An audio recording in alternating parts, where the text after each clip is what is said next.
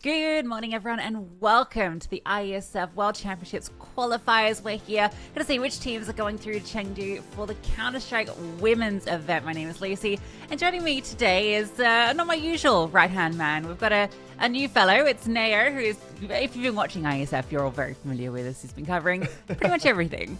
Yeah, exactly. I'm a bit of a regular here. Brandon's off on his Holly Bobs, right? So I thought I'd step in and help out. I'm looking forward to this, though. It should be very, very fun. Of course, I've kind of been a little bit integrated with the Asian region over the last week. So, yeah, should be good. I'm excited. There should be some good Counter-Strike. So, looking forward to 3 best of 3s as well. So, we get to kind of cover a variety of different regions, variety of different matchups, and get to confirm some spots going to Chengdu. So, what's not to like? Yeah, we've got 3 matches on the stream today. There are matches going on off the stream as well. So you can keep up to date on those if you keep an eye on the Iesf social feeds and I think on the website iesf.gg. There's all the information there with the schedule, the teams, and all the rest. But we'll be taking you through a few of the key matches, particularly the ones that result in qualifications. Our first 2 matches of the day, the winners of those will be going straight to Chengdu. Whereas we also have one later in the day, which is a bit of a contested region in Central Asia. There's 4 teams there, so there's a bit of a round robin going on, so we won't be able to confirm that 100%. But we can bring up that schedule so you can see which games are going to be playing out on the stream. We kick it off with Hong Kong, China versus Mongolia, then Malaysia versus Vietnam, and finally, a game that I'm very excited for, Neo, is Kazakhstan versus Kyrgyzstan.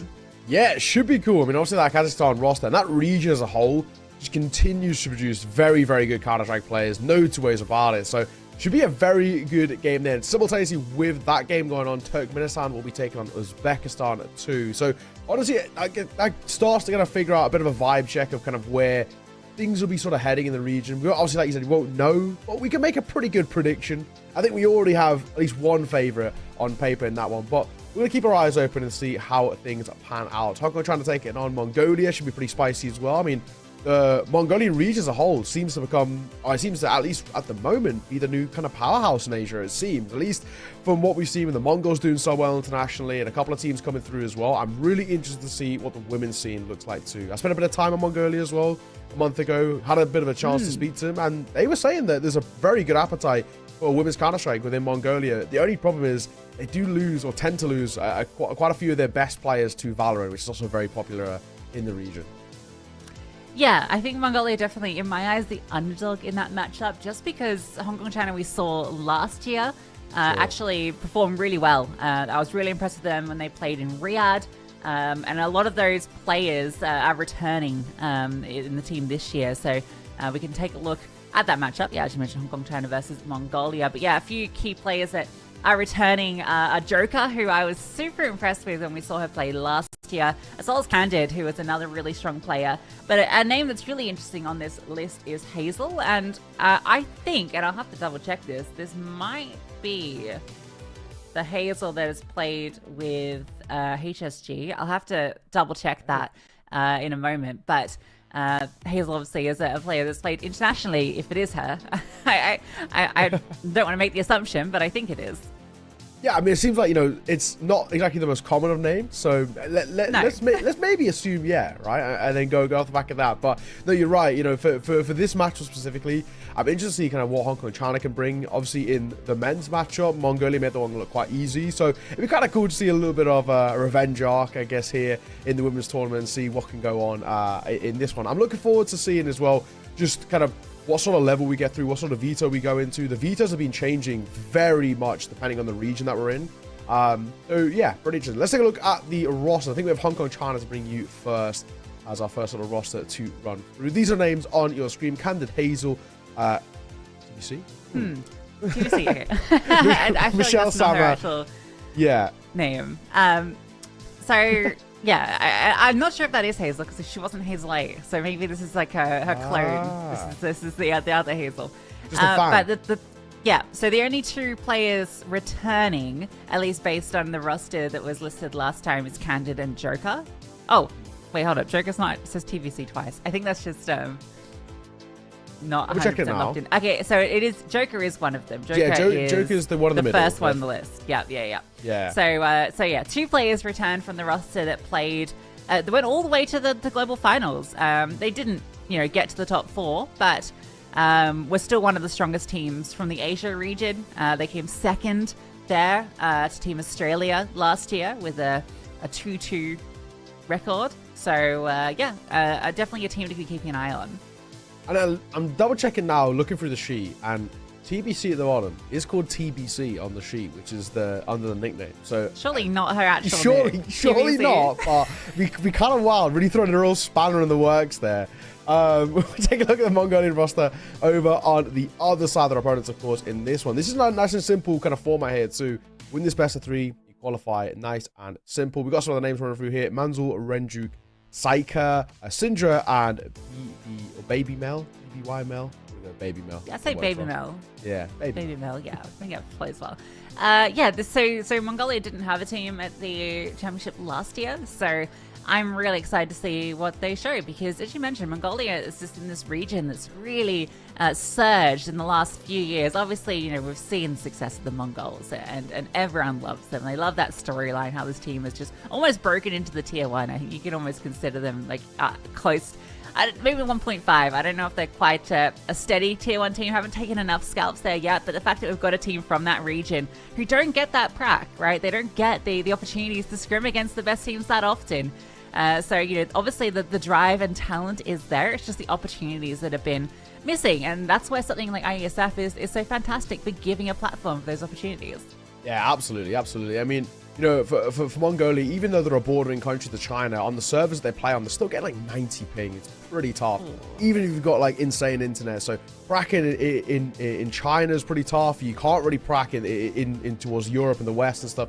Maybe the likes of, you know, Kazakhstan and Kyrgyzstan, we actually do see players from those regions play within Europe. Granted, they also have a little bit of a kind of a funky ping situation. I don't know if you ever managed to catch them or cast them 100 ping gods. Remember those guys? Yeah. Well, yeah, I mean, I've seen definitely a few plays in the region. I mean, Jamie, who we'll be covering later, she plays in Team Spirit in the ESL Impact European circuit.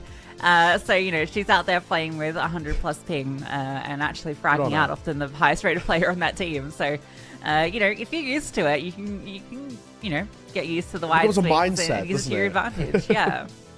Actually, I play a little bit of Counter-Strike with some American mates. I'm on like 90 ping, and it just becomes a big thing of swinging. So, you know, very, very active, very aggro. So, yeah, looking forward to this. It should be pretty good. Let's take a look at the veto to see where we're going to be heading in this one. I can tell an interesting story. There's one map in particular that has not been being played a lot at all of the quals, and that is Vertigo. Vertigo is basically being more or less banned first round by everybody.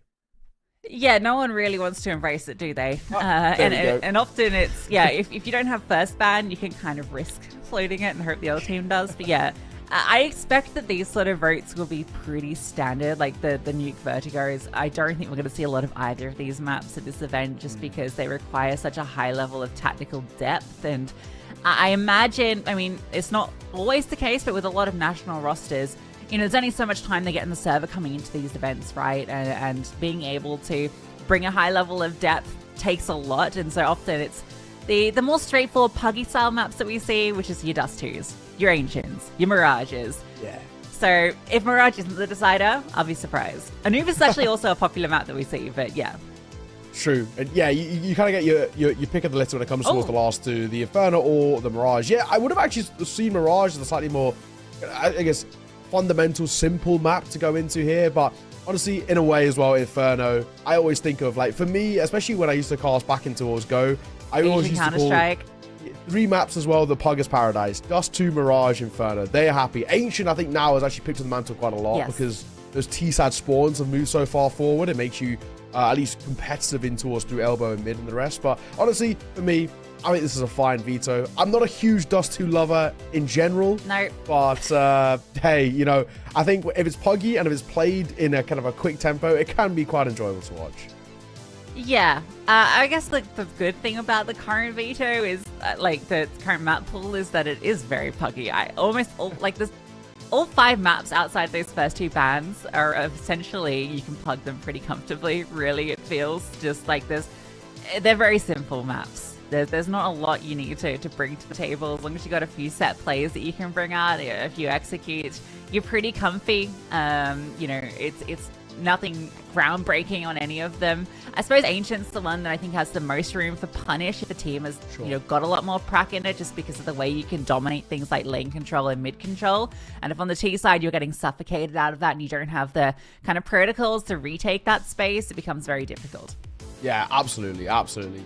It looks like we're going to be having a bit of a substitution. Yilab's going to be coming in for quote-unquote TVC. We'll see. Well, I guess we'd rather say TVC or whatever it was in variation, but just as a bit of information, Yilab will be coming in for... Continues to be TVC. We'll never know. I kind of write this. I hope this is just like the actual name and they're just running with it, just really making our lives kind of funny, but we should be heading on towards the game hopefully in about 5 minutes or so. For the entire region though, this is pretty cool. Get opportunities to go to LAN in Chengdu as well. It's on paper it should be a really sick event. In Chengdu, I don't know if you, obviously we both did IEM Chengdu, right? We were, B stream, sadly. Yeah, but, from the UK, in our bedrooms. Yeah, but did you spend any time looking up Chengdu, seeing what the city's like? It looks like a pretty cool place. It's so cool, right? It's like super futuristic. It's got these like crazy layers, like the rows. You go in like take a lift up 14 floors and you're still on the ground level. Like it's like such a cool city.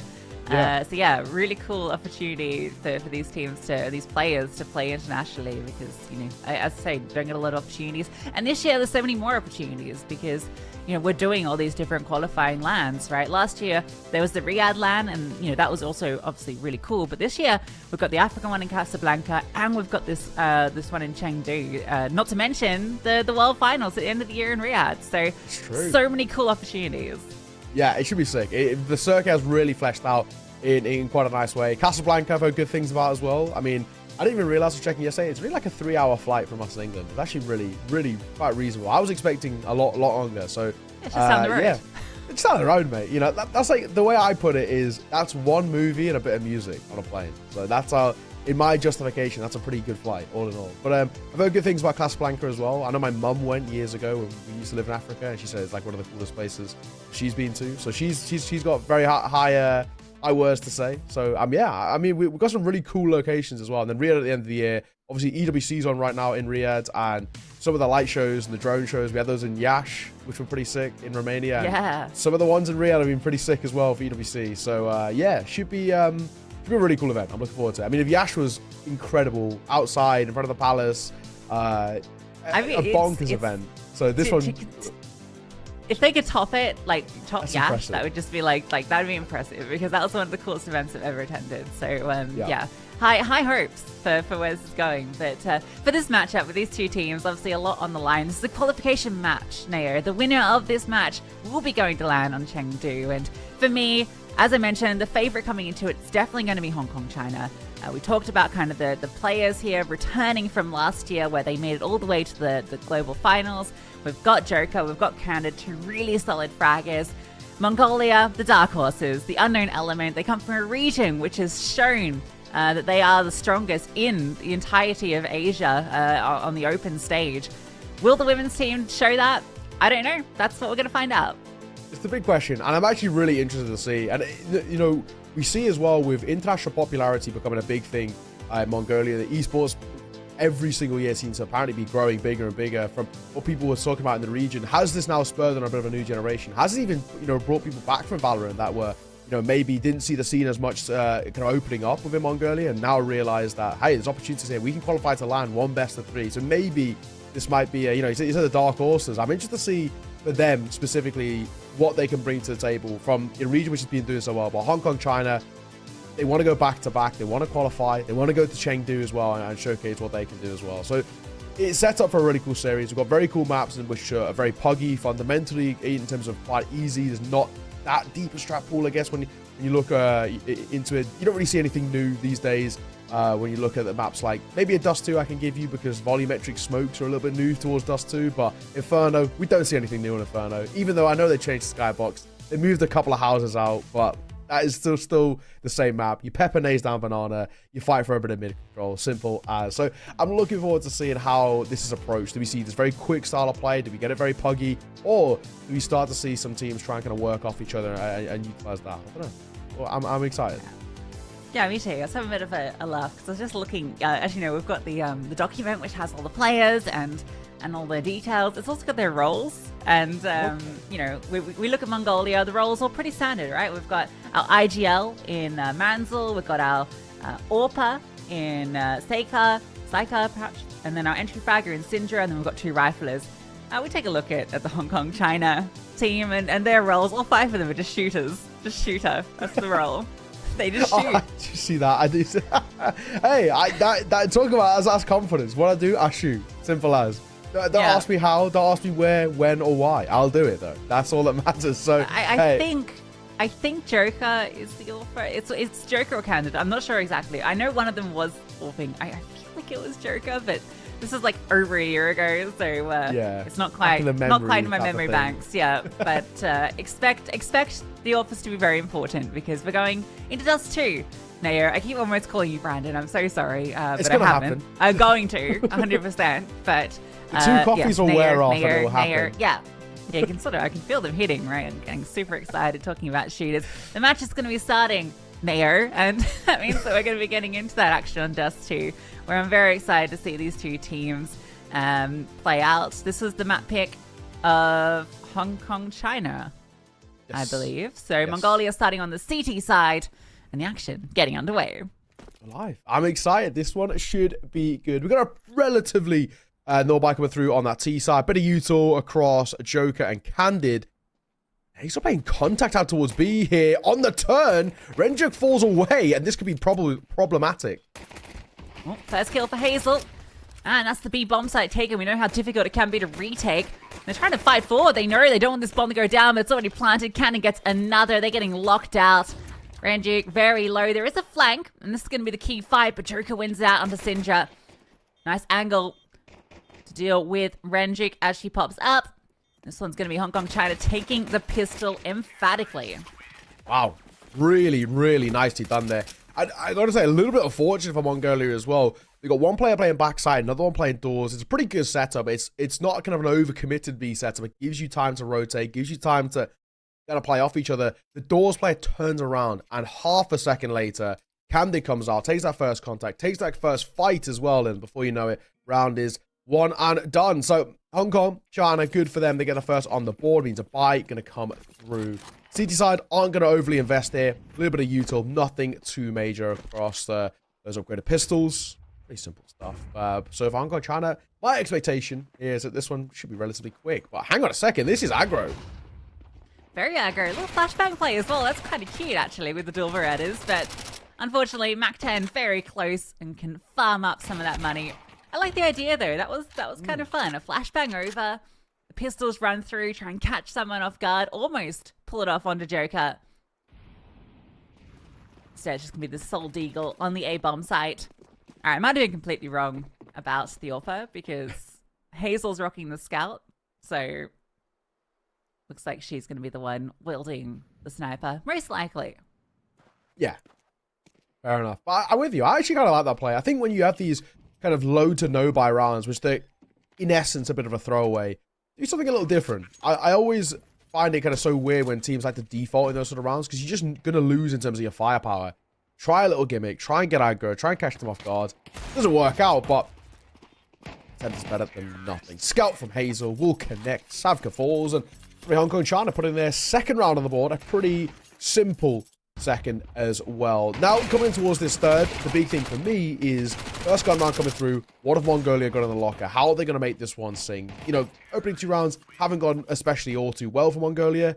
Now they've got a chance to kind of change things up. The triple M4, the FAMAS, the MP9, all the util. This is their opportunity against the bonus buy, at least to kind of settle the nerves. It's like a quick short play. No, just sending the deep smoke in towards long doors. We're going to block that off early. Taking contact with that M4, seeing if there's anyone towards top middle. It's a couple of players spotted. And a fight given up, not quite winning it out against the Scout. Very scary position to be in with that M4 with so many T's on the other side of doors, but she does stay alive. I'm a bit worried about this MP9 on ramp. I think that's going to be a difficult position to hold with the SMG. Hong Kong looking like they want to retake long. I'll flash through. Actually, get out, baby. Hasn't been cleared. Not just yet. Swing on the corner. Nice fine with the FAMAS. Looks for 2. Can't quite adjust in time. Candid will trade. Now they can start barreling towards long. Smoke for CT comes down. The swing out from Cat. And the MAC-10's doing God's work at backside. Lovely work. Nice and easy. This probably should be the round. I wouldn't even mind a save here. Yeah, you 100% got to save this, right? 2 and 4. No kit either.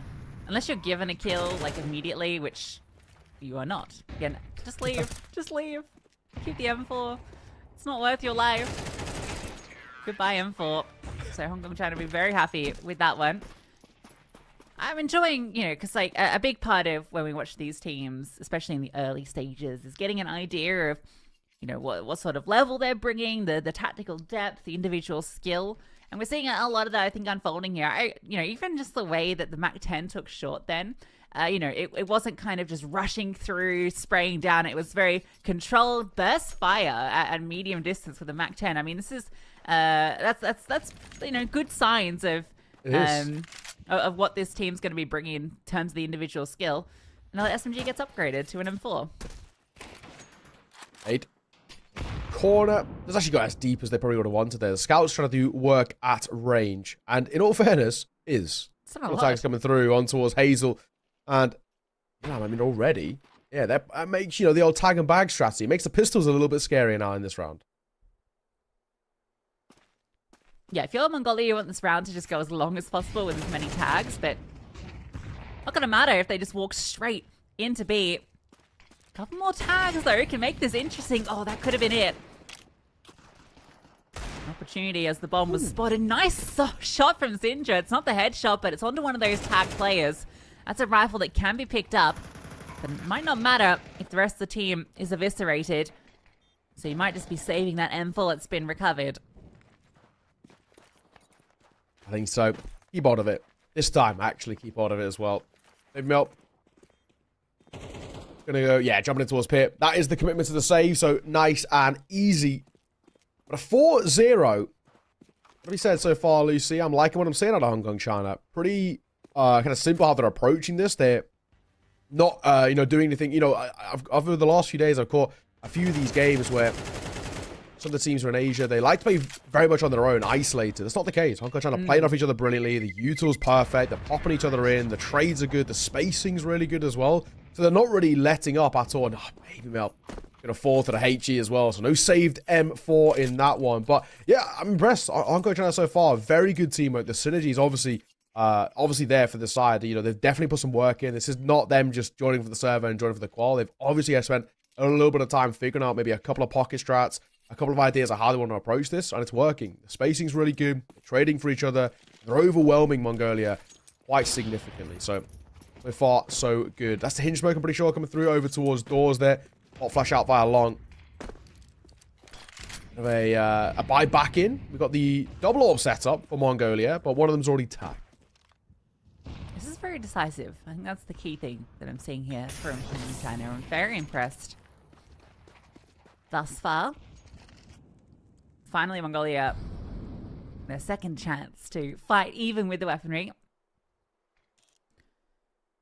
One of these orbs searching middle.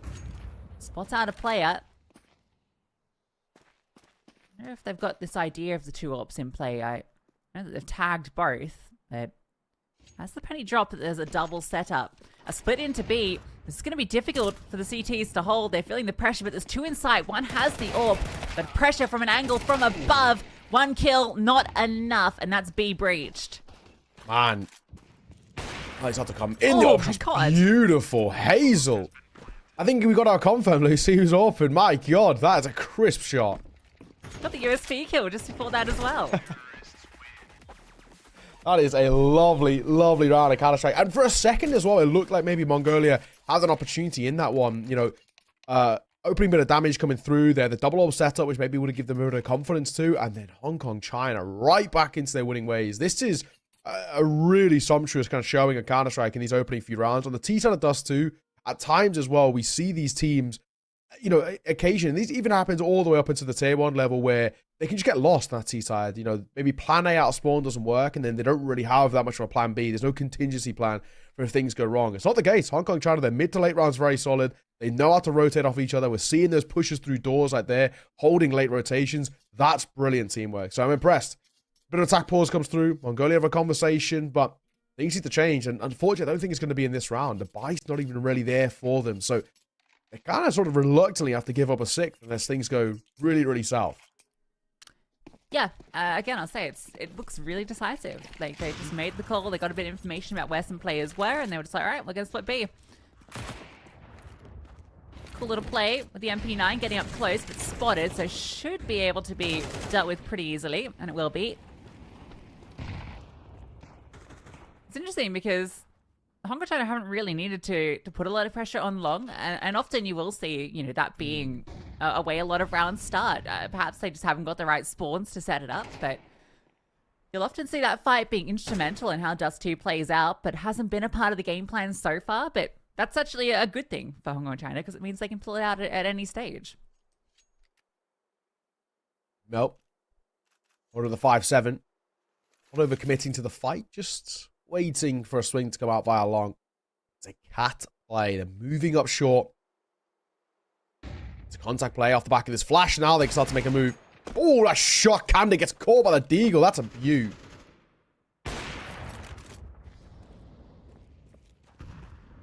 But it might just be one kill in isolation. A few nice frags. Okay, hold up. Another one with the 5-7. That's towards Long. So an AK picked up.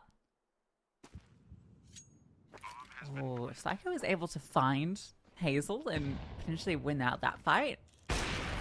Could have been away, but not going to be 7-0. Not looking to be stopped at any moment. But at least a recovered AK is something, but rounds are slipping away from Mongolia. Yeah, I think, you know, we are kind of getting to that point where, to a degree, it's nice having the AK, but we're getting to the point where, honestly, maybe a couple of risks have to be taken. Not in this instance, how low the HP is, but even the AK isn't going to survive. Swing comes through, and Rendrick will not be able to keep hold of that pretty treasured possession that they had. They will be able to buy here, which is good, but I don't know. Yeah, this is already quite a rapid acceleration of Hong Kong China. 6-0 start, really taking a lot of control in towards this game, not looking uncomfortable basically at all in any instance that we've seen thus far. The head-to-heads are solid. Mongolia, they are in a really, really tough spot right now. You know, if they don't get around in the next kind of 2 to 3, and if they aren't able to chain a couple in kind of consecutive fashion, they could be in real trouble. This might be a quick B play. I think it is. Maybe we're backside. Yeah, change up. Oh my god. Not quite clearing that angle. Able to get one more. Never mind. Everyone died. That was just 1 second and 3 kills instantly come through. They find both B defenders, and I think they got a kill through towards doors. Look, for a second like that smoke was going to really help out the CTs, give space for Baby Mel to play with behind it, but instead, it's an absolute run over. Blink and you miss it. A 7-0 start, and I don't even think this AWP's getting saved. Ooh. They're going to try and run her down. Maybe she get a few. No, swung on by 2. The Hong Kong train does not stop. And I've also confirmed, Nao, about Hazel. This is indeed the Hazel that plays with HSG FaZe. So she has played at the top level, top 4 finishes in ESL Impact fairly consistently across last year. She wasn't AWPing this year for the team because they made some changes, but last year she was the primary AWPer for the squad. So she's AWPed with the best of them, including against like Anna and all the rest. So it that's shows. A big name to have on your roster. Yeah, she's crisp. It absolutely shows. Looking so good right now. 7-0. I mean, even in that round, you know, they rotate. They have a little bit of a B stack Mongolia, and still it gets cleared immediately. Joker going to find one towards Manzul, and already down to 3. Not a good sign here for Mongolia. Yeah, the double shotguns are definitely a choice. it makes A very hard to retake. Let me tell you, doesn't get easier in the 1v5. And we'll be on for a quick one here.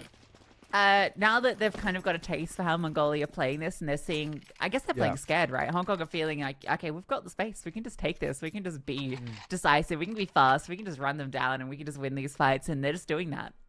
Yeah, I honestly, I can kind of respect it as well. You know, so far, Hong Kong, China, mechanically, you can tell they're just that level above, and they're showcasing it. At the moment, they don't actually need to dip too deep in towards a strap boat. They don't need to do anything too audacious. They can just take heads-up duels. So far, it's working. 8-0. Yes, this is... Oh, a double shot through the smoke isn't too bad, but instantly traded back out here, and the scout going to try and hold things at range, but just forced away. Oh, the shotgun, though. Hold on, we've got a chance here. A double kill from it, and it leaves it to Joker in a 1-on-4. A bit of aggression in towards middle. Layering of players, and an unexpected shotgun might get Mongolia on the board. That's the bomb delivered, and Joker has the AWP to try and win this back. Yeah, maybe we spoke just a tad too soon about those shotguns. I'm an XM lover, I've got to say. They're pretty damn crisp. Joker, that shot. It's not impossible. It's not out of the realms of possibilities. The one thing that really does worry me in this round right now, there's a fairly decent amount of time. The other thing is, all of these fights are isolated. They're not quite playing off each other just yet. At range, though, the scout gets a tag. Joker now holding. Get a shot, and that's a beaut. That's a headshot through the doors. I think Joker did off on the team in the past. I think I am remembering that correctly, because she is hitting shots. Let's play on site. Surely that's going to be a little bit too hard to get past. The M4, Joker has an almost impossible clutch, and it is made so bad. A damn good attempt. Very close. Mongolia finally, though, get on the board. Yeah, I mean, it's maybe arguably been a long time coming, and a bit of fortune with that opening shot, but the rest of it wasn't. You know, the shotgun comes in, gets a double, the second as well, nicely lined up, waits for the swing to come through, simple, effective, and, you know, Joker, decent opportunity at the tail end, and a lovely second shot here as well, but, yeah, in the end, maybe just a little bit of a too tall on order in that one. Not enough time as well, as they start to move up by a long, but... Good thing is, I'm going to try and plenty of money left in those back pockets, so they reinvest in, no questions asked. The AWP has been looking a little better, though. He's having those kind of, oh my god, I was going to say, having those scoped weapons is helping, and for a second it nearly didn't. And it will fall, though. Nice shot. It's a little scary. Scout in hands of Syndra, due to losing that extra player. Got a little costly. Hazel with the AWP will win against the scout. Unfortunate for Syndra. If she had the AWP, it would have been her fight that she wins. Just a brawl in towards middle. Renjuk trying to claw this one back into the favor of Mongolia. This is interesting. Yeah, what do you... That's a crazy position from Manzel. Sitting in the smoke, trying to fade it. I mean, it almost works. That's kind of gnarly. I don't hate the idea. But now puts it into the 3-on-3. And then scaling quickly. Still a player on ramp to deal with. A 1-for-1. So another kill comes through. And from behind, Renjuk is doing everything for Mongolia right now. And all three players down below 30 HP. They're going to regroup together at long. This is the right play. They can go together. Nilam still needs to get that bomb down. Oh, well. They're going to be the easiest. I mean, this is a round which is still very, very doable. In this 1 versus 2. 27 points of HP. Feels bad, but on the other side, Mongolia aren't exactly healthy. Yes, they have the numbers, but the HP not so much. 10 seconds. We've got to make a decision now, though. We've got to go. We've got to get towards site. Yeah, no time. And being held. Really had to commit towards a fight there, or just commit to getting that bomb down, and ops against kind of neither. So, Mongolia will get a second by merit in that one, and it will be them, at least slowly to agree, kind of chipping away at the deficit bit by bit. Granted, best they can do at the turn of the half is 4, but it's still better than nothing. If they can get up towards 4, I always think 4 rounds is actually a workable half. If you get a pistol off the back of it, then we're talking about a conversation. Granted, though, the 2 rounds that Mongolia have won, I think a lot of it's come down from maybe misplays from Hong Kong, China, and also kind of a slightly mistakes as well. Maybe just getting a little bit too kind of confident. They realize that mechanically they're at least the better side, so they're kind of relying a little bit too heavily on just the head-to-head aim duels. Opening kill for Psycho again, looking for more. Flashbang comes through, just goes for that second peek, and they're scaling quickly. Still doing a lot of damage on this site. Misses the flick. A 3v3. She's still standing tall, but she's being run down. Joker with a follow-up. Player in window. Female really wanted to find something there to give that equalizing kill, but instead, it's going to be the 2-on-3. Now, they are in good positions. Already, Manzel is deep in towards tunnels. Smoked off currently, but that's going to fade. She'll have the opportunity. Baby trying to be a bit of a distraction towards window, but this AWP from Hazel is going to lock out tunnels as soon as she attempts to walk through. So at the back of losing the last round to time, Hong Kong come through with a straight-up B rush. And despite the good hold from the AWP, it wasn't quite enough. Yeah, and now, you know, best you can do is 3. 9 rounds is such a solid T-side coming through.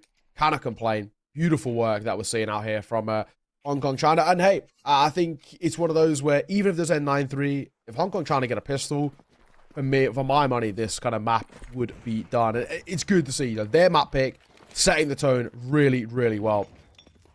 So shotgun will get one. Surely not a second. Runs the Ramo and has the flames tickling the toes. That looked like it was going to be exciting for a moment, but Syndra might find this kill, but it's not going to matter because A is gone. The Scout and this scrounge AK. Another 2-on-X situation. Syndra's going to go see if she can find that other AK as well. So they got double AK. They're going to have a kit as well and double smoke. So it's definitely not impossible. But with this setup, with the bomb planted for long, where you've got Hazel posted up, first smoke goes down. They need that second for the bomb to deny this AWP in the post plant. They still need to get past these 2 players. Gulam is very low. Tucked in towards Goose. She can be really the first contact if needed. Or it might even be Joker just looking for those headshots. Gulam's going to be hearing them coming. Yeah, you imagine with the low HP, she'll take first contact. And even wins out that first kill. The spray through the smoke. Gonna be enough. Joker confirms it as Hong Kong with double digits at 10-2 dominance. Man, that is such a good show. There's a couple of rounds in kind of a consecutive fashion coming out from Mongolia, but it was a dominant showing from the Hong Kong China roster, who now give themselves so many opportunities to make this second half just as comfy. You can close it out in kind of quick fashion and then head on towards Mongolia's pick of Ancient. And the way they're playing right now, that kind of similar quick T-side style probably would be, you know, where you'd actually expect Hong Kong China to do a lot of their good work. I'm interested in my side to see how Hong Kong China play this CT side. Are we going to see them play quad aggro? Are they going to try and get into fights early? Or are they going to wait for mistakes from Mongolia? And towards Cat, bit of a fight towards the top end, but feels like Joker might have read this right. There's a bit of a tunnel stack, and they've been spotted. For those heads. Got a pretty good read on how the T's are set up at the moment. No one at long, and they are going to be pushing into short where this is double setup. Hazel gets the first one, but they just run down with the Glocks. So that's given them this pathway into the A-bomb site. Hazel's going to arrive, looking to see if she can take a head, and she does. Clean shot. And remember, there is a kit in play. The bomb isn't actually with them. Oh, they're rerouted. Psycher's got the B-bomb site, but they still need to get the bomb there.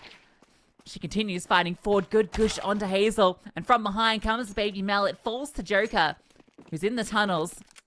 I think that's been calmed that she was in hot pursuit. So Bondo, you planted, and you expect the pistol round to go to Mongolia. Yeah. Like you said, you know, having the kit is nice, but 1v3 just feels impossible. It's I mean, trying to scale up on towards window, but it's that bit of a nuisance behind that's keeping her at bay. A couple of tap shots. She's just getting pincered in here.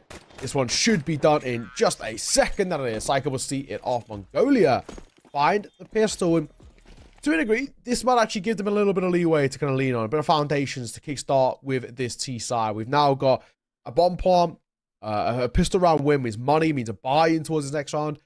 A question about Hong Kong China about whether they want to invest in. At least, we've kind of already mentioned it. In terms of the head-to-head duels, mechanically, they've been pretty crisp. They might actually be tempted into a force here. I'm not a huge fan of CT-side forces when you lose, but they actually aren't going to go for it. But I can understand. It does. Because, like, you can kind of look at it two ways, where if you force and lose, yeah, you eco the next time, but you have a better buy than you would with the guns, because you can get the extra money.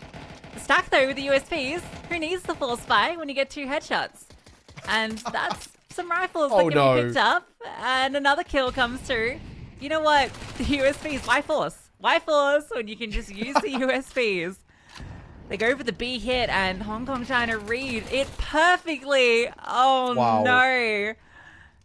I'm a toxic player, Neo. I gotta say it. In right now, well, actually not right now, in a couple of seconds, if Mansell gets overwhelmed, I'd be typing in that chat, you eco too. Yeah, oh yeah. The classic. Oh, did you guys eco as well? Nothing tilts somebody more than a simple saying like that. I'm with you. I've got a couple of key binds, which really, yeah, that, and also it hurts for kind of a multitude of reasons. A, the mental state, but B, the econ, right? Because Mongolia are now going to go back into a force because they're in double eco territory, but they can't really bring a lot to the table. It's, again, a scout and a few upgraded pistols. That actually could be the straw that breaks the camel's back, losing that round. That's the log that breaks the camel's back. The camel just absolutely KO'd. The tree just fell on it. It's over.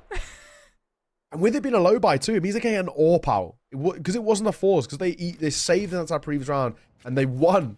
It means they get an AWP out here. It's kind of insane with full armor as well, and even a bit of Utah, which has already been used. Yeah, AWP, and you've got 2 Galils that were gifted over. The Mac 10s, the freebie for Joker. You could not be happier.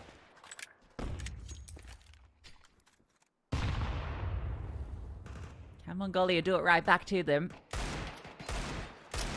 If they're given the fights, then maybe. The Deagle's doing a lot of damage. Gun swapped over. Ilan will catch Mansell as she tries to sneak out through middle. But that's a nice shot at Joker, who thought she had the timing. Hazel catches Psycho, who continues to push Renjuk, hitting the Deagle shots though, and Baby Mel with the Tech 9 gets one as well. But Candid still present. And a 2-on-2. Hazel goes back to long to see if they've rerouted that way, but no one home. These defenders very split currently. The jump peek from Candid. I think she spotted Syndra, maybe not. She falls back to check B. That's given this gap into short. Yeah, I mean, honestly, they're making something out of this more than I kind of expected to a degree. As they move up towards A, they'll realize very soon no one's here. A's on for the big flank, though, and this is the thing. They'll probably get the bomb down, and they, just have enough time to do so. But will they expect this quick flank? I don't know. Ooh. That looked like it was spot on from Hazel, but Syndra stays. Flashbang's over. They're definitely giving this a go. They have the kit. Another tag from the scout. It's doing work, and it finishes the job. Ooh. The Renjuk's the hero of that round. The 3k in it, the final kill to get it done, but that Deagle doing work. And Mongolia do hit them straight back with their own force fire. I've got to give them, again, a lot of credit. Hey, they didn't give up. It's very easy to kind of, off the back of losing what was to, let's not beat around the bush, a full eco going off Hong Kong, China. You can kind of mentally maybe deteriorate just a little bit and just like, damn, get tilted, all the rest. But they don't. They force buy back in. They meet them, kind of meet their match in terms of the way they approach it, and it works wonderfully. Fourth on the board. Psych is going to get a nice opener on towards Joker too. For Hong Kong, China. They've not fully forced into a little bit of an investment coming through from Hazel, but bar that, everybody else got plenty of economy left for the next round, but that's a beauty. Maybe everyone should just play at pistols. It feels like they're doing all of the work. So they managed to wrestle themselves an advantage. The auto shotgun will fight one back, but again, it's Hazel's Deagle. Hits another, and Mansell is so low. Shadow drops straight into her. A free kill for Yilam. Mansell was low, so just wanted to make the play. But puts now a lot of pressure on Renjuk. 1 versus 3. Now, this first kill could be given up. Presented a missed Deagle shot. Gives the opportunity. The AK can try and overwhelm, but Candid's Deagle is a little bit sharper. And Hong Kong, China find themselves on that point. Let's just stick with the pistols, I reckon. So I feel like that's where most or both sides are doing their best work. 12-4, map point, their map pick, Hong Kong, China. Closer to really laying down the gauntlet early and towards this series. Would be a really big start for them. Real confidence booster to get it heading in towards that ancient, being right, okay, we've got a bit of leeway. We've got that stability off the back of our own map pick is perfect. And look at the buy, Lucy. I mean, it's not the greatest thing to have heading in towards potentially the final round of play. Double scout, Mac 10, and a few upgraded pistols. And I hope and a prayer too. And you're going up against a Hazel who is 19 for 5 right now. So, difficult opponent to deal with, and she doesn't want to stop fighting. Flashbang will keep her at bay. She spotted a few bodies in towards middle. So knows the play. Joker gets into position to hold down short. And there's that AWP. 20th frag secured. They're locked in. Accelerating quickly. Ansel trying to fight forward onto Joker with that Tech 9, and it's just her and Renjuk remaining. Stuck in Gandalf. Nowhere to go. And they're going to start running, jumping, flying at her, but she's found another. Ooh. Almost the double up. Oh, she gets it. And in towards long comes another. They're making this work, but it's all onto Mansell. Another headshot with the Tech 9. But she cooks alive. And Hong Kong, China will take the map. Oh my God. Maybe, a little bit closer than expected at the tail end, but Hong Kong, China really, really well played. I mean, they started so strong, 8-0, made things look, for the most part, pretty comfortable. There was a couple of moments, a couple of hiccups, losing to the force buy coming through from Mongolia in that second half was maybe the one glaring one, but all in all for me, a real decent showcase coming through from Hong Kong, China, which, you kind of came into it and stated, right, they are the favorites in this matchup. They were there last year. We expect them to go back again this year, and, now you can absolutely see why. They are playing very well. Yeah, I mean, this is a team that clearly has been putting a lot of reps in the server, and I think obviously keeping the 2 core players from last time and adding Hazel to the mix. This feels like that step that's elevated them to the next level. I'm going to say right now that they're the favorite, I think, in my eyes, to win Chengdu. They haven't even qualified yet. But what I've seen here in this match, and knowing kind of the other teams, the other one that I think excites me is that Kyrgyzstan team. But just the level of competition we're seeing here in the Asia region is already really impressive. It's got me super excited for the rest of the games that we've got and the rest of this series as well. We've still got Mongolia's map pick coming up, so it's not all over yet. Yeah, we're not going to count out eggs before they hatch, as they like to say, but a really solid showing. I think it's one of those things for Hong Kong, China now. They've got so much confidence going into the second map. If they play it in a pretty similar way, especially that T side, play quite puggy, kind of back themselves in the aim duels, which worked for a lot. On that CT side, wait for mistakes, wait for Mongolia to kind of approach them. I would say the C side was maybe a little bit weaker out from Hong Kong, China in comparison. So that might be an opportunity. A lot of teams will generally, when that map is kind of picked against them, they'll pick to start on that CT side generally on Ancients. That's probably where I'm expecting Hong Kong, China to kickstart things. Maybe that might be an opportunity where Mongolia can play, again, a little puggy, a little bit more aggro, kind of back themselves in Angels, like we even kind of saw towards the tail end there, and see if they can make something work. But here's the stats at the end of that map. For only 24 minutes as well, so a pretty quick one, all things considered. But the one person really did shine, Lucy. Hazel, incredible performance. Yeah, really impressive. 21 kills for her. The whole team was really stepping up, though. It really didn't feel like there was a kind of weak element. Particularly, I do want to kind of praise Yalam and Miyuki, because there were 2 players that came into this as unknown elements in this team, and both of them have delivered, which is, again, part of the reason I'm so excited to see this team go further. I did enjoy what I saw from Psyker in a few rounds, as well as Renchuk. I feel like towards the end, she was really starting to warm up for Mongolia. We saw that big round with a double deagle kill. Looked very sharp, so definitely signs of what these individuals can show, but they were outclassed on Dust 2.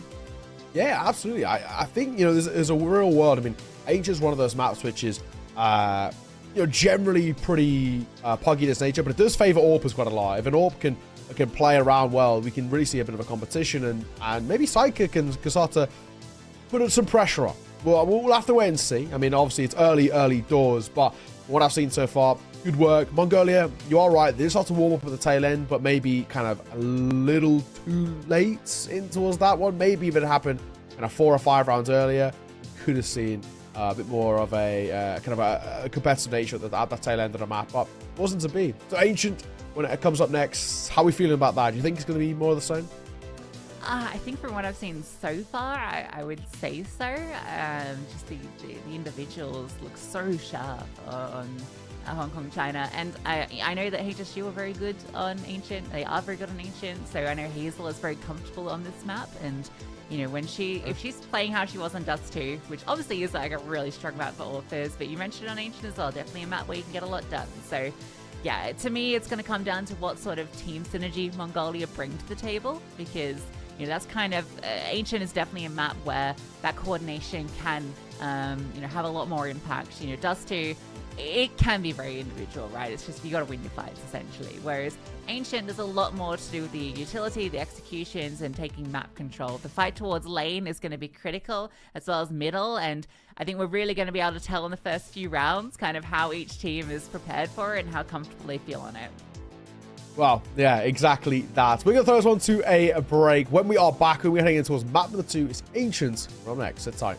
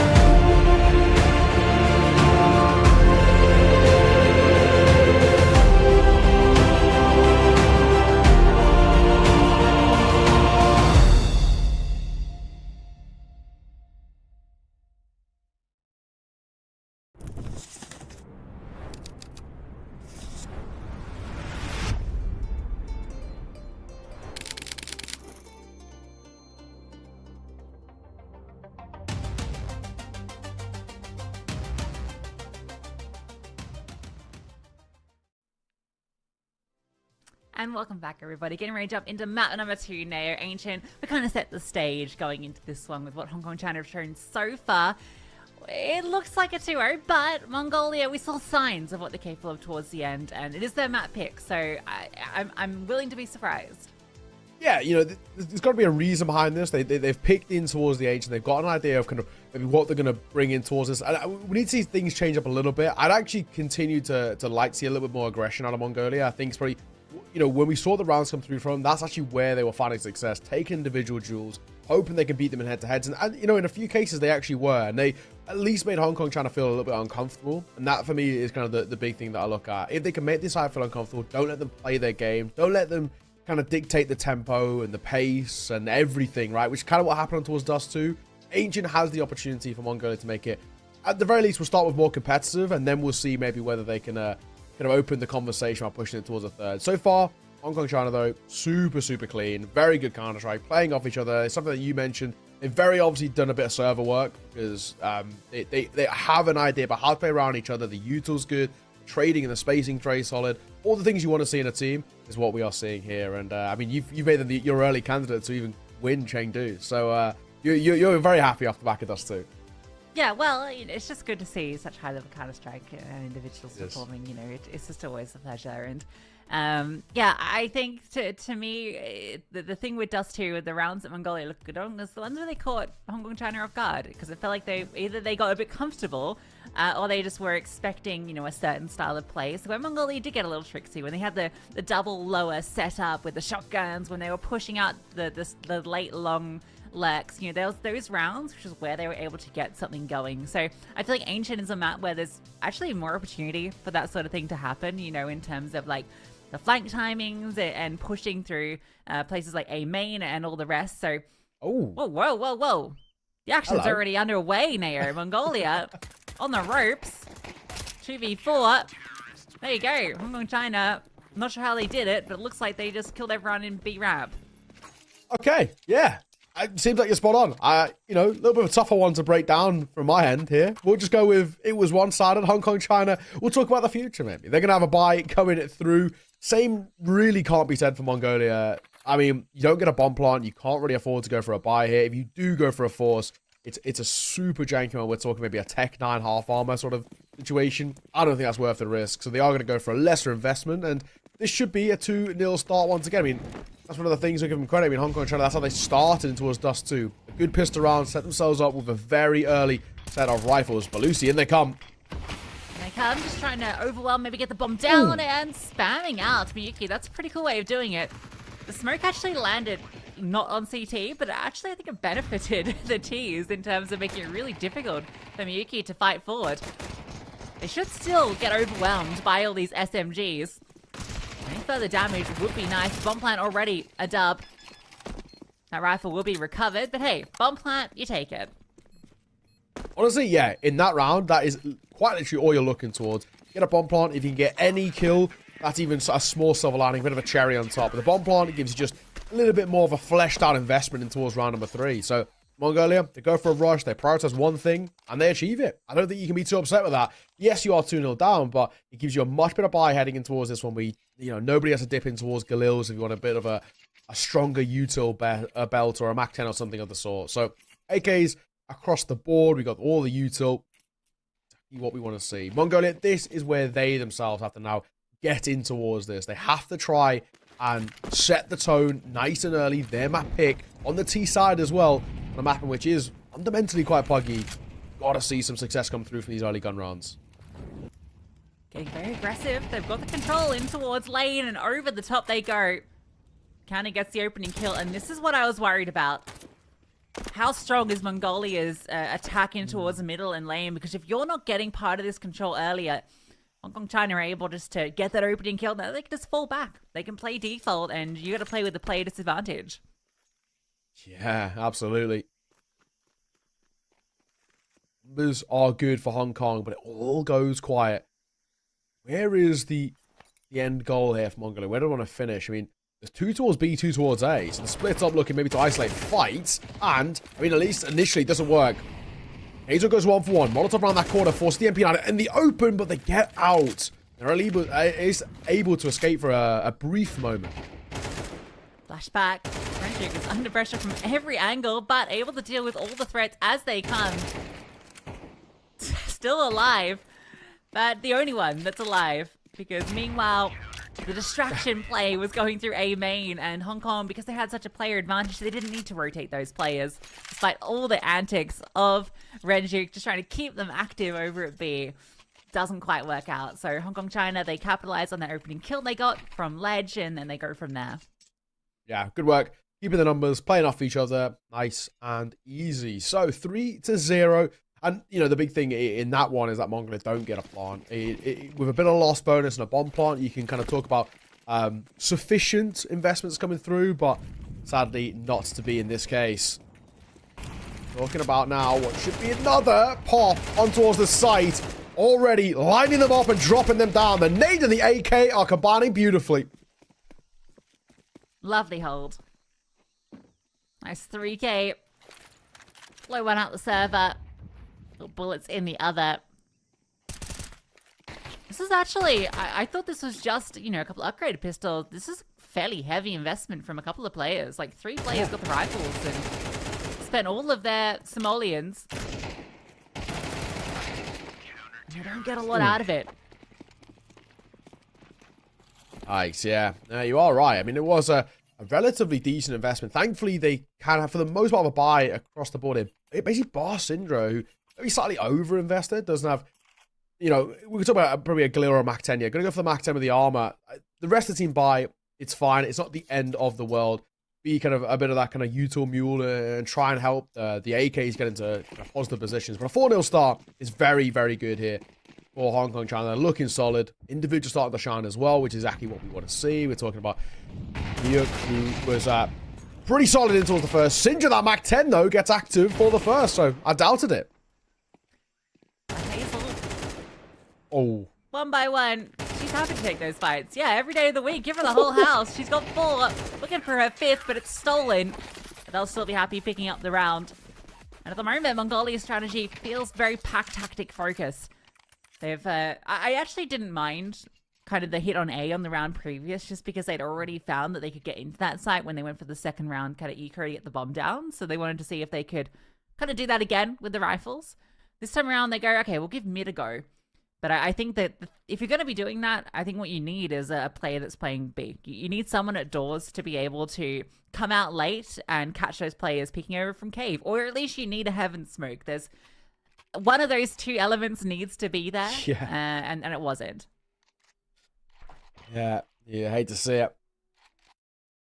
5-0.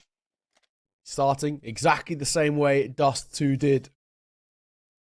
Hong Kong trying to look in. You know, like they might even close this one out, potentially even quicker. We had a 24.5-minute map, I think it was Dust 2. And so far, this one's been pretty rapid. Attack pause comes through. Conversation to be had by Mongolia, but things are pretty tough right now. We're not really even seeing kind of some of the bigger names. Psycho was very solid in towards Dust 2 at times, but struggling to really get active. Back into a buy, to a degree. We got double AK Glil, Mac 10, and a Scout. So there's the smoke, right? I can see it. Hazel just walked through it, but they did that cave smoke. So they just needed that in the round previous, and I think they would have been able to find some success. This time it has given Manzel a fight, but Hazel pushes back through. And just feels like Mongolia aren't in the positions to get these trades and to set up these players that are going for fights. Smoke down towards doors, and that'll just slow them down massively. Doubling back. To go towards A. Only one player here. He's getting pretty active. If you can go 2 for 1 here, if you're Mug, that's honestly a positive. Anything less, though, is a little damning.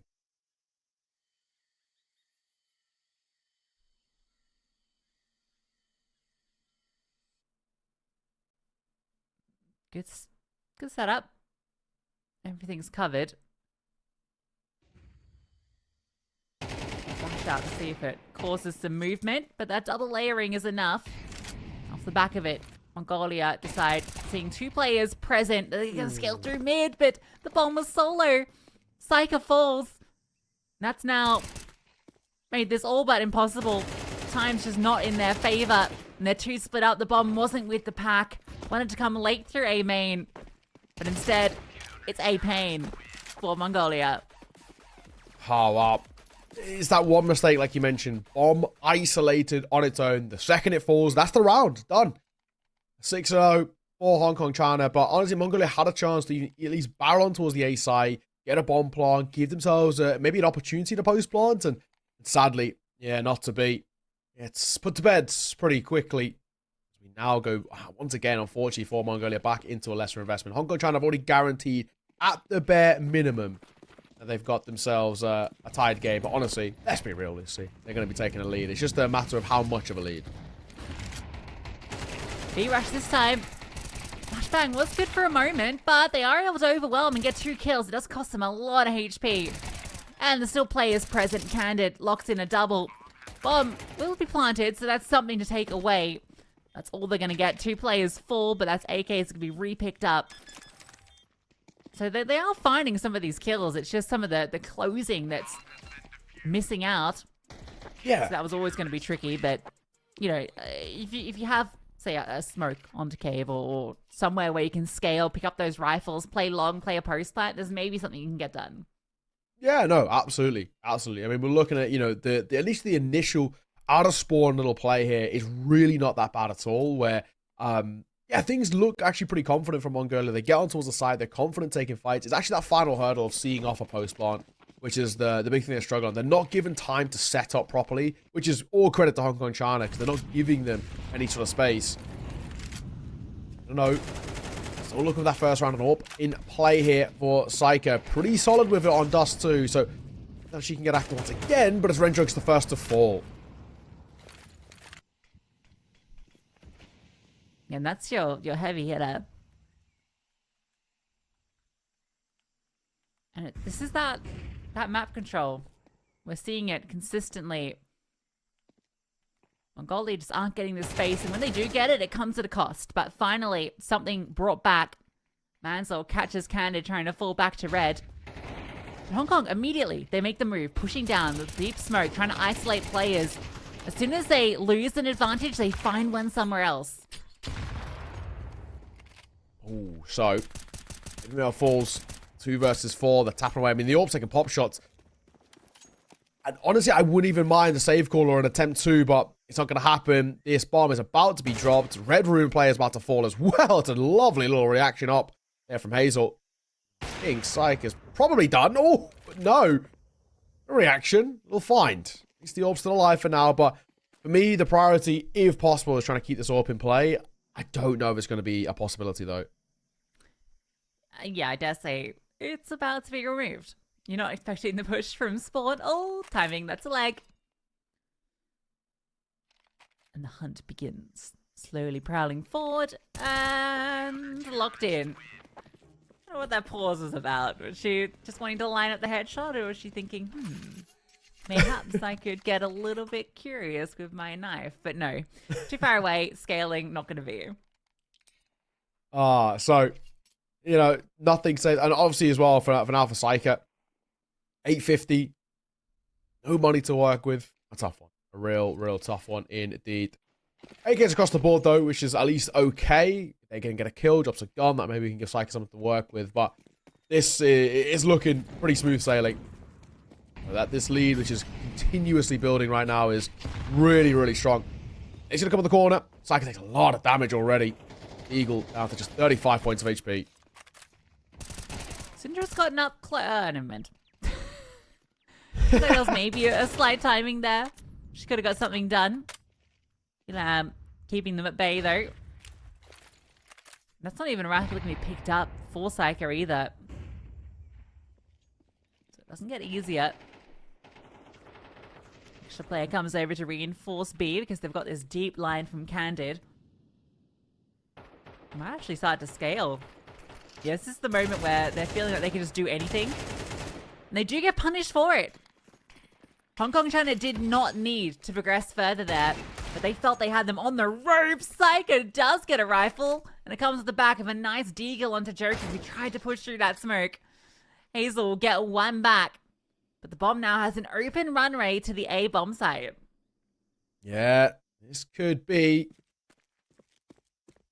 the first round finally. I mean, bomb would go down. Got so much time as well to work with. Hong Kong China is so far away when it comes towards this rotate. So I can take first fight, tucking her head in towards Donut.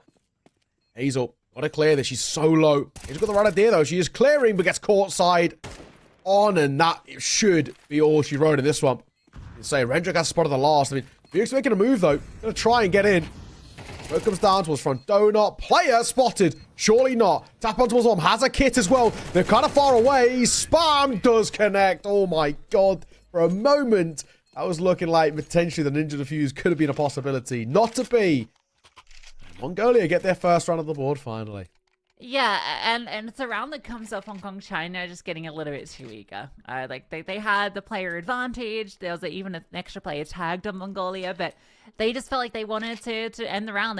That was just pure confidence and ego from Hong Kong China, and they got punished for it. So, you know, it shows that even if you are absolutely running them down, you still have to play standard Counter-Strike. You can't just run them down and hope it's going to work every single time. Yeah, absolutely. So, more rounds left at the tail end of this half. If Mongolia can get the last three, push up towards an 8-4, it's workable. Shot though, as Hazel Frog's going to find the first. As expected, she has been electric. 16 and 2, Lucy. Yeah, she's absolutely smurfing on them right now. And that was kind of the expectation. As soon as it confirmed that it was the Hazel that plays with HSG, it's like, yeah, clearly a world-class player.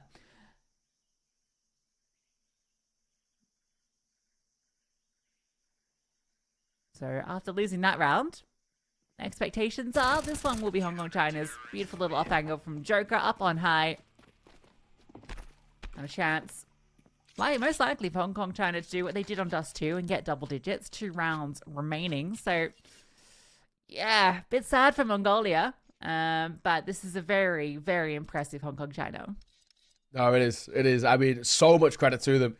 They're not really pulling any punches. They're making relatively light work. And it really just showcases as well. Now, this sets up, you know, good narratives going in towards the LAN, saying, I mean, this is how dominant they were in their qualifying match. I mean, what are they going to be like on LAN? I mean, most teams level up on LAN as well, right? Especially those who are the vets, like you mentioned for Hazel, for example. You really continue to just get better and better in this tournament itself. Oh, holding and finding. Beauty looks for a second, but that time misses. She'll stay active, though. Full confidence. Cinder trying to find space elsewhere where the AWP isn't, and does spot out Yulam, but a nice jiggle.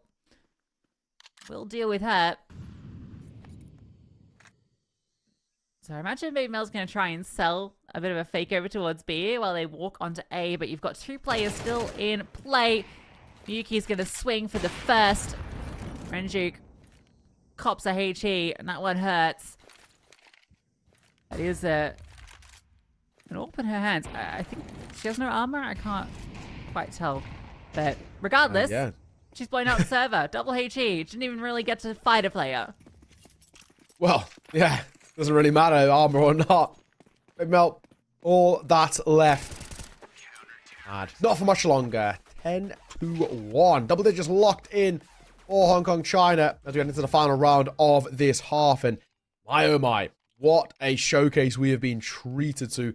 This is already kind of feeling like the beginning of the end. It's already sort of feeling like the red carpet's been rolled out here for Hong Kong China going to that LAN in Chengdu.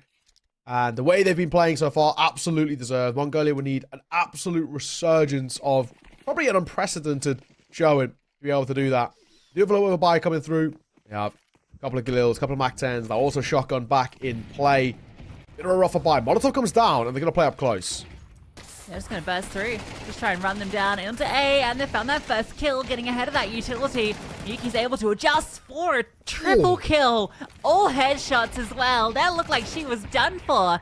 Thought she was only going to get the 1, but instead she gets 3. And Hong Kong China, a dominant half, only losing 1 round, which was the one where they got a little bit too eager. Oh, man. That is pretty damn sick. So, 11-1. Any pistol taken here is basically that done and dusted. But already it kind of feels like off the back of the first half, it's probably the case regardless. What a showing from Hong Kong, China. You cannot take anything away from them. They have just been so solid. And I think for Mongolia, I'm a little, you know, I wanted something. You know, there's a region that seems to be growing a lot at the moment, but, you know, unfortunately, it's just not been the case. It's a shame, too, for their map pick. Getting blown out like this. Very fast from the tees. They scale through 1 for 1. Baby Mel has got a double up. It's dealt with eventually, so it goes down to evens. There is a kit in play picked up by Manzil, who has dual Berettas as well, so definitely damage to be done, but only for a moment. Candid with a sharp headshot, looking for more, slung on by a second set of dualies, and it comes down to the one-on-one. Tap on the bomb, and she could just stick it. Has that kit. Now Joker's position known, and Psycho is going to stick it. Even just drops her gun. No That's crazy. way. Makes the sound cue, I think, just to make it sound like she's not on the bomb anymore and that she's changing weapons. And that's enough to deny that pick. A really cool clutch. Fair enough. That is a cool way to get actually a super important round for Mongolia. That will, at least for them, give them a little bit of confidence. It's a little unorthodox. I like it. And that is actually the exact way that Mongolia have to start to play these rounds. They have to play unorthodox. They have to try and kind of get out of the box a little bit and change things up. So, second on the board, but it is a buyout both ways. China, of course, having a bomb plot means an investment for them. So, full clutch, but this round's arguably the most important one here. This will decide momentum, at least for the time being. Mongolia trying to find it, they probably find the map. If Mongolia find it, they can start to put up a few rounds in concession. Well, the solo defender on the A-bomb site. Psycho has to do a lot. A double kill. Good start. Staying alive is going to get run down from Candid, who comes over the top. Mantle slips in for one of her own. And now Baby Mel's able to come through and they collect. So it's only the two that fall. Mongolia hold against that force buy from Hong Kong, China. 2 consecutive rounds and finally signs of life from this team on their map pick. Yeah, decent hold coming through as well. At least individually, kind of the mechanics there are pretty solid. Step up in a good way, and a third put on the board. So, you know, a lesser investment comes through from Hong Kong, China. Realistically, this should be a fourth, and we're talking about maybe a little bit of an opportunity for Mongolia. We're still not going to open the door just yet to the comeback. It would be pretty insane if that was to happen, but I'm here all for it, in all fairness. I'm not going to completely shut out the idea on it, but 11-3, it still would require a monstrous kind of fall from grace, in all fairness, from Hong Kong, China for that to be the case. Yeah, we've got a few upgraded pistols. And we saw the pistols do a lot of work on Dust 2, so I wouldn't count them out completely. Let's see. Spam doing a lot of damage. Candid fell. The flashbang over. They were setting up for that play, but she falls before they get in, and Syndra able to collect. That's a really nice kill onto Hazel as the smoke lands. 1 kill back with that deagle. She should be mopped up momentarily, you feel. Juke's going to spot it. That's a nice kill again. So it does get a little costly, but they keep 3 alive. Not too bad. Make that one relatively comfy in the end. And that's all that matters. Means there's some long-term econ building up over towards Mongolia. All of the good things you want to see. The spam gets fortunate, but, you know, a couple of constellation kills is really all I think you were really looking for in that sort of round. If you're Hong Kong, China, you're not really thinking about all too much in terms of generally the round going your way unless things go super south on the other side. Back into the investment, back into the AKs, and potentially even back into winning ways for Hong Kong, China, depending on how they do. That's a good lineup, though. Okay, so the CT side definitely feels like they're a lot more comfortable on. 2 very nice openers. The AWP gets swapped over so the low HP player can use the sniper rifle. Yuki's got a nice angle, so she might be able to catch this player. Oh, the flashbang. Really neat. No peek offered immediately, which is a bit of a shame because it would have been a guaranteed kill. And instead, Renjuk is run down, so the coordination may be slightly off the mark there because the flashbang was perfect. The setup was there, just needed the close. Ansel will get hers though. All kills to her name. And this play from Miyuki, this is really the only way for Hong Kong China back into this round. If she can catch off this player and Baby Mel, no, not going to happen. Candid has a 1-on-4 on her hands. So, 1v4. It's probably unlikely. But, his first kill on the corner, maybe there's a chance. That's a holding Yorp the wrong direction. You get a quick kill here. We're talking about a conversation. Maybe spot a backside. Dancing, bobbing, and weaving. Going up on high. It's so low, the Yorp. Mantle still alive, at least for now, but not peaking. Look at the time. Ticking away. I think this one's basically already done, unless they massively overfight, but it's not to be. They play off each other well. Manzel doesn't overfight, doesn't overcommit. Mongolia, who find a fifth. So they've already kind of, you know, at least exceeded what they did in towards that Dust 2. That's a positive that we'll take in this sense. But any more for any more? I'm not 100% sure just yet. We'll see. I mean, this round is a little bit of a questionable investment. They can't really do all too much of it. I mean, being jumped down to 1.4k, but with lost bonus, they should be fine. 11 to 5. Probably going to be made 6 second, which isn't actually all that bad. I could really see that clutch playing out. You could see, as soon as she went up on high, if she gets that kill, oh, it's time to come together. But instead, Mongolia started to get a hold of things, although at least the opening kill and doesn't overextend. Continues to take that space. That's a rifle that can be picked up. Mach 10 to be scavenged by one of the other players, no doubt. They could just try and swarm onto this site. I think, yeah, Miyuki is sitting in the smoke on ramp. Female tucked into cubby. They're going to be hitting B. Oh my, in they come. Hazel gets one. I'm going to get caught though. It might actually get a bomb out of this, which actually isn't even that bad. Spam does a bit of damage. Well, that flashbang was going to be setting up a play instead of re-smoking to short, so that's going to deny one of these players. Just pistols on Joker and Hazel. Maybe that's all they need. Set up by that rifle. The the Deagle gets one onto Renjuk, who doubled up onto the cave players. And it comes down to the 1v1. Saka's going to stick it. No, she gets off it, taps the bomb. The peek doesn't come through. And now she is sticking it. Now she is. One shot needed, but can't quite connect it. The head not revealed. Joker needed that instant headshot, and it's not to be. So Mongolia will defuse it straight under her nose. Yeah, back turned, seeing the round off closer, I think, probably than we probably expected, or probably should have been, considering how much of a kind of a lesser investment it was. But Mongolia are at least making a conversation here. 11 to 6. 5-round deficit. It's not completely off the cards. There's only a few buys in between that and kind of something being sorted and settled. Back into the investment. Back into the AWP as well for Hazel.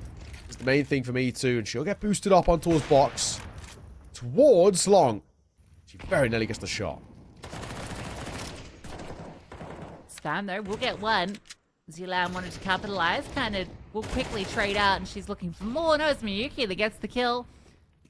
Now they can just swarm. Assault defender on this bomb site. Under a lot of pressure. Babel gets forward, getting very close to ramp, try and get ahead of them. There's a smoke there. She's past them. Surely they realize. Hazel, though, just sitting. The bomb's coming from behind. This is a bit weird. I think Babel's going to get caught. Maybe not. She still gets one. Oh. And adjust. They weren't ready for her. In the smoke, she makes the play, gets out. Puts it back into this 2-on-2. Bomb is scooped up by Candace, so a chance for the bomb plant, but this fight, this is everything. If Saka can win this, the flick over, it's enough. And it leaves it to Candid. Another attempted clutch saw her almost pull off that 1v4. Now 1v2. First one is hers. Baby Mel's position last known over towards ramp. So how does she play this? Walking in towards Donut. Candid. Thinking that maybe she's gone heaven. She walks into A. She might get the timing on Baby Mel. Yeah, this is crazy. The mind games that are being played. She's trying to wrap through. She's not quick enough, at least, It's going towards Red Room, but she's reading this right. Canda's going to go back towards the site to plant where she originally was, over towards B. It has been heard as well. That's the main thing. Bomb goes down. 1v1 setup. Post plant here. Candid. Oh my god. Nearly gets caught. And the cross, and it will. Second time I'm asking me, baby Mel, who finds it? Oh, Mongolia are back alive. And that's a big round for them to be clutching. That's going to give them, again, more confidence to work with. A bomb plant still decent. Still means a reinvestment coming through from Hong Kong, China. But they're struggling to see these rounds over the line now. Yeah, that's an insane round from Baby Mel. Like, what a play. Walking down through the smoke on ramp as it fades. Two players walk past her, and they're just not expecting her to be there. Gets the first kill, and Joker's just running up to plant the bomb. So she's got a gun out, she jumps in panic, and is run down by that FAMAS. But, I mean, the key thing is the repositioning in that 1v1, completely circling the map and walking from ramp through donut all the way through CT Swarm back to B. And Candid's just caught off guard by how fast she's there. Good attempt from Candid in the clutch, but Mongolia, here we go. They were getting wiped out, but the CT side, 7 rounds now on the board for them. There is, it's opened up a little bit. 13-4 map number 1, and with how one-sided that kind of first half was, I really thought it was going to be, yeah, I really thought it was going to be, pretty, you know, simple, right, to say this was going to be seen over the line, but pistol into the gun rounds, and Mongolia have made a conversation out of a map which felt, at least at the halfway point, was not going to be the case, but Renjuk's going to get caught. Lamb holding for a second, and got the right idea. Syndra's just around this corner, but thankfully the MP9 opts not to peek at range. So again, Hong Kong trying to find themselves in a position where they have an advantage, but they need to actually close one of these. I think a straight execute onto B would be a good call at this point. Baby Mel playing fairly far back in long, so she'll get smoked off. With Syndra's position in cave, you expect this will have to be the retake. Although, smoke deployed, doesn't matter. They find all the fights, and finally it looks like they're broken through. Psycho spotted as well, so now you know where this final player is, and you might want to even try and remove this AWP, and I think they will. Miyuki will run her down. Massive 3K from her, catching all of the players. The opening kill in middle. That push up from Heaven, from Syndra, and then the final to the AWP. 12-7, and maybe, you know, a little bit of a fake comeback. Maybe it's just about to be seen over the line. Now, Hong Kong China, much better. Get an opening kill, and they just utilize it. Simple as they play the numbers, they play the trades. Map and series point, a qualification point as well for the LAN in Chengdu, China, the Asian Championships here at Iesf. Mongolia, unfortunately, despite their heroics and despite their good resurgence, the buy is pretty feeble. The 5-7 bursts into the fight, and oh, it's not good. It's really not good. Hazel for a double. We get a triple. Looking to top the table after Miyuki had a nice resurgence. That's 1 kill back, but the bomb is about to be planted on A. In fact, they've taken both bomb sites. Why take 1 when you can take 2? This is going to be the ticket booked for Hong Kong, China as they take down Mongolia and get themselves a spot at Chengdu. Yeah, credit. Really, really well played. A good series. You know, there was a much more of a conversation point in towards that second map at the very least for Mongolia. A couple of rounds that second half looked really, really nice individually. A couple of clutches as well. So, the positives. But for me, all in all, Hong Kong, China book their spot. And so deservedly, really, really solid play coming through. Both maps look good for the most part. As we look through some of these highlights as well, you can just see just how crisp some of these individuals are over towards Hong Kong, China. I think the only thing we can probably say on a negative note is just kind of at one point how they let things slip a little bit in that second half. But thankfully, at first half, they had all the foundations. They were never under too much pressure. Yeah, you feel Mongolia just gotten a T-side at all. that it could have been their map. Like, 1 round was not enough. And to me, that's really surprising on their map pick, considering Dust 2 actually didn't, like, it was more competitive at the half, I think, compared to this. So I really expected, you know, on the T side to see a bit more out of Mongolia, because it's your map pick. You feel like that means your T side in particular is going to have a bit more depth to it. But it did feel a bit one-dimensional. You know, it was often go as a pack, and when they did go for more defaults, they weren't really supporting each other. It really felt like missing elements, you know, a piece of utility, a bit of trade spacing, that extra step that could have won them some of those rounds. It just wasn't there. Yeah, no, absolutely. Absolutely. But I'm still, at the very least, pleasantly kind of not surprised, I guess impressed that we got to see a bit more out of Mongolia in towards their map pick. Obviously, a map in which it feels like he's come to me for the individuals a little bit more than Dust 2. Dust 2's, you know, still relatively fresh back into the pool, so maybe not as much time in the server, playing it as much in terms of the pogs and all the rest. But either way, for me, I look at that, and I'm pretty happy that we got to have a little bit of a fight and a conversation, at least showcasing that Mongolia do have some talent in that region. I think probably as well, you know, with how well that region is growing, probably going to be a sign of things to come. You know, it's one of those things with these qualifiers which make them so good, is that, you know, next year, you know, we'll come back and we'll look and we'll see, well, how have they improved? The entire region of Mongolia seems to be really starting to pick up in terms of Counter-Strike, and hopefully that starts to spiral quite positively for the women's scene as well. This is it's a loss, but it's a good thing to learn from. Yeah, I feel like Hong Kong China in this event has shown what that improvement can do, because I think they look even better than they did last year, thanks to the addition of Hazel. But not just Hazel, Miyuki, I think she was the one that really surprised me. Like, what a fantastic performance she showed on that Ancient as well. So I think this team is really exciting, and going into Chengdu with some of the teams that are going to be there. I mean, the last time around in the Asian qualifiers, it was Hong Kong China and it was Australia that finished top 2. Australia will be there again, but without their star player. And with this Hong Kong China looking as good as it is, we've got a very competitive LAN on the horizon. There's the individual stats from that map, and again, yeah, Miyuki 23 kills, Hazel with 25, 2 star performances. Yeah, honestly, very, very good. On the other side, you know, a couple of people stepping up across the board. I mean, double digits basically all but one. It is solid, especially considering how all that first half was. And, you know, I'll give it credit as well. Baby Mel at one point was in a really tough spot. 0-8, I'm pretty sure it was, or 0-9. Was struggling. And to even pull it back to even that kind of 10-17 is actually quite respectable. Didn't give up, still was showcasing just what she's going to lock her in that kind of second half. And that was to be in 4 minutes longer, I guess, than Dust 2 in the end. But a 13-7 is not too bad. Hong Kong, China. The tournaments as well. You know, I mentioned Hazel playing in the Impact circuit. I hope we see something similar as well from players like Baby Melian and some of these individuals that really stepped up. Oh, my camera is just overheated, so you've just lost me for a moment there, Nao, but you can still hear me, and I'll be back in vision for you in a second, so apologies. Yeah. It's all conditions back in. But yeah, all in all, yeah, I think you're spot on. This is really starting to inspire, I think, is the main thing. And hopefully it's also really flesh out the region as well. You know, generally, Counter-Strike, we've been losing a war on a different front to another game for a while in the Asian region. And I think slowly, especially with the results recently, teams across all kind of tournaments and variations are starting to get a little more competitive and start to get more opportunities, like we said, which is the beautiful thing about Iesf.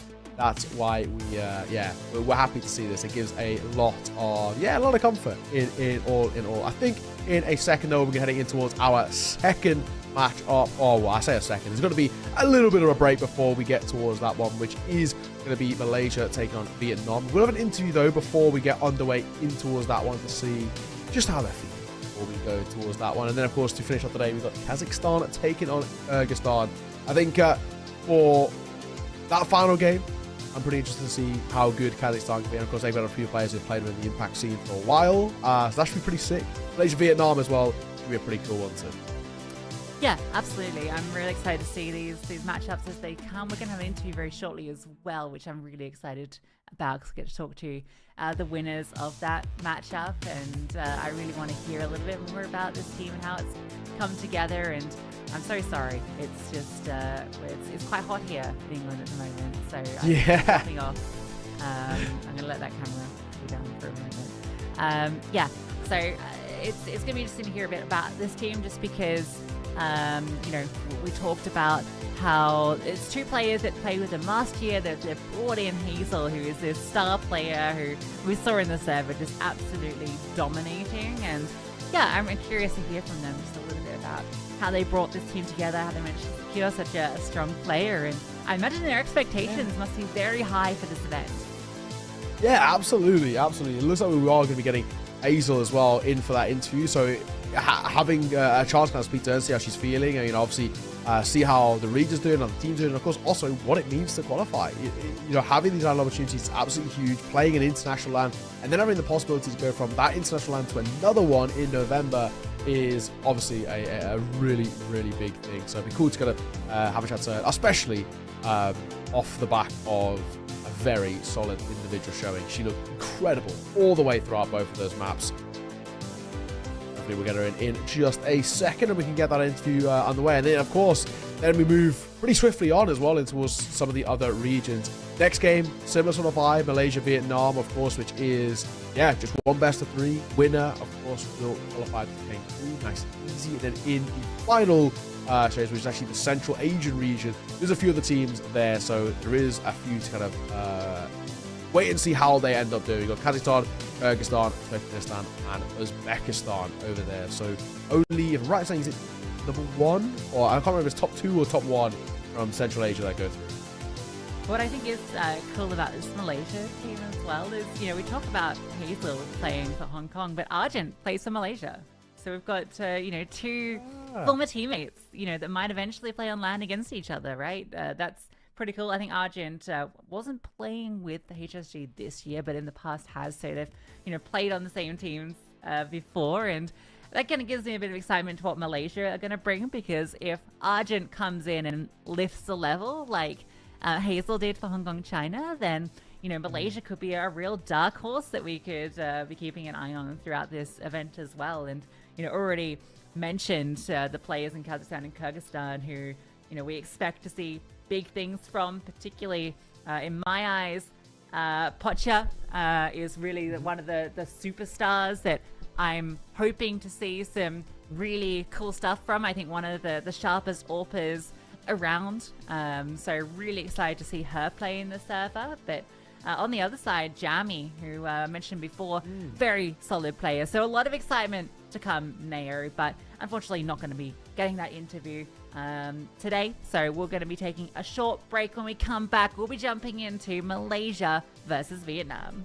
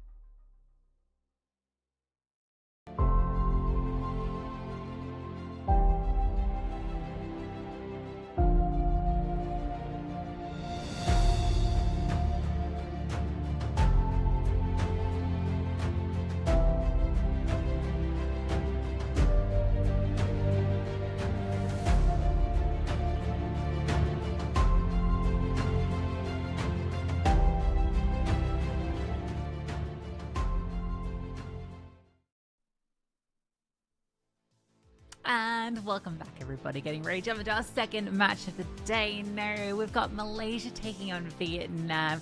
Mentioned a little bit about kind of what makes this matchup exciting earlier, as we do have another star that's played on the international stages before in Argent playing for Malaysia, but the rest of the players on both these teams, going to be a surprise. Yeah, and sometimes that's a good thing. You know, a bit of an unknown quantity. It should be good for us, well, to kind of learn a little bit about the region, about kind of the more deeper roots of the region itself. I'm looking forward to this. This should be a pretty good game. Of course, in this one, similar kind of format to what we had in towards our first series, where it's just the best of three. Winner of the best of three qualifies towards Chengdu. Nice and simple. There's no other games happening simultaneously or anything of the sort. So all in all, nice and easy. And we come in towards this one with, already kind of from the get-go, high kind of pressure and expectations on the line here, right? It's not like maybe some of the other formats where there's a little bit more teams, where you can maybe have room for error, you can have a slip up in one game, and it's not the end of the world. This instance, it's, do or die from the get-go, which I think for me, having the stakes on the line so early on, I'm a big fan of. Yeah, I'm excited to see a little bit of Southeast Asian action because, this is a region that doesn't often get a lot of players getting the limelight on the international stage. I know in the open circuit we very rarely see players. There's a few legends like Derek and Waste of Ammo and all the rest, but for the most part we don't see those players too much. I know we do in HSG in terms of Arjun as mentioned, and also Olga lives in Malaysia. I guess that counts, and obviously GFI. So the core of that team is kind of in the region, but for the most part, we don't see a lot of representation. So I'm really excited. I don't even know what to expect from Vietnam. I don't think this is a region that I've ever seen play Counter-Strike before. So I'm very excited to be surprised. That's cool. Let's include the Malaysia roster then. You've kind of already mentioned one in that of Argent. They've also got a coach as well. Wanro is their coach for this one, but this is their team. 80 Ikigai, I think is how we're going to go with that. Hannah, Argent, and Cooking Cat, which I think that's pretty right. But yeah, pretty cool names. I mean, it's always nice for us when the names are simple and easy. We've got a few weird ones over the years of Counter-Strike. The classic, the Steam Authenticator code guy, X5, which apparently is pronounced Zagev, apparently. Okay. But X5, 7, whatever, right? That's a caster's nightmare. These are pretty. All right, well, we've got roles as well, according to what they've submitted. And we've got some fun ones here, Neo. Okay, so we've got Ikigai, who is going to be your lurker. And all four other players are listed as some variant of entry fragger. So we got. I'm expecting aggression from this team. On the other side of the score, we've got Vietnam, and this is a team that we don't know really too much about. We've got Neko, Sam's, Juniverse, Enstabest, and Naughty. And for the roles, they've actually got some more standard roles. Neo, we've got our IGL is going to be Neko. We've got our Playmaker, so our star player that we're going to be keeping an eye on is Juniverse. And then we've got a couple of entry fraggers in Ensa the Best and Noti. And then Sam's expecting to be a bit more of a supportive element. So I don't know who's AWPing on either of these teams. No one. Yeah. Maybe they don't know either. Well, we were kind of just whoever feels like it at the time. Apparently, so from my understanding, the core of this Vietnam team, so Lubrity, Juniverse, and Neko played on a team called Power Ran Girls, and the last time they competed though was back in like 2017/2018, and that was in the WESG Asia Pacific Regional Finals. They ended up losing to Asterisk Female, who are Singapore side. So so they, I guess in a sense veteran, right? Been around playing competitively, competing since 2018 and prior in that sense. We'll take a look at the veto though for this one. Vertigo gets banned off the rip, so that map is still hugely unpopular. Yeah, it's the same bans that we saw earlier. Yeah, no one exactly. wants to play Vertigo or Nuke. Do you know what? Fair enough. But everyone's happy to play a bit of Ancient and a bit of Inferno, because that was also our decider in our first veto of the day. Dust 2 though does get banned now. Might get a Mirage here as a decider. Yeah, I'm very happy to. I'd like Anubis as the decider, and we'll get it. So okay. Anubis is very popular in the African qualifiers, so it's good to see it come through, even if it's just the decider. So yeah, again, we've got the same kind of five maps that you expect teams to kind of rotate around. But yeah, it's interesting because I looked at that match between the core of Vietnam and the Asterix Singaporean team, and yeah, two of those maps are never going to come up, Neo, and that was Cash and Couple. So that's how long it's been since we've seen this core of players kind of play on an international stage. I mean, Cash, I'm sad to not see that one in the pool. Cobble, I'm actually relatively happy. Controversial opinion. I agree. I think it was very boring.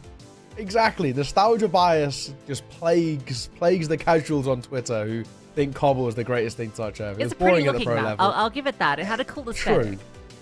I think in CS2 it would actually be probably like stunning, right? But yeah, you know, pro scene, it was so boring. It was so slow. It was so one-sided. And then in kind of, you know, MM or like comp or whatever, it was just who could fight for drop better. It was just chaos for like the wrong reasons. Better than Dust 2 though, in my books. It's actually quite a close. If you had to tell me now, what would you rather play right now, Cobble or Dust 2? I probably actually would say Cobble as well, in all fairness. Dust 2 is so boring. So, yeah, I'm with you. We're right on the way, though, Lucy. Let's get into it. First pistol, first fight and team kill. Oh, okay, well, it all goes the way of the CTs. Oh, okay, Kat, that's insane. What a sick round from her. 3K coming through. And there's a team kill in the mix as well. We mentioned Malaysia. There was a lot of entry fraggers listed on their squad. And with that sort of aggression out the gate, we can see why. I want to, you know, maybe if we get the replay, I want to double check. I had a feeling that Vietnam team kill was a double dink as well. It wasn't even just one. So it just makes life all the more worse there. But hey, yeah, you're spot on, right? One's a lurker. The rest are entry fraggers. And they're making sure that they're maybe on the CT side, but they're still entering. Quick round there. Straight back into the reinvestment. Vietnam don't have any money to work with off the back of the lack of bomb plants and kills and all the rest. So they just take a little bit of lesser investment. Couple of grenade pistols. Nothing too drastic. Get a bomb plant here, though. That's a small positive. Yeah, and I will note that the second player on the right-hand side of Vietnam, I think that's her actual name. That's Noti. Just to make it easier for everyone watching at home and for us. So you don't have to pronounce her entire full name during this. So Noti right there. Cat will take a bit of contact.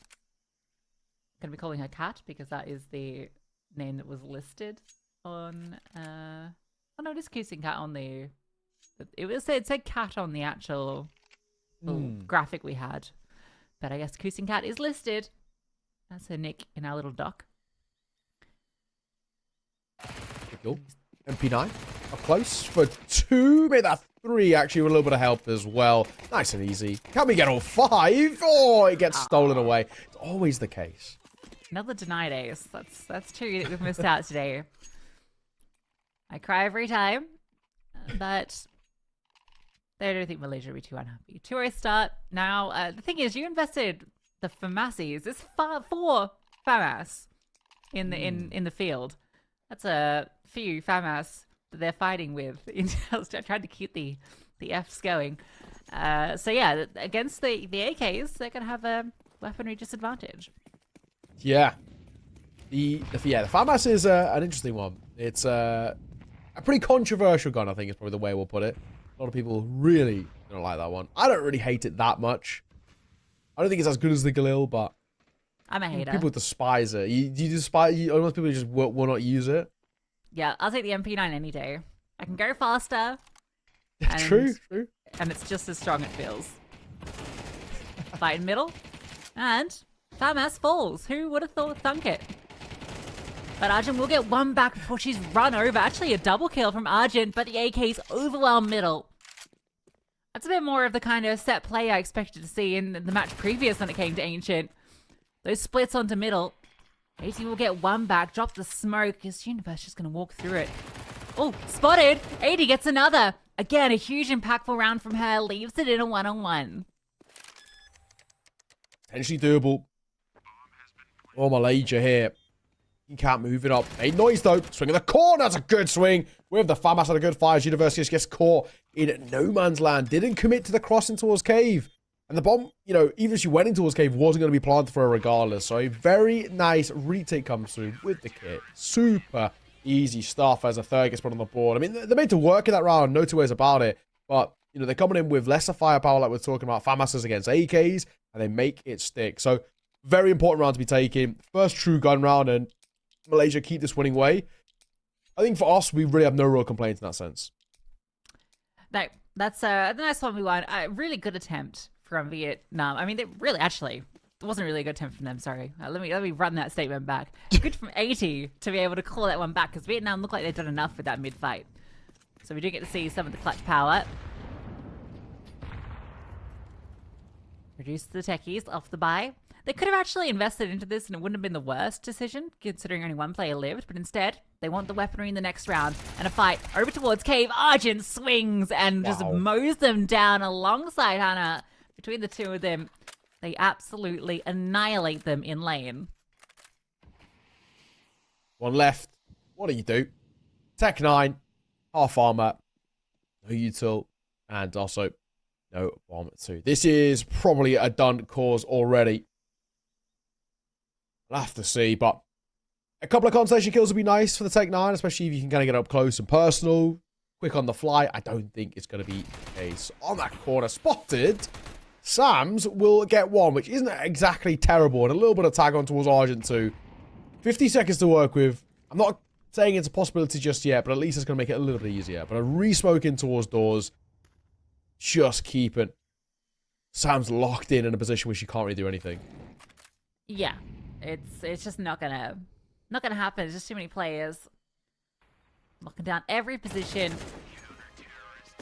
First headshot comes through. Malaysia able to deal with the Tech 9, so that was a really nice little response to that play up through lane. They knew the bodies were there, and they just swung in tandem from both ledge and from cave.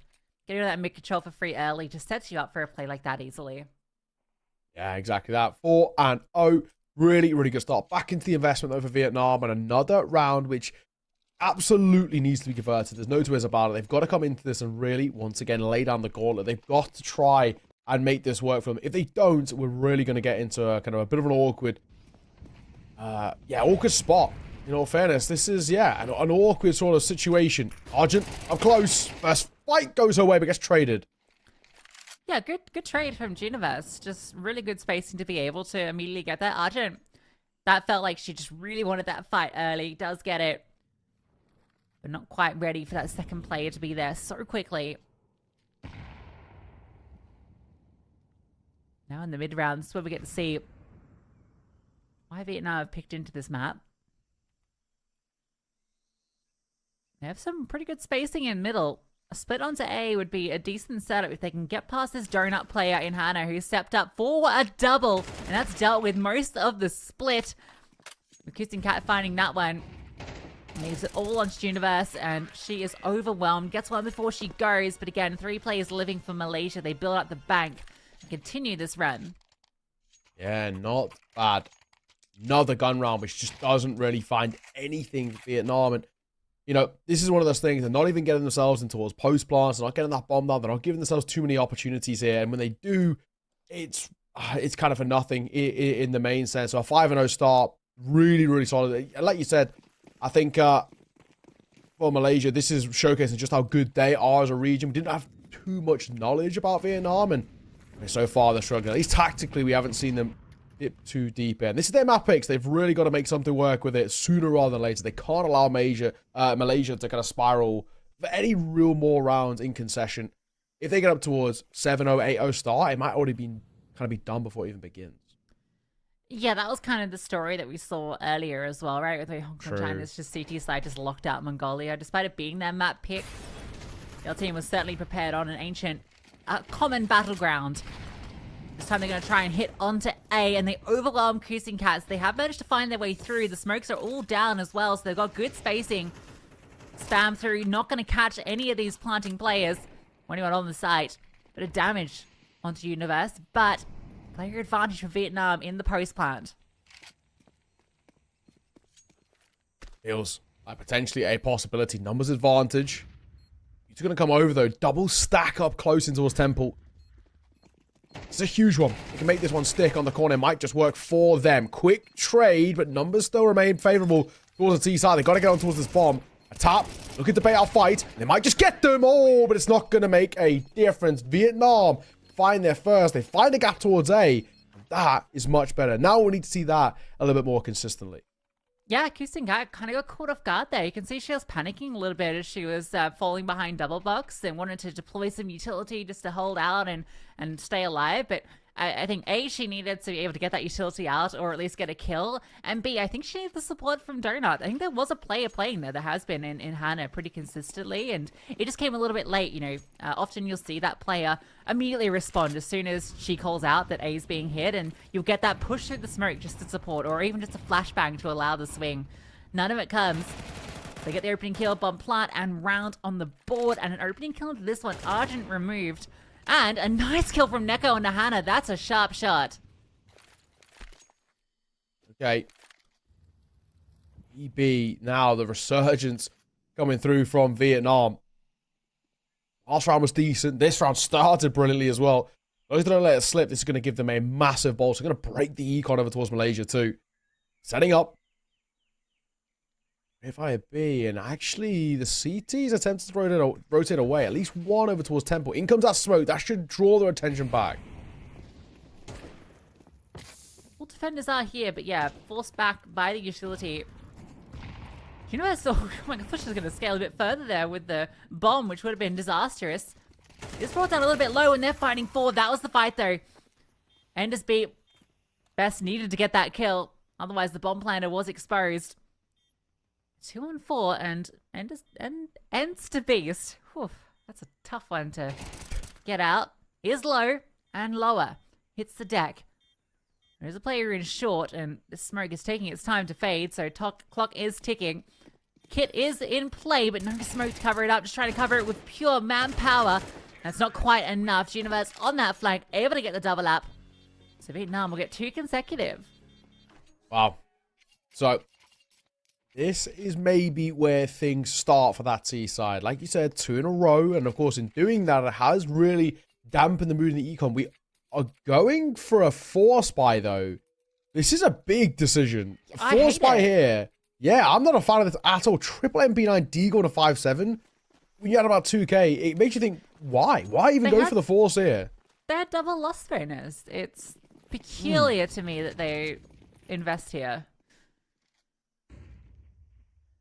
B9s is at least something, but yeah, it's a move that could come back to bite them. It's just complete overwhelm on lane from Rap with SMGs, and it works. Great Molotov. That is going to make it really uncomfortable, but a further damage done. A dink onto Samson on long range. They like this from Vietnam. They immediately take the space onto A. Bomb planted. Yeah. Might still be a chance, though. Disadvantage. This retake, and Sam's are so low, they might even be able to steal this one away with their questionable force bite. Sending them in. Low HP. They've not got a hell of a lot of time either. Got 1 kit to work over. That 4 they're done for. She blows the smoke, and going forward, they do have the kit. They overwhelm for another 2. It's all ends to beast. In the back line, she's able to get 1, but she's taken down an Argent.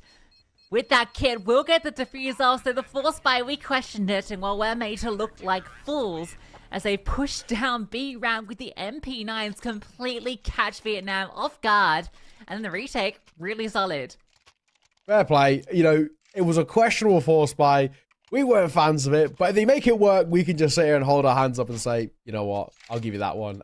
Really, really well done in all fairness. And on the other side, will hurt things, not in terms of an econ state as much, but more in terms of a mental state towards Vietnam. They've just lost to a pretty rough buy, all things considered, and just when it looked like they were starting to spiral positively. Malaysia guaranteed the bare minimum are going to be a tie game at the turn of this half, and you know, the way they are playing, the way they keep finding rounds into nothing, it's going to spiral for more, but Cape Control taken early. You're prioritizing mid where Malaysia, and so less bodies support B. They're just going to fight their way forward. Neko on the late lurk with the double up. Takes a swipe out of them, and she's not going to slow down, continues forward. She can flank them in middle. Might have a bit of cat-on-cat action as Neko versus Kyrgyzstan Cat, and it's going to be Kyrgyzstan Cat that prevails. Still that kid on Argent. And a 2-on-3, certainly doable, and Malaysia have shown that definitely keen to go for these retakes when the opportunity presents itself. HE, tickle bit of damage, and a butt revealed. More than happy to take a swipe at it. So 2-on-2, there is a Molotov.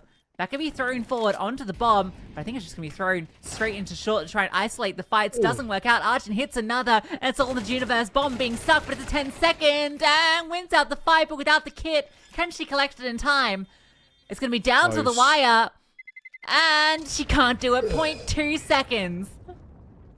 My God, that is so damn close. And all it takes is just that attention drawn away over towards ramp, and also just the kit being dropped half a step too far away. Vietnam will steal away a third, and at the very least respond well off the back of losing towards that questionable force. And now we look at the buy here, and I could probably understand the potential if you wanted to force a. Some of them are in double eco. It's fair enough. The first time out, weren't really too much of a fan. This time, I can give them this one. So they are going to go in for that force here. 5 seconds coming through. UMP, which I'm not a fan of, is coming out as well. And in towards mid. It's not great. Yeah, they really wanted to fight it with some of those close range weapons. It's 5-7 that gets the kill. Now, to go into A, Malaysia can actually have both their players here. So there's a chance. Arjun needs to hit some tags though. Needs to do some damage. She's going to be run down. Kyrgyzstan Cat gets one with that UMP, but it's not going to be enough. So the force buy this time doesn't work out. It was a weaker one than previous. Vietnam, a critical round to win. Yeah, this game now as well is starting to get competitive. You know, final 2 rounds of the half, and an actual opportunity now for Vietnam to make it at the very worst case scenario, kind of a 7-5, which they should do with, you know, this 5th coming probably in just a mere moment. There isn't really too much of a buy from Malaysia, and realistically a real possibility at getting a tied game, which is already very, very good. With how kind of badly things started, this recovery from Vietnam is actually pretty immense. And Malaysia are really starting to feel the pressure, and they're just going to go quick once again. Yeah, you know the economy is pretty much in the bin, so why not just put the pace on? Don't allow these pistols to do anything silly. Overwhelm them with the MAC-10 leading the charge. Universe. Very impressive, actually. I know those are eco frags, but she is top of the board, 12 for 7. Top of the server, in fact. 3 players in Malaysia on 11 behind her. Vietnam within 1 of tying things up at the half and going into the final round. It's going to be a little bit of lacking in terms of some of the utility. Won't be a sniper for Malaysia. So Vietnam, if they can get 6, considering they lost the pistol, I think that's a great T-side. Yeah, agreed. 6-5 heading into this final round. But honestly, yeah, this has been a complete flip. For a while, I was maybe kind of at least internally questioning, why have Vietnam picked this map? Why is this the map that they feel confident on? Now I fully get it. They've understood how to break down this Malaysia defense, and they've given themselves a really decent opportunity. This recovery, like I said, is so damn solid. And it's really now a question about Malaysia. Can they at least take the small victory of taking a lead into the second half, or are they actually going to be going in on a level playing field, which, at least in terms of momentum, doesn't feel too good for them? That's the question I'm holding here. We do have a bit of a tech pause, though, so we can't really answer it, at least just for the moment. Hopefully, only a brief one. I'm going to assume... I'm going to assume it's Arjun, who hadn't invested in, but now has just bought armor, so... At least we know she is kind of here, sort of. Yeah. She's looking. I hear a tippy tap in the chat. Done well avoiding tech pauses so far, so, you know... It's true. I was a little worried. You know, these things do happen when it comes to the online broadcast, but just this one, and hopefully one that's not too long. A lot of players are moving, so I do feel it is just Argent who's bought that armor. So hopefully back into it shortly, but this is impressive from Vietnam, and I think, you know, doubly so considering the last time we saw the core of this team was 6-7 years ago. Like, it's so cool that that same team has come back and has been able to, you know, add some new players to the mix and to be showing up today in such an important match. Yeah. Honestly, the veterans looking very, very good. I mean, so far, this has been a really decent resurgence. And the tech pool is done now, so we can start to once again sort of answer our questions here. I mean, if Vietnam take a 6th, that is such a good recovery, which gives them all the momentum heading on towards what is generally seen as the more favorable CT side on Ancient. And with how aggro they're playing and how crisp they're looking as well, that really could spiral again quite positively for them. Malaysia, I think maybe, took their foot off the gas a little bit too much earlier in towards this half. And right now, it's absolutely costing them. I mean, 5 is already a great result in my books. So, any more, well, one more would be phenomenal. Yeah, as mentioned, it's a bit lighter, lacking on the util from Malaysia. So they're actually going to be pretty happy at Vietnam. Take their time with this. They don't have to expend this very limited resource so early. It's going to put some questions in their mind. We're at Vietnam, who have been very explosive in the early stages of these rounds. This time, they really take their time, waiting to see if Malaysia will make that mistake. A bit of activity showing towards A, and it does get some players moving, but there's nothing that follows up from it.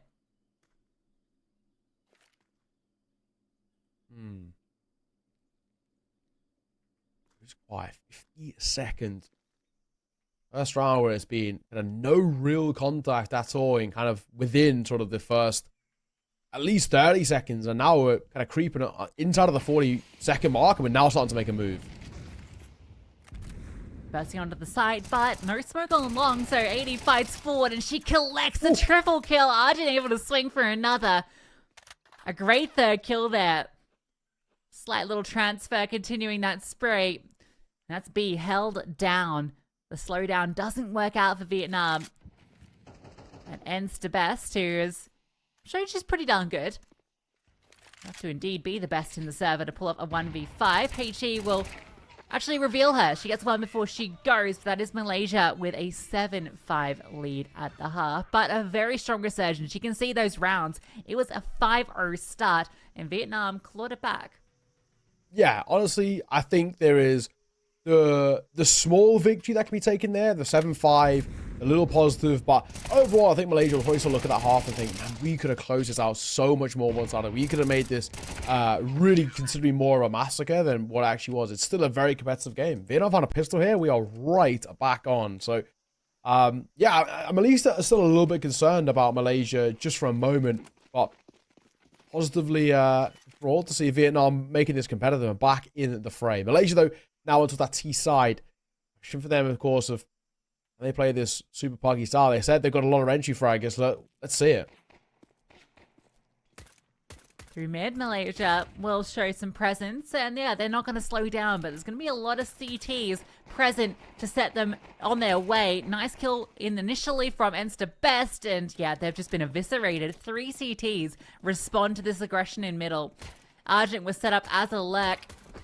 It's not going to work out for her. So, Malaysia, despite trying to show a bit of that aggression they did on the CT pistol, this time they're the ones caught in the crossfire. Yeah, so 1-round game. Good work. Tried to go just a little bit quick, barreling in through mid. Doesn't work out for them. And now we've got, once again, a game in our hands here, which is good. You know, that first series, it had a little moment where it was competitive, but for the most part, it really wasn't. It was a very, very good showing from Hong Kong, China. This game still feels like it can swing either way. Still feels like it has opportunities to go in any direction. Especially now that, well, Malaysia aren't really going to be able to do all too much in this one. The expectation is this should be a 7-all game, which is pretty sick. Flashing towards mid. MP9 and the M4 going to try and just mow them down, and they do it flawlessly. Yeah, you would have liked a few more of those kills to go the way of the MP9, but I think Ensta Best is just happy just to farm 4K for her. Oh yeah, we are all tied up. Vietnam, that's what they needed. The pistol round, and it just goes from there. Malaysia will get out the rifles into this round. They would have loved a bomb plan into that one, which is why it surprised me to kind of go towards middle. I've been liking the tendency on the second rounds to try and hit A, because it feels like that's the site that's the easiest to get the bomb down. So going into middle, I mean, there's no bomb plant there. Like, it's just not, you're not going to get past the players and the response from the CTs. No, you're absolutely spot on. I agree with you. I think, you know, it is kind of not a priority, but it's a nicety to have, you know, because you get that bomb down, you just get a little bit of an extra cash bonus. It means, you know, for example, you don't have to have a Galil coming into this next round if you want the full belt or util. You can go into the full AKs across the board, the premium rifles, and not take that big of a hit. But for the most part, it is what it is. At least we got another tech pause. You kind of hate to see it. The thing is, I don't understand who, in this sense, because it looked like everybody was moving, at least on the minimap for a bit, and everybody's obviously, they're still got the same guns. I'm going to assume it's over towards Vietnam, because Argent's bought in this round. Yeah, I mean, Universe hasn't moved. Oh, there we go, moved. So they've all moved on my screen, on our screen. So, that normally people are moving. That's good. It's a good sign. Often, yeah, it means things are normally working. Looking at Sam's now. Sam's, I need some movement out from you. I saw Sam's move before. Okay, that's good. Well, there you go. Well, who knows? Well, then I guess maybe it's over towards Malaysia. I mean, Argent did buy, though, coming in towards this round. But then I guess maybe there's a ping issue off the back of it. Who knows? Hopefully only a brief one. We can get back underway. And hopefully it's not a sign of things to come, right? Where the tech issues might plague. But I guess for this region, it's only one best of 3. And then we do actually have a relatively actually sizable break between this game and the next, I'm right in saying. And that one starts about an hour after, even if we went towards 3 maps, roughly about an hour after when we would most likely finish here, bar any technical issues, of course. So, for those who don't know, that game is going to be Kazakhstan taking on Kyrgyzstan. That's going to be a pretty cool game. Not a qualification best of 3. They are in a bit of it's a 4-team kind of round robin type of vibe.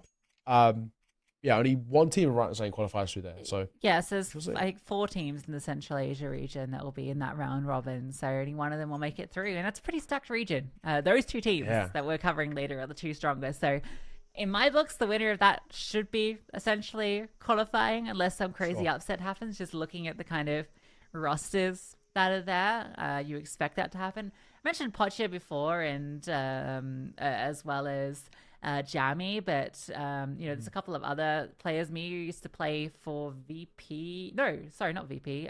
Yeo went on to join that one-wing gang team with Pocha. One of my favorite teams. Sadly, I think they've pulled out, which is a bit sad. But they had the coolest jersey. It's like a bomber jacket. Bomber jacket. I did. Yeah. If you look at any of their players on HTV, you'll see the bomber jacket in play, and it's super cool. They did really cool announcement videos. So the announcement, I was gonna say, that was very good video. So a couple of players that have played together, which is really cool, on that team are playing here as well. So you and Pocha, teammates again. Well, Famas is going to be playing up closer towards that donut. Spotted out. Car takes a bit of a fight. The nade could do a good chunk. Not as much, but the rifle will. The Galil finds the first. A little bit messy, but they're getting the job done on the CT side. Well, for a moment, Argent tries to alleviate and needed that kill into Neko. That was the critical one, because that's the bomb now given over. Smoke forward. Actually might allow them to pick it up. OHP on 2 of these players does make it a little bit difficult for the CTs. But no, the bomb still inside, and that's a big kill. Sam's found. Neko is still low in cave. And Stabest, again, going to be relied upon to do a lot of the heavy lifting. Now, there's 2 smokes in the T's. All they need to do is drop 1. Yep, isolate that fight down towards ramp. Don't swing on it, though. Wait, where did the smoke go? Yeah, what? Okay. What? That one will make it down. Yeah, I'm with you. I was kind of looking at the minimap, trying to figure it out. Did it fall through the world? If we have, don't know, put prod on the spot here. If we have the replay, where did it go? It didn't plume, which is the weird thing. No, I think that's why they swung, because they're like, okay, the smoke's down, we can swing in a second, and the smoke's not down. Bizarre. I mean, that's unlucky. Well played from Neko, though. Yeah, I might have to rewatch round 15 to see what happened there. Okay, that's a weird one. In the end, though, it's Vietnam who've taken a lead on their map pick. That's all that matters, at least in our eyes. They've got a lead, and now it's their time to work with it. They've got to try and build upon it, give them the foundations. Malaysia are into a buy, and they're in towards the site. Nice shot from Best. Gets 1. Yeah, you're right. They found their way in, but the CTs are suffocating. There's just nowhere to go in the post plan outside of A main. So IKEA wants to fight forward. Neko will get the trade. Argent with 1, and the spam through the smoke. goes even. So 2-on-2. Sam's still present in Donut, but they don't know where Juniverse is up to. They know she is a B player. Taking her time, Sam's capitalizes as the smoke fades. And it leaves it to Argent. Most experienced member on this team. Spotted behind double. And it's an awkward fight. Juniverse just darting in and out, not making it easy for her. So Vietnam will pull off the retake. Yeah, and this is now where they're giving themselves so much room to work with. I mean, I already feel like potentially Malaysia, while they may have started strong, they actually don't have that sort of maybe depth around them. This is a tough position they're putting themselves in now. They're making some of these rounds close, but, you know, fundamentally, it's not working out when it matters most. It's rough. It really is rough. But got to give credit as well to Vietnam. You got to remember at one point they were so deep in the hole, so many rounds not working out for them. And at very least they've managed to pull this one back into a real conversation point. 2 rounds the lead. Getting not too far away. Back into a bye here, however, for the T side. And they've not got a huge amount left in the back pocket. They've kind of got to make at least one of the next 2 full buys stick and actually try and build some consistency off the back of it, or they are going to be in pretty serious trouble. Yeah, I'm really impressed by Vietnam. Remember how they lost the pistol to open up this map. And they've really built their way back into this. Take the lead, in fact. A bit more defensive this round. They allow Malaysia to take the space over ledge. They will be trying to push through middle. Sam's the head of this smoke that's thrown by hand, so it's actually not particularly useful at all. InstaBest can even swing it if she wants to. Well, got me in control.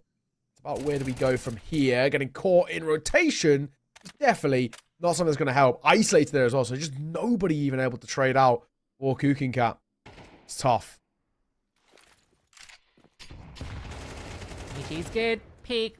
Not quite there to follow it up, though. I like the idea. It has put it back into evens, and they continue to progress forward. Is she going to walk through the smoke? No. But InstaBest has an open fight onto another player. Now she pushes through the smoke, just charges in. Neko caught off guard. And the comms maybe not quite there because 80 is able to capitalize on another kill, eventually put down by InstaBest, who's maybe the sharpest shooter we've seen today. She's not done yet.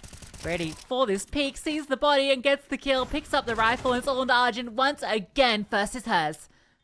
Falls back and doubles up. Argent clutches it out, pulls it back despite InstaBest's best efforts. It will be Malaysia finally breaking through. Oh man, that is a cool clutch coming through and so necessary for Malaysia. If they had lost that, I think that's probably once again where we look at it and say that might be game over in terms of their mental state. You know, they've had so many close rounds, but continuously losing them is the killer thing for you. That one, once again, spur the back on to keep this game competitive. 9-8. Oh, this isn't bad at all. In the corner. It's the best behind. Lines up both for the run for the Flames. Yeah, second player, just not really the flashes or anything to support those fights in middle. InstaBest 23 kills. Yeah, it certainly is. Double flash. Smoke as well, sorry. It's all a distraction. Universe just slips in CT. Overwhelms them. Arjing was going to be that late lurk, but doesn't even get to play the round. Vietnam, after losing that clutch, straight back to winning ways. Yeah, just making sure that there isn't a conversation to be had there. There is no doubts in any of our minds of who is the team to keep their eye on. First one's cracking towards double digits. You're 2 rounds ahead now. You're getting ever closer to seeing your map pick over the line. And then when you head towards Inferno as well, from what we've seen out of Vietnam thus far, the expectation is if they can close this map out, especially in a relatively comfortable fashion, that would be such a positive sign towards Inferno because they're winning a lot of these rounds based off what is quite raw, fundamental kind of Counter-Strike, right? Taking fights, they're winning out their aim duels, they've got very decent util off the back of each other. I mean, it's things that on a map like Inferno, if you've got it locked in on Ancient, you can really, really shine on a puggier map as well. Pistols here from Malaysia. This could potentially start to be the beginning of the end, and the lineup ends the best. Another double for free. She's everywhere. Mid, B, Donut, you cannot get away from her. Universe gets one as well. There's a kill back from Kyrgyzstan. They'd love to get the bomb down. Perhaps in this smoke there's a room to do it, but no, there's so many CTs. They're everywhere. It's a lockdown. Best on for the 30 bomb at the moment. 4 kills shy of it, and with the way she's playing, I wouldn't be surprised if we see it. My God. I mean, even as well here, if they got that space in via cave, it would give them a chance at making that round something out of nothing, but Best having these really, really light up moments, having these continuous showings of where, you know, multi-kills come through, and untraded multi-kills too, I think is the big thing for me. And, well, 11-8. I think, Lucy, probably the way to put this is the final hurrah, right? This is the last buy. If Malaysia can't make this one stick, that is it. You know, bar maybe a little bit of leftover money in the loss bonus, but I think more, again, if you get Vietnam on towards match point, they are just going to see this off because they've been a better side. No matter what kind of buy you bring towards them, whether it's half buys, low buys, or full, Vietnam are showcased, especially in the second half, just how strong they are. Buy-in, Argentina had 6.7k or something like that, no AWP, so that's probably more or less confirmation that we're not going to see too much AWPing in this game. It doesn't seem like either side are all too kind of preferential with the big green. Yeah, I'm surprised that we didn't see it for Malaysia, because I think that could definitely be a punish, because Vietnam just aren't rocking that sniper at all. But the T-side economy's just not been there to support it. Universe is now just walking down and finding fights, so that's her 20th. Right-hand woman to Best.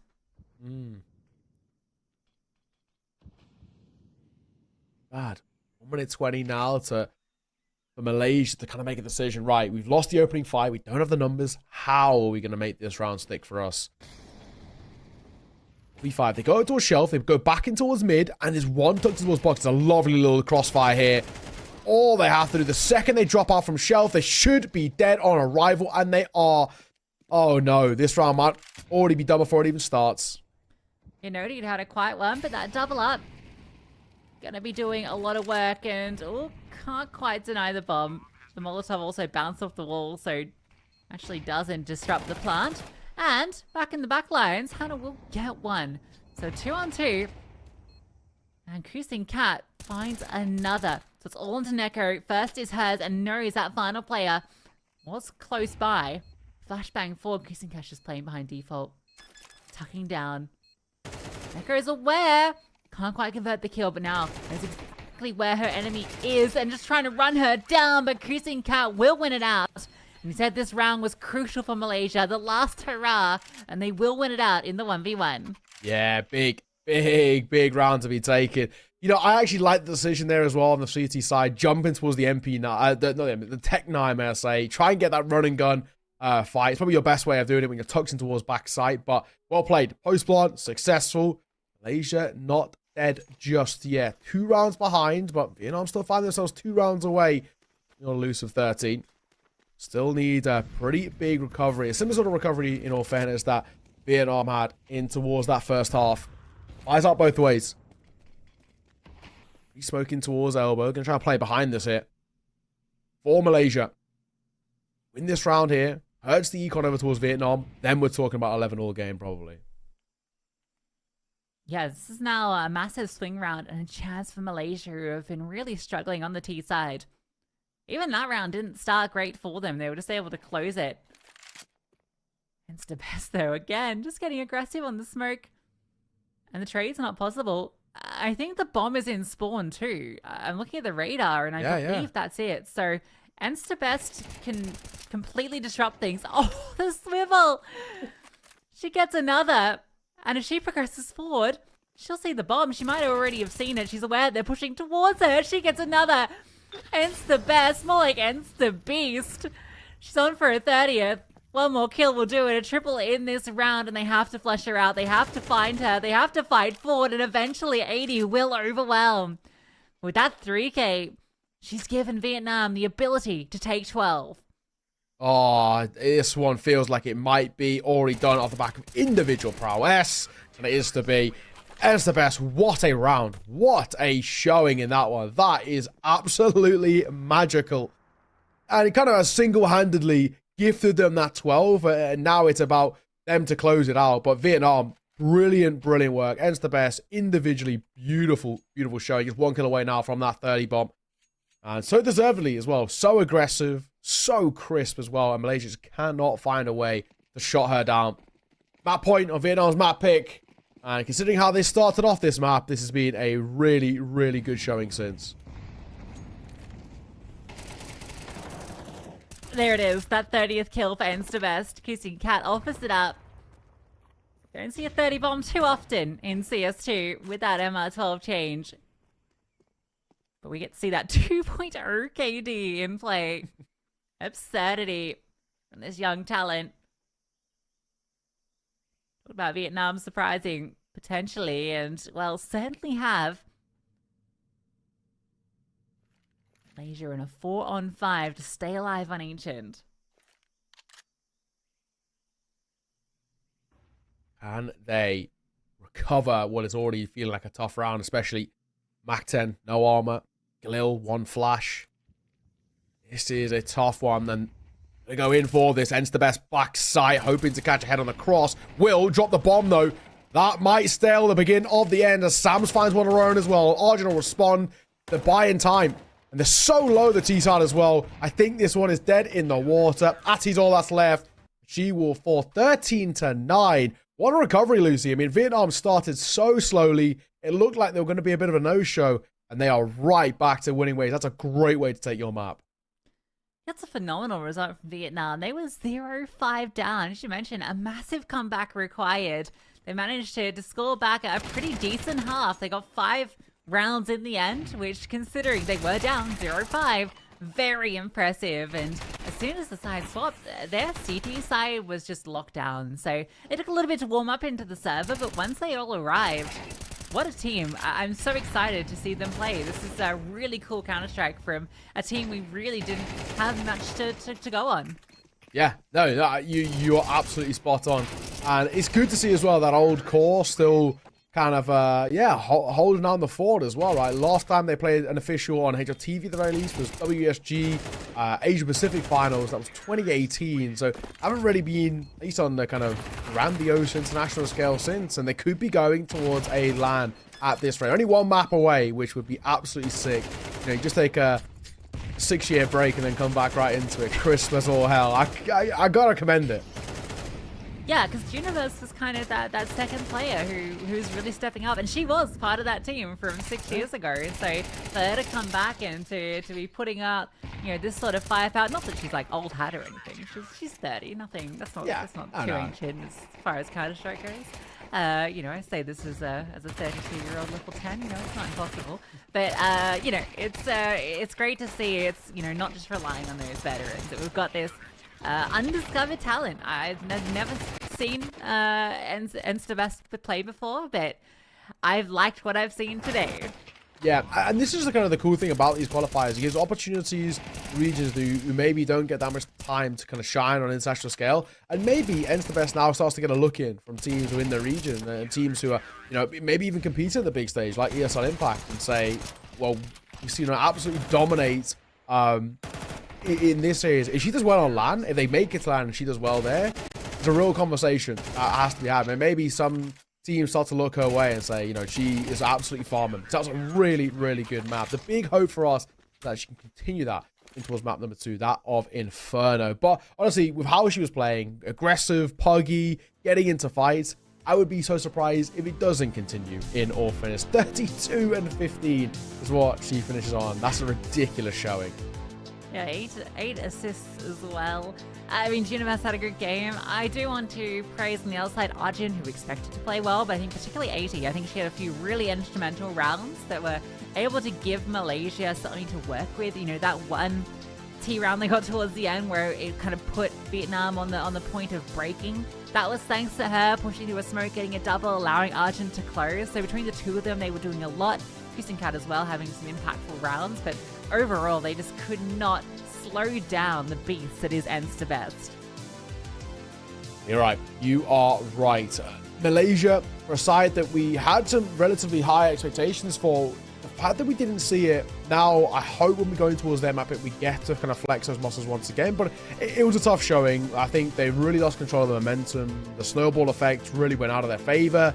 And once it did, they just couldn't find a way to get back into this. But we'll have to see whether they can. Inferno is coming up next on map number 2. We'll see you all after the break.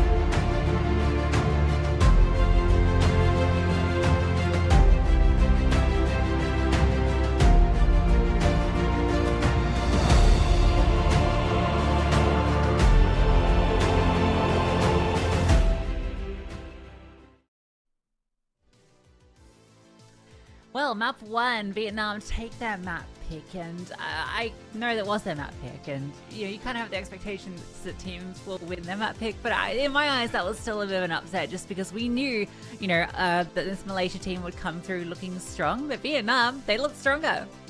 It's true. I mean, I've got to give them so much credit, especially considering, as the point that we were both bringing up, where they were 0-5 down. I mean, that start of the half start of the game was, there was nothing on offer. Vietnam didn't look there. They weren't hitting shots. They didn't look crisp, anything of the rest, right? So I was sat here thinking, oh, damn, maybe this is going to be a quick one. Vietnam's map pick is going to get brushed aside. Then Malaysia's going to head towards Inferno, do more of the same. Now the conversation's very quickly changed. The underdogs are playing very, very well. They've done a really solid showing in towards their map pick of Ancient, and the way in which they were playing feels like it should lend akin to a solid Inferno 2. The individuals are crisp. I mean, you got hence the best 32 kills, 15 deaths, ridiculous individual showing, but across the board, so many different facets of where this side found firepower, and I'm hoping we get to see more of the same heading in towards Inferno. This is a really cool showing, and they should start on that CT side as well, which is kind of where they seem to do their best work. Yeah, Inferno is really interesting to me, what Vietnam will show, but also Malaysia. It is their map pick, but I think notably Argent, I expect she'll bring a lot of interesting ideas to this map, because this was a map that HSG were really happy to play. It was actually their first pick for a long time, and I know that it's one that they were really comfortable on. They've taken some big teams down on, so Argent has been a part of the roster when they've done that. So, how much of GFI's kind of learnings and teachings should she bring to the rest of this squad in Malaysia, and, will that eventuate into success in the server? I'm excited to see. I think the lack of AWP on Ancient was really interesting, and I wonder if we'll see that continue on to Inferno, because the AWP, again, it can have a lot of influence on a map that's so heavily built around rotations, and if the AWP can just lock down part of the map, it becomes really hard to get way on the T side. Yeah, neither side really felt kind of comfortable using it. I mean, we kind of saw the roles, I guess, beforehand, and they were kind of, nothing was really suggesting that there was going to be that much on AWP, but it is just surprising. Ancient's a map which stands quite heavily to it. Inferno, the same thing. I do hope we see at least a couple of times, maybe, AWP peeking out Banana, have a little look in there, maybe having a look over via mid as well, if you're on that CT side. It can be strong in the right hands, and especially for those who are mechanically quite crisp. I'm looking at you, Ents the best, right? You obviously, the first bullet actually is so clean from her, so with an AWP, could be able to do a lot of damage. We'll have to wait and see, though. We are live. It's going to be Vietnam starting on that T side, Malaysia starting on the CT side. This one should be really, really good. They're going to barrel in towards B. A lot of pace. Artie, all alone, is going to get the support. They actually don't continue. They wait for the smokes. That's allowed some of these rotations, but it might not matter. The USP is not hitting through the smoke, and they will find 80. Now, she had a kit in her hands. Oh, the boot's up. Almost an opportunity for another kill. Doesn't quite happen. And Increasing Cat runs out of bullets before she can take one down. And, well, it's a fast sequence of kills. That leaves it all onto Hannah. This is 3, and Gush through the smoke, ended by Lin Jiu, who was not here on the previous map. Ah, very true. But I think that's just, I don't know. Keep an eye on that. We'll keep an eye on that. Who is that? Is the question. Maybe a sub? I don't know. We'll find out. Necker, that was Necker that was playing that. Like, that was the 5th player. Yeah. But, yeah. Yeah. Okay, well, we'll keep an eye on things. Yeah. We'll see. For now, though, either way, it's Vietnam off the back of, a T-side start. Oh, my God. They're going quick towards B again. It's a 50-50. It's a gamble here, Malaysia. And the gamble has not paid off. They've rushed in towards the B side. No one time. It's empty. It's barren. Cobwebs on the corners. And the bomb goes down. A question of Malaysia here. Do you actually even want to give this a go? The smart decision is actually no. Because you don't want to feed the MAC-10s. Yeah. Yeah, you can maybe hold for an exit from... Yeah, okay, this is a cool little stack. So an Astralis stack in a very unconventional position. So you imagine this will get a kill. This is actually kind of neat. I like it. This is fun. We like fun here. Do you like fun there? I like a bit of fun. I like a bit of fun. It reminds me of when... Unfortunately, there's nothing happening. Look, it's not going to be fun. Can I tell you a joke? Go on. Tell me. So a mushroom Walks into a bar and he goes up to the bartender. Oh, Enstabest went down to the bomb. Goes to the bartender and he goes, "Oh, can I get a pint, thanks?" And the bartender goes, "Sorry, we don't serve your kind here." The mushroom goes, "Oh, but I'm such a fun guy." I could foretell the joke happening, and I still hated it. No, that's a good one. I'll give you that. It's a good start for Vietnam. It's a good time to crack a joke, in all fairness, off the back of basically a nothing round, in all fairness. I think they call this a unicorn round, apparently is what it's called, when there's no damage dealt and a round wind comes through, basically Well, there was damage dealt because the bomb blew up Enstabest. I don't know how that even happens. Yeah, I don't know what she was doing individually. 100 damage. Yeah, she just stayed towards site. I don't really know why. Like, maybe she's expecting like a late push on towards it. Who knows? Molotov has ticked so much. Yeah, dead. I mean, Kugan had like so much information gained, but actually gonna get a double. That's massive. Huge double kill. Surprised she's able to capitalize for that second there. That allowed to pick it up. And now they're gonna try and go onto the A-bomb site where there's reinforcements. Yeah, the swing out and this double layering, the boost up onto quad easily locks them out. 80 getting that double kill essentially sets them up for the round victory because it forces them straight into the stack. What is the play here? Sam's in this one. I mean, it's semi-doable in the sense of 2 of them are low, but isolating 4 fights and basically 3 on towards A side, such a big ask. On towards library. Spotted. Bit of a fight being taken there, but roll damage being dealt with anything too problematic. Time ticking, though. You've got to go down before the timer goes off as well. First. The second. Damage. Not enough for the kill, but now we'll upgrade to an AK. Yeah, she's making this a little bit interesting. HE does further damage, but it's not the kill. Our flank's not coming, though. And so she's actually given some space to work with, but you feel like this crossfire will be enough. The fact that she takes an extra player down, though, does make it a little uncomfy for Malaysia. It gets costly. But ultimately, it is the round going their way. A little bit more expensive than, I guess, probably Malaysia would have hoped for or wanted, but in the end, it still is a first round on the board, which is good stuff for them. And now we're going to look about, on the other side about Malaysia, building upon this first round. It will be a buyback in for Vietnam. Not the best of buys in a sense, though. Elisabeth has to full buy back into that previous round because she died to the bomb. And now she's definitely a deagle. Mac 10. All in and due in this one as well, and a few AKs alongside it. So it's a little bit of a haphazardly buy for Vietnam. And look at the aggression here. Oh my god. A lot of damage done. And a double up from the Mac 10. They line up. More than happy just to knock them down, but not ready for that third player, Argent, who set out some of that utility. He was able to get a kill back and slow down this strew of players. That's going to reroute them. They're going to be trying out towards A, and last time they did this, it didn't quite work out, but this time around, they've got a lot more players. This is the big one. Numbers advantage. Looks like going to come out from Balk as well, but they're just barreling up short. Straight in towards the fight. Swing on the corner. Enstabest gets one. One more is back sight, but the FAMAS will double down. Lucy, that's the round. I think you've probably tried to save it with your Argent. You've got an AK. There's no point losing it. Yeah. Yeah, I think despite the kit and the individual strength, I think she'd be much happier to save.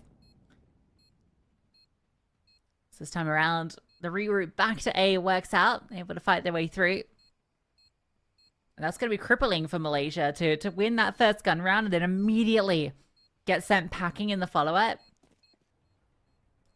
That one stings. It's interesting their decision to try and fight Banana too, because I think on some level you should be expecting that the buy, I mean, it's your your second gun round, and you know that Vietnam probably won't have the full slew of AKs and utility, so I don't know if there's such a requirement to try and fight for Banana control early, and it costs them that round. Yeah, absolutely. There is a tendency on the CT side for Malaysia to be taking fights early and really get aggressive. The only issue is when you get over aggressive like that and you don't clear cubbies like towards that left hand side, you are going to be in a costly position. Mac 10 lines up 2, nice and simple, completely blindsided by the fact that that was even a possibility of seeing for Malaysia, and there is a bit of a knock-on effect. They've got an AK, they've decided to buy around the AK as well, which again is a pretty big call here. MP9s fairly okay-ish util, and another super aggressive play. 2 of them going down, but at least this time they trade. Yeah, barely. She's like absolutely cops one with that HG. It like bounces off her shin. But it is a kill, and it is control. So now you feel like with that deep smoke in play, you're just going to rotate an extra player over to A and hope they don't come back B. And that has been the tendency. 5 banana early, go towards A. So they will have players in the right place, but it's only Hannah that's actually active. They need a fight through from Moto, and they are going to progress. 2 players push forward, but now that MP9 comes out from the apartment, and in the chaos, it allows this second player to thrive. Oh, it's messy. And it's going to leave it in a 1 versus 1. The chaos on the bomb site with the MP9s coming out of every which way has left this in a clutchable position for Argent this time, and she is very fast up short. Push down banana quickly. Will be here before Sam's knows it, but she is holding the right angle and spots her walking straight into it, but Argent creeps under the crosshair and will clutch it out. My, oh my. That is pretty damn sick. 3-2. And now we start to, again, have a bit of a conversation. These 2 sides keeping it competitive. And this is what Inferno can bring to the table. It's, like we said, you know, fundamentally a very puggy map in its nature. But if the individuals will shine, that's where the conversations will come through. And Arjun, of course, somebody who you highlighted coming in towards this game, who has played at that top level. And in a big clutch of that, they needed a bit of a hero. And that's what they'll get. So 3-2. Vietnam, they're over-invest, which I'm a fan of. They got a little bit to work around in all fairness. A couple Mac 10s, which potentially could get proactive. And it's the best. Going to get out in front of the flames. This is risky. And yeah, the flash doesn't do a damn thing. Yeah, easy enough against just these pistols. I think there was armor on those players. Biggest investment is really this Mac 10. Which could still do some damage. And yeah, Sam's going to catch off 1. That's a rifle that falls and is upgraded into her hands. And you can't let this get costly because you've only had 1 player survive in so many of these rounds. So luckily for them, Hannah will find Sam's and even upgrade that FAMAS. So Malaysia now start to build up that economy, which has been getting away from them. And that's why I wouldn't have actually even hated a Vietnam force into that last round, because they did have Malaysia on the brink. And now they're the ones that are kind of clutching at straws when it comes to this utility. Yeah, no, absolutely. All time square. That was a kind of a round with not too much of an inkling of maybe success coming out from Vietnam. This one, we hope for a little bit more competitive once again. The AKs come out. And against what is, you know, a FAMAS in the side, it's still potential for them to win in just pure firepower. That's something that they've kind of been relying on a little bit, Vietnam, and for better or for worse. AK on the corner trying to fight. Now as the smoke plumes will just dip away.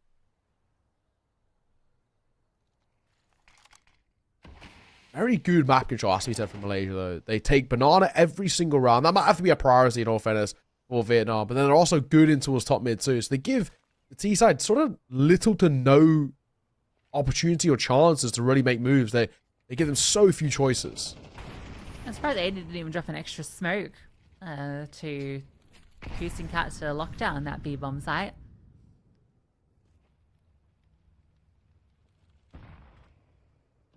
They are going to have this double layering on A. Now, this is feeling a lot more like a standard Inferno round. You know, the early control from the CT side and banana. Vietnam are patient, and now they're going to reestablish it. Where you see this push and pull, the utility, the timings, moving CT players around the map. That's the intention here as well, to draw players towards A to show their faces. But Malaysia aren't convinced. Enderspurs will find Arjun, though, on that jiggle, but there's still an extra player in the back of sight. Sam's lurk finds success, but they have to commit to this, and they're going to try and go for the bomb plant. They didn't clear quad, and that's going to be an absolute devastating blow. 3 players on the bomb site, but they wanted to stick that bomb down as soon as possible. Weren't thorough enough, and that'll cost them. Yeah, this is now just a safe call. Out to the legs tucked as Asia put another round on the board. This CT side now starting to work together quite nicely. And I guess in a similar fashion to how, you know, Vietnam started slowly in towards their map pick and then really ramped up kind of in the mid to late half. This is kind of what it seems like we're getting out from Malaysia. They started slow. They didn't look all that great in maybe the first few rounds, but the guns have come through. They're chaining consecutive rounds together in a very positive fashion, and keeping that lead is now the main thing for them. All this really has to work is that one saved AK. The rest are Vietnam. A little investment, a couple of upgraded pistols, nothing too overzealous. This round shouldn't amount to all too much. It's going to burst through with the Tech 9s, and they're going to be eaten alive. They will get one eventually, but that's enough damage done. Bomb plant is actually quite doable. In fact, it should be confirmed if they just want to try and get it down. This AK is their only weapon that can really stand tall against these M4s, and she's caught in the open. So bomb plant's something. It's more like on the previous round, which will be a win for them. That's going to be Malaysia extending that lead. Yeah, one of those. It's a little internal win, I guess, in the sense of a bomb plant will help them out financially. Yeah, exactly. That's the main thing. Especially, you know, 7 AK. Money was probably like 600 or something along those lines. It was pretty rough. So, yeah, you're spot on. At least it gives guns across the board rather than maybe Sam's taking a hit with maybe only like a Galil or whatever the sort. But really now pretty healthy lead starting to build up here. In Malaysia, the way they're playing, when this round here gets 6, money gets broken, good chance of 7. If they can get, in my you know, bare minimum, kind of 7 rounds on this CT side, I think that's already pretty decent. It at least gives you the good foundations. I still think 6-0 can be a little janky. That's a big call to go for a push. But again, 1 for 1, the quick trade back from the T side. Now we'll get that advantage early. And it's just going to clear top mid by herself. So not spotting anything. We finally see the ult, by the way, Argent. Gonna hold that at B. Go back into these 2 CTs. The smoke onto long. If Hannah can peek ahead of it. Oh yeah, the perfect crossfire. Ooh. 1 kill from that quad position puts it into the 2-on-2. Bomb to be planted and a retake required. Do Malaysia want to go for it? This is not the easiest retake in the world, especially now with another smoke going down long. Only thing that smoke thrown long, there's actually a pretty sizable gap in it. And realistically, it doesn't matter, as they're already starting to wrap in via short, but his post plant, the position they set up the crossfire is to try and deny a bit of short control. Flash comes over, doesn't really make too much of a difference towards the CT side. The Molotov, however, will. Another flash going to come over, caught in transition. Do they expect the second? They don't, but the 180 is huge for Margin. How does she get away with that second kill? Who knows? But it's Malaysia who can continue their victorious way to another round on the board.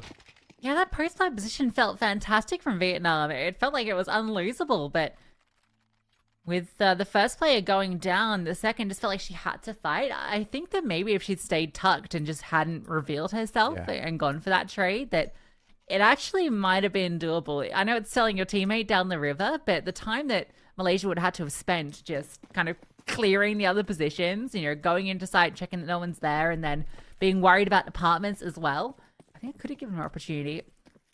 Regardless, that's a really nice retake from Malaysia. And I want to touch on Argent as she gets the opening kill with that AWP. Not always been an AWP, but often will pick it up, did pick it up as the second AWP on HSG. Would lock down Vertigo of the time on the B-bomb site. As Kusingat will lock down the B-bomb site on Inferno. A double kill for her. Universe wants to try and fight back. Good bit of damage, and HE does further, but it's not kills. Replay is low, but doesn't matter if they're all standing. On the corner, Sam's tried to peek out. Just gets caught. Then I just short, and I think that is safe to say probably the end of this one. Universe, though. We're going to kill him towards Argent. I mean, has an opportunity to isolate fight. I don't really think it's going to happen, but Bob on her back, smoking a flash, talking about a kill towards B and a bomb plant. It's not impossible. And a little poking towards mid, Malaysia, spotting nothing. So the rotation coming back from 80 over towards this B site, and a little too slow here. Universal has allowed for a 2-2 split to set itself up. She might be looking the wrong way as well. Needs to keep an eye out for coffins, which peak they might come through in a moment. Especially 80 as well. Waiting for the cross. I don't think this round's going to get off the floor here. And it won't. Nice swing. Nice find. Universe falls. And with only the one casualty, Malaysia yet another confident round here. And, you know, in the same vein that we understood why Vietnam picked in towards Ancient, we really are understanding why Inferno's been picked in here. This looks considerably better from Malaysia. They're playing much more confident. They're understanding how about rotations, how to find these fights, how to make them work. And I think at the moment, Vietnam are really struggling. This is not a map that seems all too comfortable in their pool. Yeah, it's going to feel frustrating for them this half because I think this could be, it should have been, in my opinion, a 4-5 lead to them right now. Yeah. Wait, no, that doesn't mathematically work out. 5-5 tied up because there's 2 rounds that I think they should have won. One was the sort of 2-2 before, but also there was actually the 3 rounds. There was the Argent clutch as well, 1v1, and then there was the round where they went into B and didn't fully clear when they actually had the player advantage. Because of the sort of bait setup from CT. So a few rounds that I think it shows, I think, some of that shakiness on the map in terms of playing those post plants and the late site takes where you are seeing some of those mistakes creep in that we didn't see on Ancient. Yeah, exactly that. Exactly. So 7-2-3. Any more from Malaysia? And I think it kind of feels like it potentially could be the beginning of the end for Vietnam. They need to, at least for my book, so they can get up to force 5, it's doable. Any less, I think, is still a little worrying. And this is not a round that you have the highest hopes for. Teknan trying to rush, though. They're trying to fly in towards fights, and it might just happen, but not in their favor. Shooting fish in a barrel for Argent. Oh, nice third kill as well. Couldn't get anything done with the Tech 9, so 8 on the CT side, and potential for 9 with the way things are going. Vietnam's T side not quite working out for them this time. And Argent's AWP is, maybe this round doesn't quite count against Ecos, but it definitely felt like she's having a lot of influence, and this is what was missing on Ancient, and it's good to see her picking it up here and showing what she can do with it.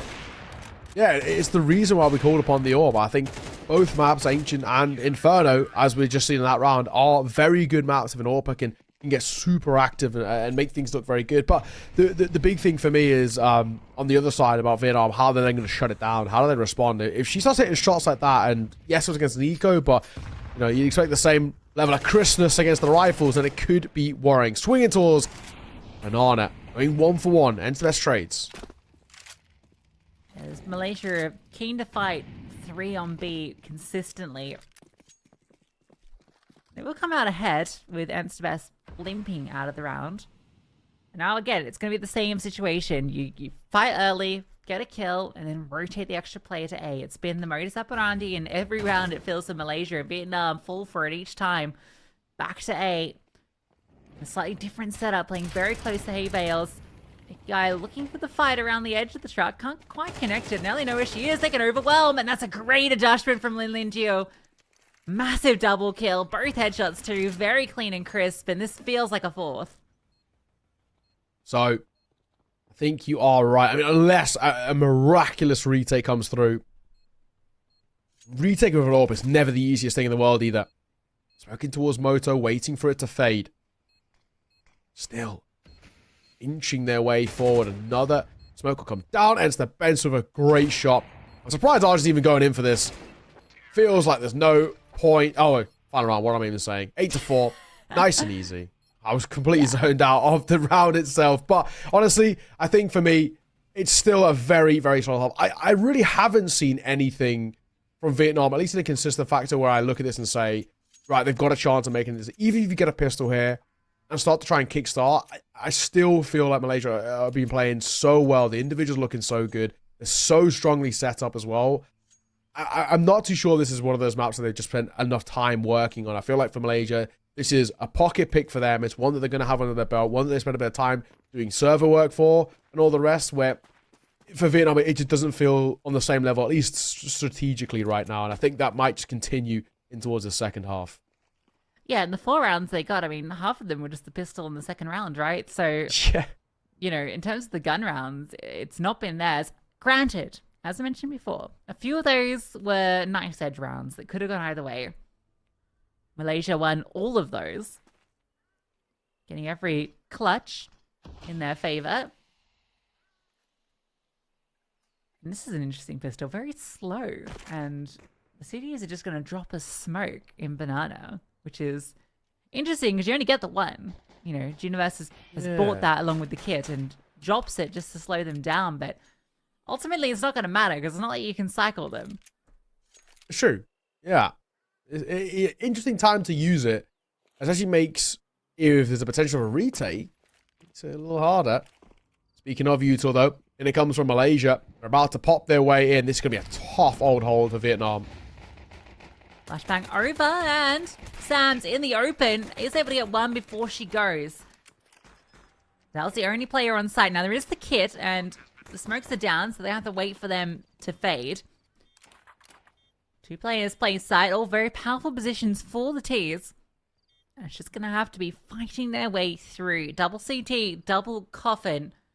The powerful crossfires established from all of the T's. Fighting out through here is going to be hard. Impool is the first player, and yeah, the crossfires are just too difficult. Really nice post plant from Malaysia.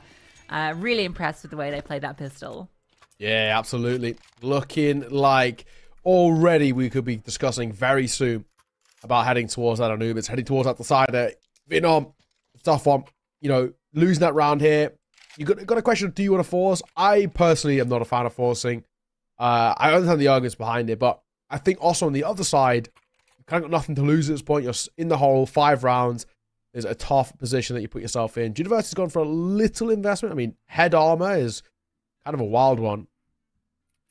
Especially question, are they actually tempted by? Oh, okay. I think we might have lost ends the best. I think this might be a tech pause happening in just a second, but it does give us more time to kind of discuss about what the play's going to be here. I mean, if they're going for armor, especially head armor for Universe, does that make me assume they're going to go for a buy here? 5-7 come through, maybe a bit of util, something of the sort. We'll have to wait and see. But in terms of drop tiles, hopefully we can get a back in. Oh, we have got a back in. There we go. Nice and quick. But yeah, I mean, forcing might be the play here. It seems Vietnam.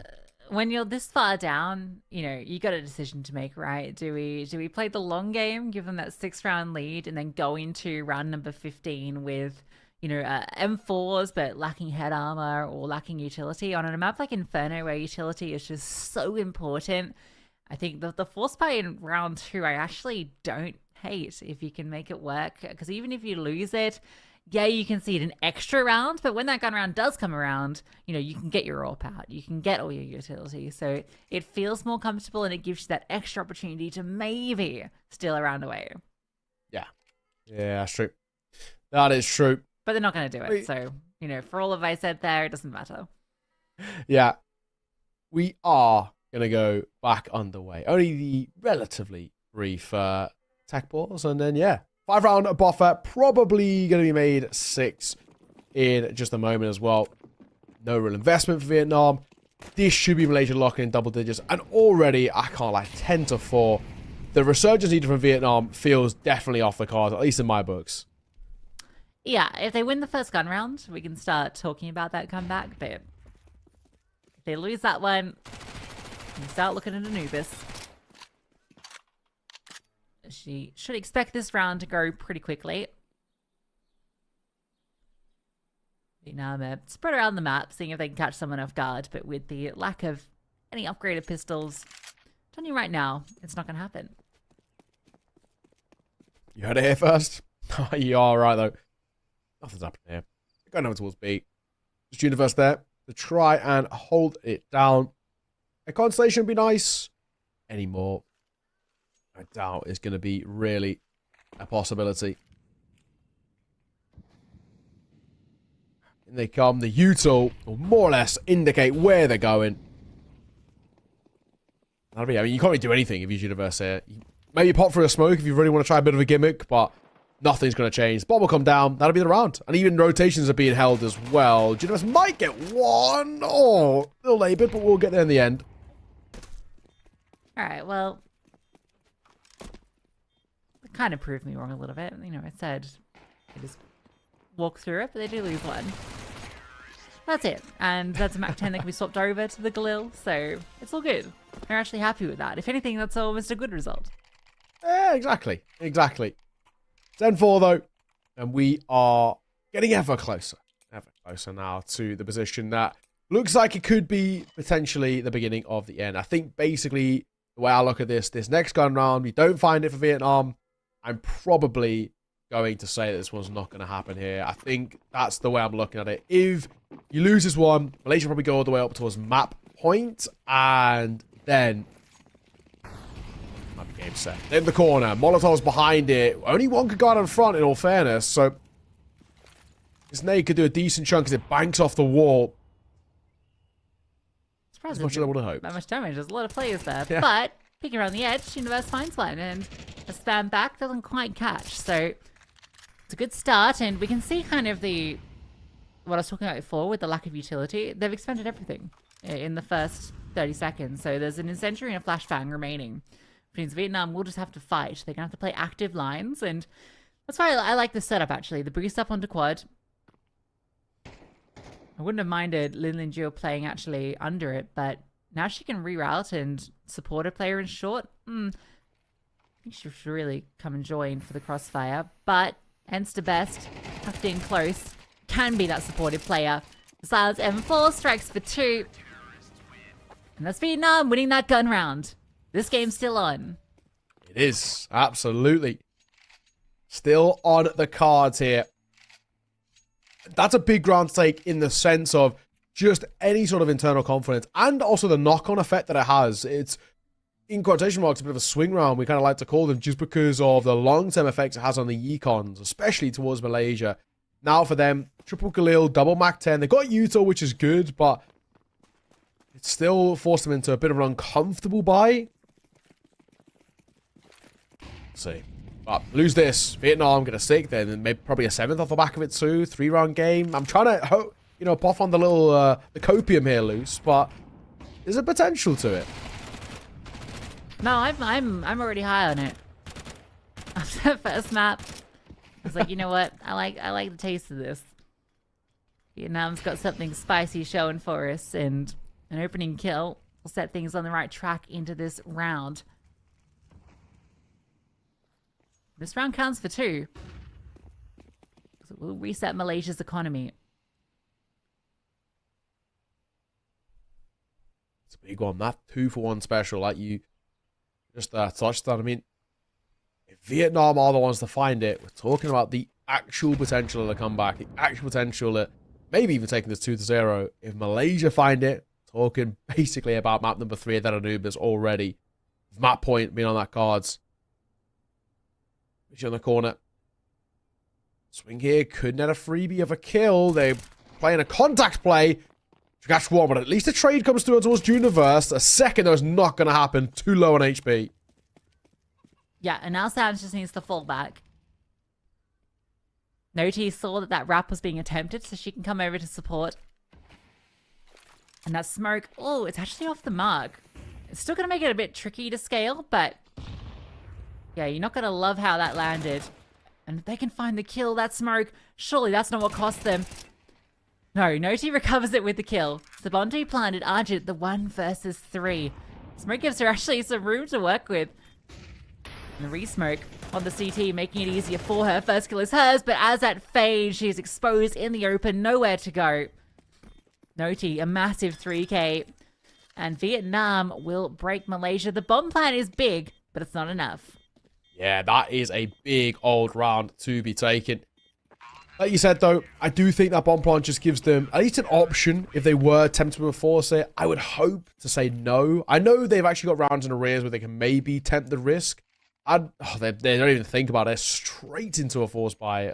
Max has refunded, though.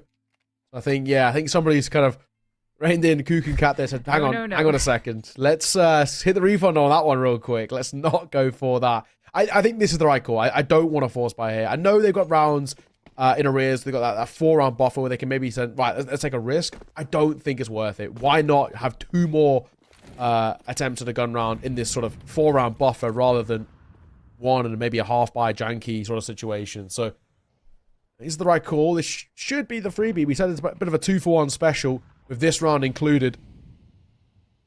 Getting there from Malaysia. Get a bomb plant. We're talking about silver linings. Lily spots Olin spots a few players in the apartments. Drops her smoke, and it's going to be the Apps pop. Between her and Noti, they've got a powerful position. She moves forward, and they're going to jump over the top of her. But yeah, the crossfire, again, perfectly established. No smoke on Moto either, even allowed the third player to come in. So the attempt at the Apps pop sniffed out early and put to rest. 3-round game now on the screen in front of you, which is a pretty decent recovery from Vietnam so far. I'm believing. Yeah. I'm starting to believe. Now it's only 3 rounds. We're talking 2 gun rounds in between it, but the potential of one of them being a little bit unfortunate if the bomb plants don't come through and all the rest, all the externalities. Lost Predators is building up, and it is built up in general for Malaysia, but they've got to try and find a way to once again break this cycle. Vietnam, times ago for these periods have been in these, slow, unfortunate rounds where nothing's really working out for them. Now, when they're positive, when things are rolling, they're so difficult to play against. That's what Malaysia are facing right now. Only 3 rounds behind. That's reaching distance. Slow around with the T side. They're looking to try and find that opener. Smoke out towards long, one in towards top mid as well. Might be a short play. Certainly being loud about it. So they've got a little bit of control, but it doesn't really amount to too much. They're going to back off. Does put Vietnam on notice a little bit, and it's going to draw an extra player over, and I think that's the intent. So Vietnam have to either rotate a player back, or they need to scout out and see if anyone is towards top middle. Now you mentioned with this short smoke that they're not coming towards A, because that's the space they just gained. Sands is going to fall back, and she needs to hold. She needs to support the rotation from Juniverse, but she's so low. Malaysia are taking their time. The utility will land, but that's allowed the rotations. A flashbang in the hands of Enstabest, and it could be everything. It goes over the top, and it blinds a whole download of them. It's enough for the double up. Gives them the advantage. 80 low, and they fall back. They can allow this space because they have the advantage. Goes down. Who stop onto his flower pot. EK gonna try and make the work. Spots both. Tapping away towards new box. Dark falls as well, and are actually falling apart at the seams. What a retake coming through from Vietnam. There's nobody coming in for that 4-on-3 fight. That is beautiful. The post bar is not strong enough. Vietnam made this a 2-round game. With the bomb plant, Malaysia could be tempted to buy here. I actually think that would be maybe even argue the wrong decision, because they're coming in with, if they want rifles, not a lot of utility, or they have to take hits in terms of lesser rifles, the Galils, for example. It's not a premium buy, is the way I look at it, which, again, gives another good opportunity to Vietnam. Yeah, just the one AK. They've got Galils instead around, but... I mean, Galils against unarmored or unhead armored opponents would matter, but they've all got head armor, so it doesn't matter. And it's 4 AKs on Vietnam's side, so they're very happy as far as CTs go. What a resurgence this has been on this CT side. This banana fight's going to be everything. Huge HE. Hence the best. Very wounded off the back of it.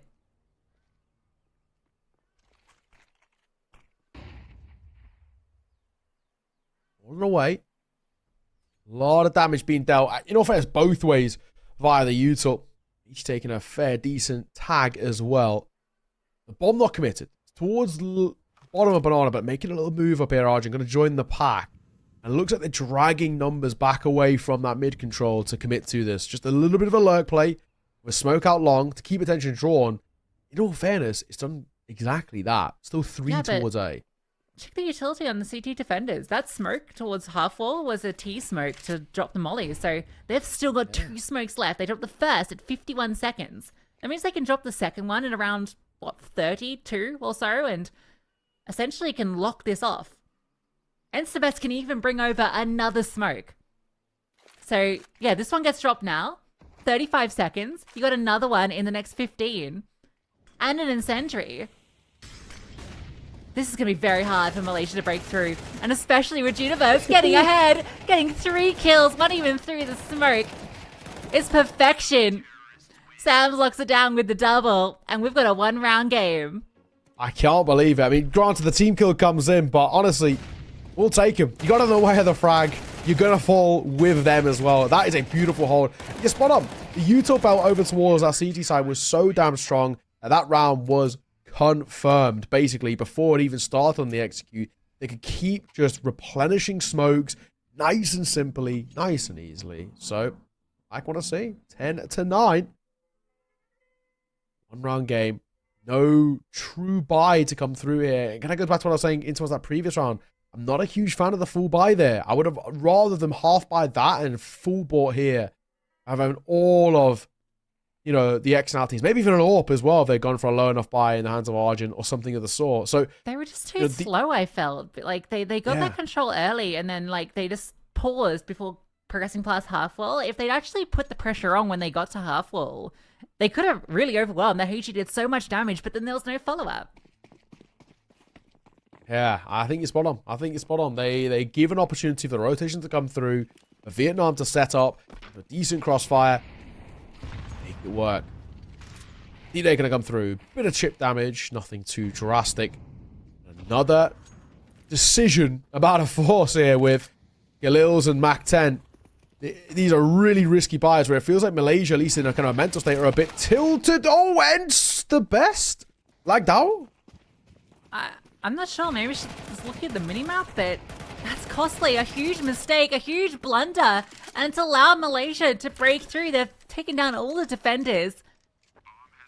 I'm not sure exactly what happened.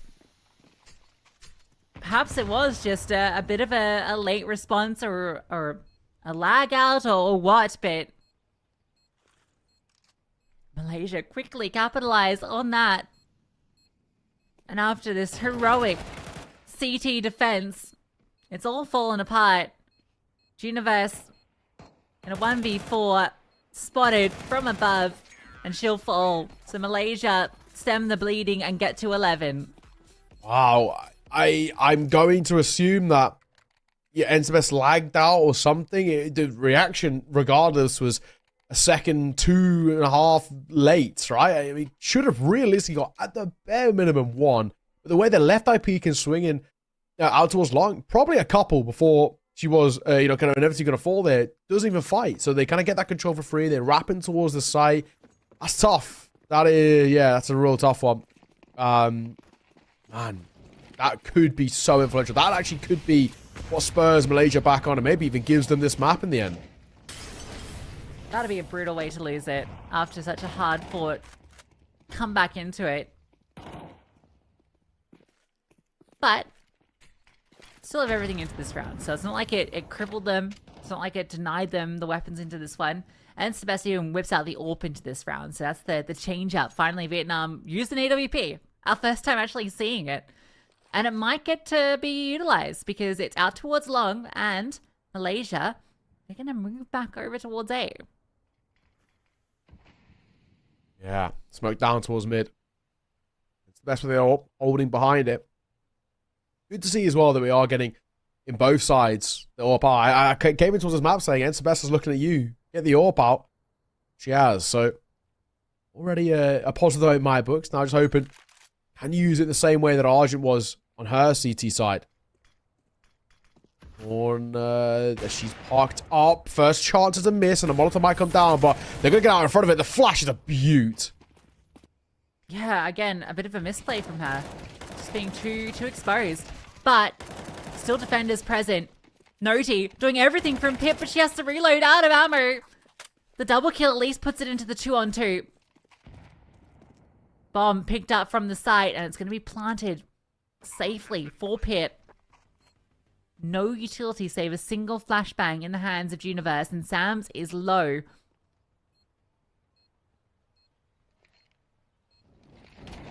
So Molotov gets picked up.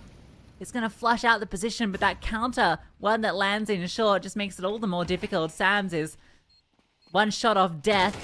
That's not even her that runs through the smoke. It's Universe. That one's a lockdown from 80. And again, I don't want to point fingers too heavily, but that position from Enstabest, it felt like it was guaranteed one, and she doesn't get anything. Yeah, no, you are spot on. You're spot on. And now, it's, again, like you said, not going to point fingers, but that one round where NSBS sort of lagged out or whatever spurs Malaysia on to probably what is now seeing this map off. It felt like Vietnam were undefeatable for a while, and then they get one out of nowhere, and it just breaks the back of Vietnam. And look at what they've got in terms of a buy here. Triple MP9. A big hope.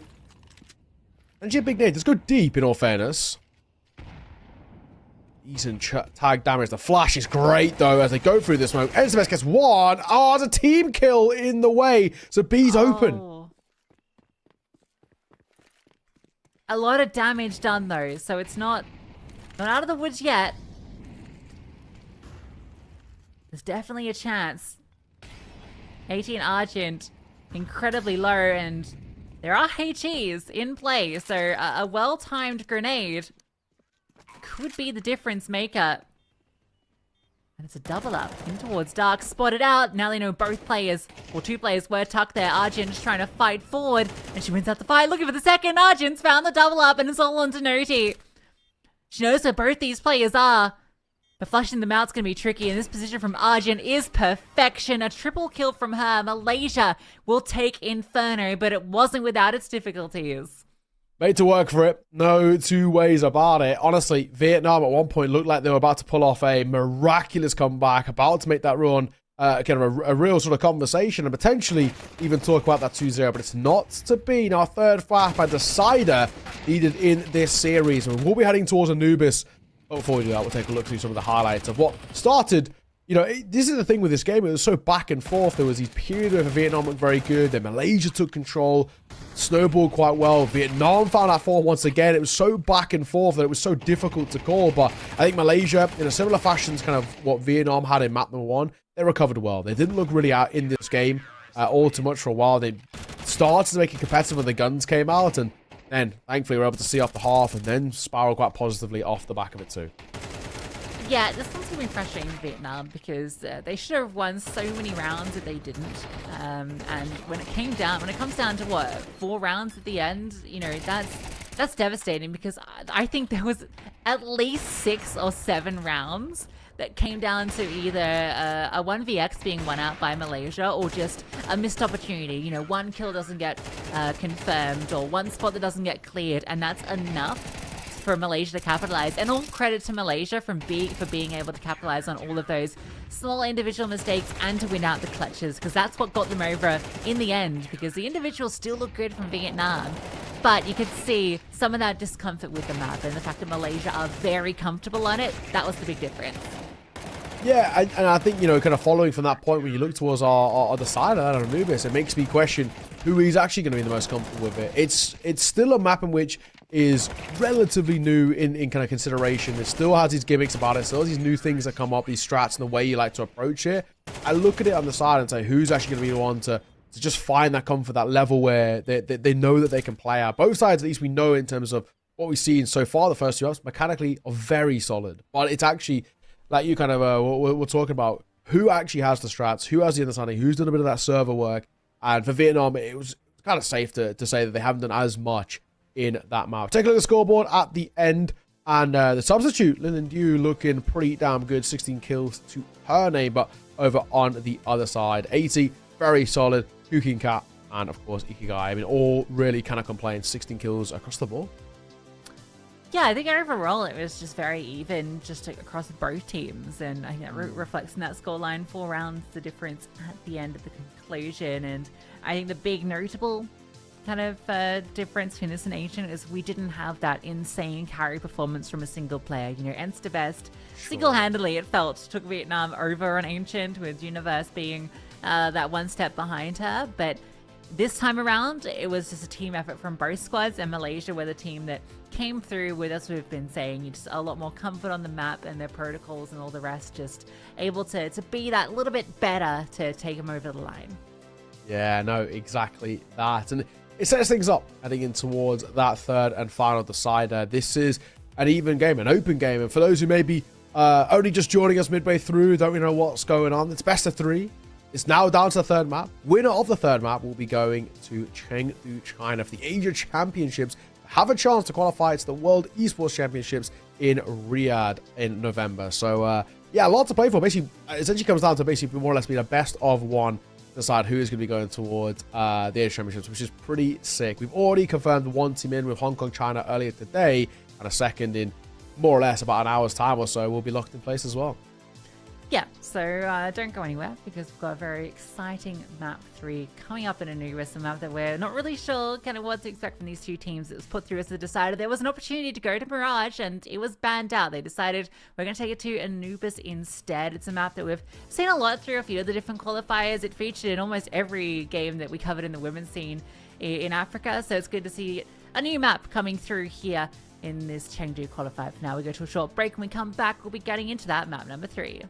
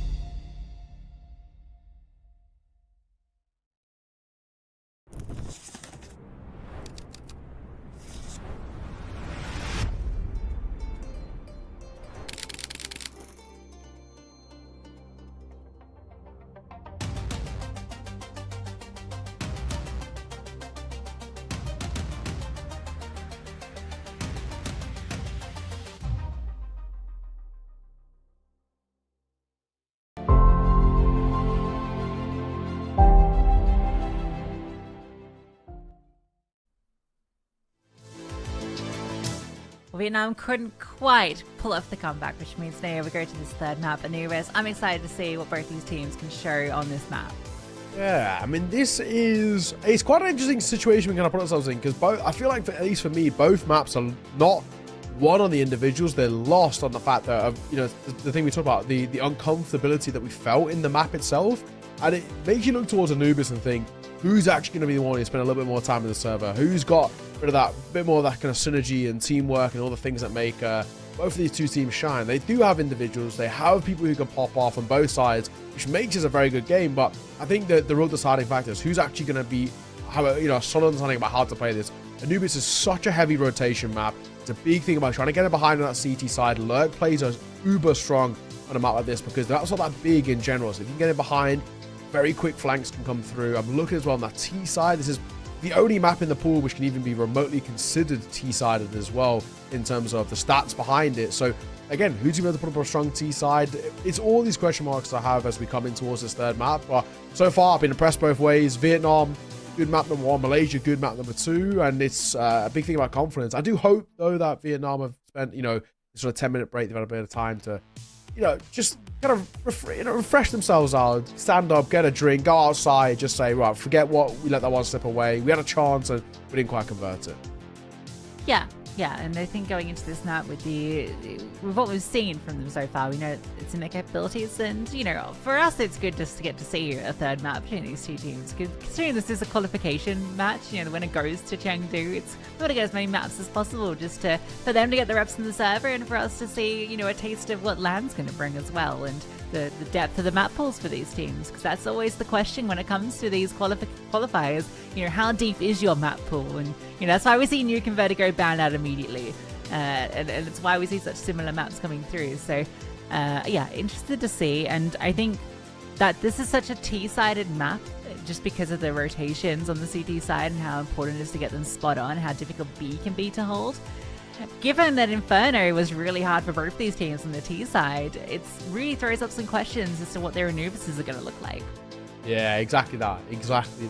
This is it's a cool prospect, and we were kind of saying that in the previous series, saying it again here. The one thing that I love about this is because of the pressure of the situation. Now it is a best of one to decide who goes to LAN. Because of that, who's going to crumble under the pressure? Who's going to thrive under the pressure? Look at the chaos and all of the rest. But it's been a good game so far. We've had some pretty cool plays, some individuals who have looked very, very solid as well. And now that we come down to Anubis, which, in a similar vein to the first two maps, is very puggy. It's super aggro. It does really kind of shine a light on those mechanical players who are very, very solid. That's the big thing for me. And of course, being a map number 3, it's a knife round to decide who starts where. And whoever wins it, well, a lot of teams still do generally prefer and pick in towards the CT side. I think with how good both of the T sides have actually been for both of these sides, I'd actually like them to start on that T side. Basically back yourself. Yeah, I ultimately don't think it has as big an effect on this map as it does on pretty much any other map in the pool, personally. So I don't want to read too much into it, but I think the key difference to me between these two teams and the team that will win it is the team that shows the most proactivity on the CT side, because I think that's what really separates the best teams when it comes to Anubis. It's, what's your response? If you're getting pressure on B early on, you can't hold it, you need to be taking A main, you need to be taking mid control, you need to be doing something else. Likewise, if you're getting a lot of pressure in towards canals, in towards A main, you need to be taking B main control. You need to have this kind of seesaw effect on the CT side to be able to beat an aggressive and overwhelming T side. So to me, it's less about the T sides and more how strong the CT sides are that's going to determine the winner of this map.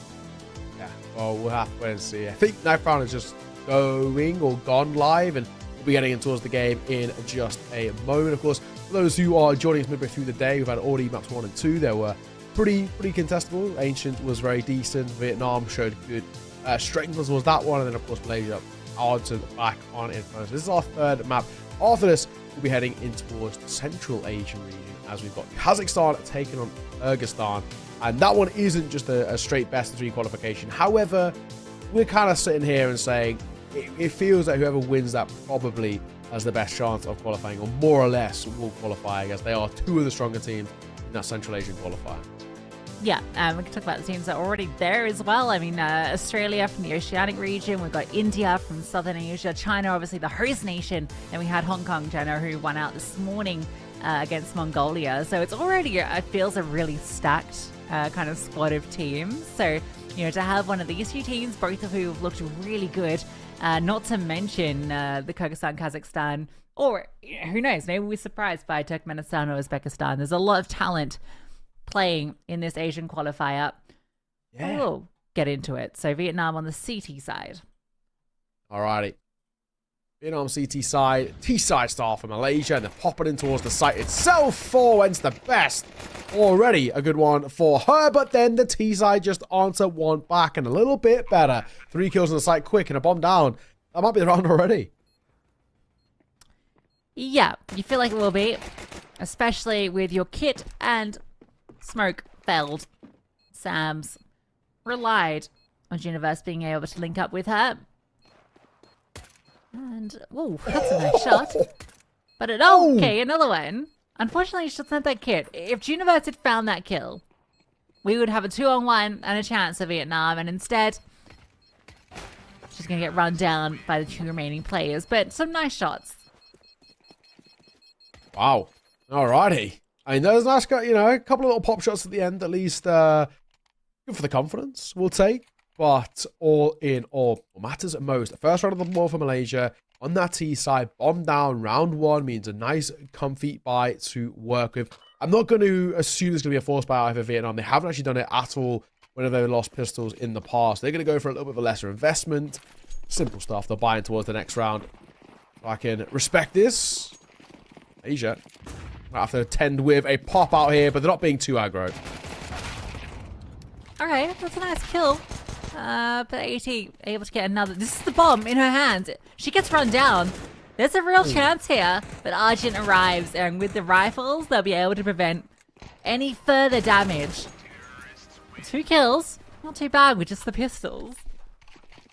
It's all right. You take the silver linings, absolutely.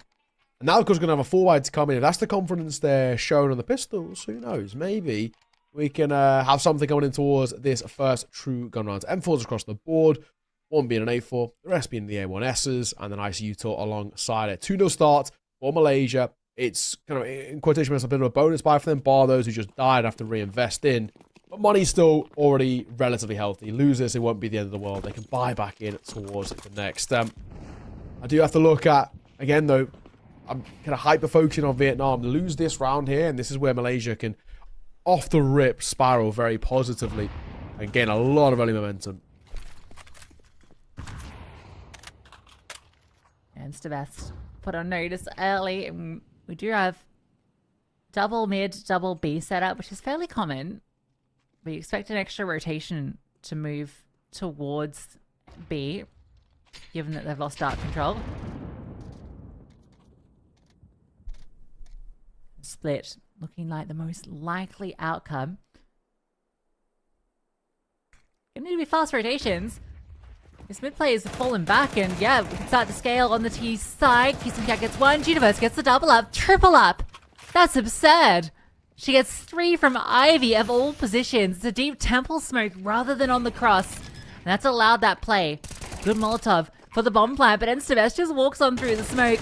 Leaves it on to Argent, as it always seems to be, and she's only good for the 1. 2k from Enstabest, but Universe on that sign hold does everything. Yeah, big. Really, really big. Honestly, it looked like that round was going to be lost initially as well. You know, popping towards the site, good kills that come through, and they get that bomb down. It felt very positive for the bonus, but it's not to be. And in losing it, they do have to take a little bit of more of a hit when it comes towards the investment. AT goes towards that Mach 10. A couple of kills going to come through as well. It's a serviceable buy. I wouldn't call it a healthy one, but it's better than nothing. But a good round for Vietnam to take. The first gun round, the first true round where they can really make a statement here, and they have. Good retake. Individuals look crisp coming through. That's all you can really ask of it. Now, I look for the other thing. Consistency. Get consecutive rounds on the board. Put that pressure back on towards Malaysia, and responding kind of the back of the Inferno too.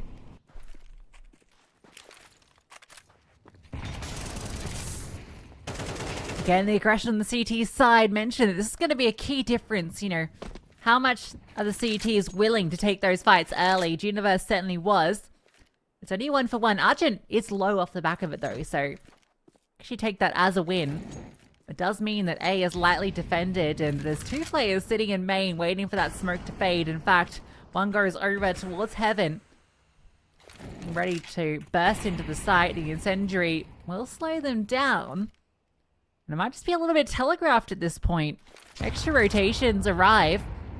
Peachy does a bit of damage, and yeah, Instabest from up on high, able to support her teammate, and she finds the double. Let's go allow Neko to slip in. Argent will get one back, but again, that just felt very clear what the intent was. Yeah, exactly. Nah, I think you're spot on. I mean, they just make it so readable. They go for the initial execute, slow down by a bit of util, but they don't really test anywhere else. They know they're locked in towards that main position. They know they're going to recommit in. They do. And by that time, the numbers are rotated over. Anubis is not too hard of a site in terms of the rotation not very long. And in doing so, it's easy. At second is here to work with. And Malaysia now don't really have a buy to work with at all. Got a hero AK. That's about it. This has been much better than the kind of periods we saw on that CT side on towards Inferno, where for Vietnam, for me, they were constantly getting caught off guard. They looked a little kind of puzzled in some of these fights and also being isolated a little bit too easily for my liking. This looks better. They're playing, for the most part, off each other. That instance, though, no. Instabest gets insta-traded. There's no one there to support. They're just flying on through. No T. Gonna have to do a lot, and from Heaven, able to get a double. 3 headshots too, very nice. That should be enough. And it's just got the Tech 9, not quite able to upgrade yet. I don't know. Oh yeah, it's in Heaven, so can't quite recover the M4. And Neko ready for that scaling. Even doubles up, so they get the bomb plant, which is something, but the side hold's strong enough. Yeah, honestly, I don't even think the bomb plant's too bad in that kind of round there. I mean, they didn't have a huge amount to work with. They had Tech 9s across the board for the most part. I don't think it's a terrible one. Still going to be a weird investment that are coming through. They maybe a little bit over-invested in that kind of round. So at least 18 odds and going to have a bit of a worse off buy for this round. Maybe Galil's is probably the best they can probably come up with, but not a terrible one all in all. Still though, Vietnam are going to take that lead in their favor. So yeah, Tech 9, Mac 10, double Mac 10, and then 1 Galil. So the buy is pretty damning. And this is the thing that is happening to Malaysia right now. The Lost Rose isn't fully built up just yet. So they're stuck in this brutal cycle. Full buy-in, not enough success, mid to low buy, or a questionable force buy, and rinse and repeat. They're not getting that true buy. They're not giving them enough time for their economy to recover, and it's becoming kind of costly. Try the B split. Well, SHE's, I like the idea. The double whammy into canals. Now gonna try and split again. Smoke 4. This time they overwhelmed Universe. Still another player in the back, but only good for the one. Sam's falls. A lot of damage done onto these players, but not enough to slow them down. If they can find this kill. Oh, Instabest is dead, though. There's a player that's walked through cave. Locks it in. So it's a 2-on-3. And now you got a player that's potentially in the back lines that you have to be worried about. No smoke to lock off any angles, and one just in your face. So you have to wait for the fade, but Hannah caught in the open. Found Argent, and well, Argent finds you too. A double up from her. And that will be Malaysia breaking through. Yeah, that's now at least something for the T side to work with. On that CT side, you know, I'm going to respond well. I mean, they have at least some money to work with. It's a little bit of a funkier buy though, yeah, so that FAMAS has to be dropped over. There was a world in which if they had a little bit more of a kind of flaked out economy there, they could have got the AWP out. I do like an AWP on towards Anubis. I think it can have a lot of impact. But we'll say double M4, double MP9, 5.7, not the kindest of buys. A similar sort of situation that Malaysia were dealing with. Malaysia timed this game up. They put pressure right back on the shoulders of Vietnam. Argent making a move in by mid. Catches 2 in rotation. They didn't even consider that a possibility. And the trade is good. Okay, I mean, so I like the idea of pushing Canal and trying these different avenues of aggression, but there was just a few reasons why that failed. One, they were incredibly loud. Like, Instabest just ran through dark and was very noisy. So Arjun just knew that she was walking under her. Secondly, there was no one in mid. You just needed one player in mid. All you needed, a single player in mid, and that doesn't unfold like that. You can deal with the player in window, but that gap is enough, and they just get eaten alive. And now you've got Pistols running up B main, and you got Pistols killing everybody. He's got a triple kill, a quad kill. Can't quite get the ace, but gets enough. And, well, for all of the previous round falling flat, that one is a straight win for Vietnam. With only one casualty as well. Didn't even have armor. Insane. It's a team kill. That's the casualty. I can't believe it. I cannot believe it. What? I mean, absolute, collapse from the T side there. But, what a way to tie things up. I mean, they scoop up 4 AKs. I mean, it could not get any better, really. That is, it's beautiful. Beautiful stuff. That's one of the weirder rounds I think we've had all series. But I'm glad we still got the chaos and the carnage this late in towards the series. And that's why you HE, B main, or you Molotov it. You've got to do that every single round, especially when the economy is on the brink. And you've seen them push B main multiple times. Just drop your HE there. One HE would have been enough to probably win that round for them. Ollie behind the smoke is good. That's not. There's airburst. I thought it might have spread behind a little bit, but actually kind of wasted in the end. Flash on the corner, trying to keep them at bay. And they're barreling in now. There's the first of Universe and the second. Sams gets one back after 80. Able to finally get something for that T side going, but that's all she's going to be able to get. Door slam shut in their faces on B. The rush in the round before didn't work. They go for something a bit slower, and it's the same result. Vietnam now take the lead in a surprising fashion. Yeah, okay. All right. This is a weird game we're getting here. I'm here for the unorthodox Counter-Strike that we're getting. At least it's keeping things fresh this late into the series. Back-to-back 13-9s. And this one at least feels relatively close where it might have the same sort of vibes around it. 5-4. 3 more rounds left in this half. If Vietnam can guarantee a lead on that CT side, I think that's massive for them. The T side, for me, at least, is where they've at least felt a little bit more scary just because it's a little bit audacious in the way in which they kind of approach it. So if they can get a lead guaranteed on the CT side, I'm feeling pretty positive about them. Still, though, on the other side, it's still a possibility for Malaysia. Maybe not so much with this buy, but I said that a few rounds ago when Vietnam did it with the USPs. So I'm not going to completely count it out. A pause to be had and a conversation to be had around it. This should be Vietnam locking in the 6th as long as they don't do anything too silly. Yeah. And I think if you win the half on the CT side, you're in a very comfortable position. So sitting at 6-4 with a good chance for that 7th or even an 8th round. Yeah. Argent is having a good game. So maybe there is something to be said about that. She's got a bit of util into this round. So looking like they're going to try and set up this mid play. Incendiary drops before they can commit off it. And smoke in their face. So they just can't burst through it. And it's going to send them backwards. So it's given space, but 2 players on A. This split, you imagine, should hold. The utility keeping the T's at bay. And it slowed them down enough. Somehow Noti gets overwhelmed by a Glock. And that's a nice shot from Argent. So there is a way in. A bomb plant at least secured.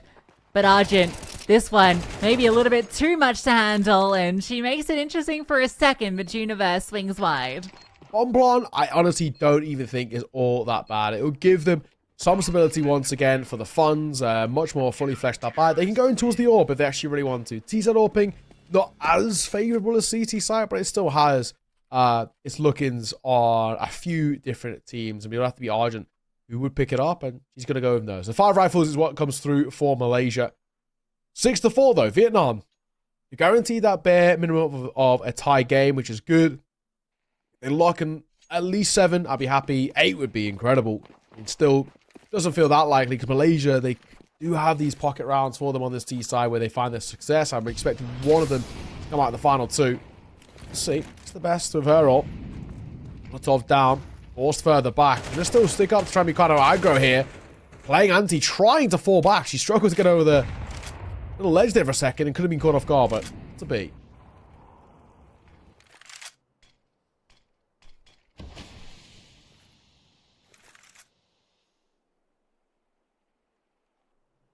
So space, something for Malaysia.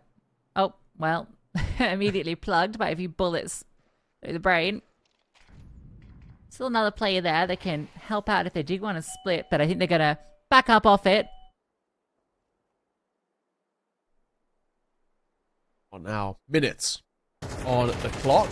Swing in water. And actually, both fights go the way of Malaysia. So maybe round back on. Nade on towards the corner. Try and catch the open. Does a huge chunk of damage. They rotate it back over. And they should actually be able to get a bomb plant here. It's not exactly a hell of a lot of presence towards the A site. Except for Sams, who does a little flash over the top to swing off it, but it didn't hit the player in main. It was a little too early, unfortunately, for her. Noti will get one kill. And Stabes is up, holding down the line. Although, she's just going to throw some util. Noti, the one that's going to have to do a lot of the work. Looking for the player, finds first one on jail. The swing, the adjustment from Noti is fantastic. Puts it into the one-on-one. I think Hannah has the read. They know the Stabes was in temple. Pistol out, needs to hit the headshot, the timing. Can't quite catch her as she goes around the corner. It's a bit messy. A tap on the bomb, another one. Trying to bait Hannah into the swing, and she will swing, but it's straight with the headshot. A good attempt from Noti with the 2K, but Hannah will clutch. Beautiful. Beautiful stuff. One round game heading in towards this final round of the half, and it's been kept competitive all the way through. This has been a fun one, a real fun one to watch, and still, at least in my eyes, I see a tough one to call. I'm not really leaning either way. I still feel like Malaysia have got at least enough left in the locker that they can pull something out on that CT side. Vietnam, we know their T sides have been pretty scary at times as well when they get going. So this one feels very difficult to call. We've got an even first half, and with what's on the line, it could be huge. Arjun for the first. Good kill. And a second. She just blitzed her way through middle. And she's not done. It's a one-woman wrecking machine. She's just won this round single-handedly, takes it into her own hands. 19 kills, by the way, from Argent. Similar performance to what we saw in Ancient. Sams will get one back, and given how quickly this was, the two CTs do have a lot of utility. They got the kits as well. They're given the fights. There is potentially a way in. But that should be that opportunity closing right there. Noti, is that a good map? The 1v4 with the clock ticking down, half done. I feel like this is going to be a 6-6 half between these two teams, and looks to be all but confirmed. There's no chance for Noti here. But how many kills she gets, there's simply no time. So that retake dead on arrival, and we are all tied up. Yeah, Noti 14 kills for her, but Arjun on 19. That last round as well, like you put it, one-woman wrecking team as she barrels in through mid, wrapping through on towards the site, and isolates fights with ease. 6-all, as even as it possibly can get as well. No complaints to be had from us. This is an exciting one, heading into what is ultimately a spot for Chengdu. Heading towards the second half, I look towards how Vietnam are going to set themselves up, how they're going to start to find a little bit of tempo themselves. Malaysia, vice versa. They've had a decent little recovery at that tail end there where they gave themselves a bit of confidence, but on the CT side, are they going to be able to deliver? Who knows? We're going to see a quicker play here. In all fairness, we might. That's been how a lot of these pistol rounds have been played out. Looks like it. Smoke. Molly. A lot of CT defenders. Not revealing herself, but it's not going to matter. Kyrgyzstan Cat misses the opportunity. Ends the best. Hits the headshot. That's allowed that bomb to be planted. Now there is a kit in play. And a team kill again. So many of them, but they've dealt with the flank. A 3-on-3. Hannah, so low. But all of the T's stuck in main. They've been flushed out. And the bomb, I think, is planted for them. So, 80, Gush, needs to get on it. Maybe she can just stick it with a teammate supporting. She's not swinging wide enough. Not defusing the bomb. There was definitely a chance there for her just to get that defuse off. And instead, it's left it now onto a 1v2. And Juniverse hits another headshot. So Vietnam will take the pistol. Good. Really, really nice way to start it off. Coming towards this T side, play a bit of a quicker one. Decent post plant there as well, where they kind of rely on mechanical prowess, and it works. It doesn't always. It can be a little risky, kind of trying to fall back on that, but in this instance, I can't complain. 7-6. shouldn't be too much of a buy coming through from Malaysia. So now we start to look on the other side at this sort of a scoreline. Vietnam have got a lead to work with, a buy to come out here, which basically should give them that 2-round buffer. That is a really solid start in towards the T side. That's how they can spiral. They're once again going to go for another quick round, same exact repeat, and why not? A's open. Yep, that one's free. It was a B stack. But it's not to be for Malaysia, so Vietnam will be taking the lead. And Noti can maybe get herself a little bit of extra cash if she continues in towards beach. There are a lot of players on the other side. And the MAC-10 makes mincemeat of 2 before she is run down. But now it's the second MAC-10's chance to farm. Malaysia would love to do more damage.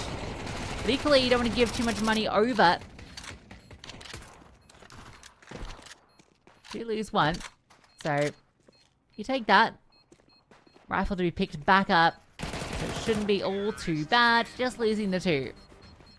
Yeah, it's not awful. Couple of consolation kills. A little bit of a silver lining for Malaysia, but nothing that really Vietnam need to worry about all too much. They'll reinvest in. They can drop over and all the rest, so it'd be absolutely fine. First full buy. First look at the other side of Malaysia, where they've got to try and really attest to kind of what was actually a really good end towards that first half. It was at one point looking quite damning.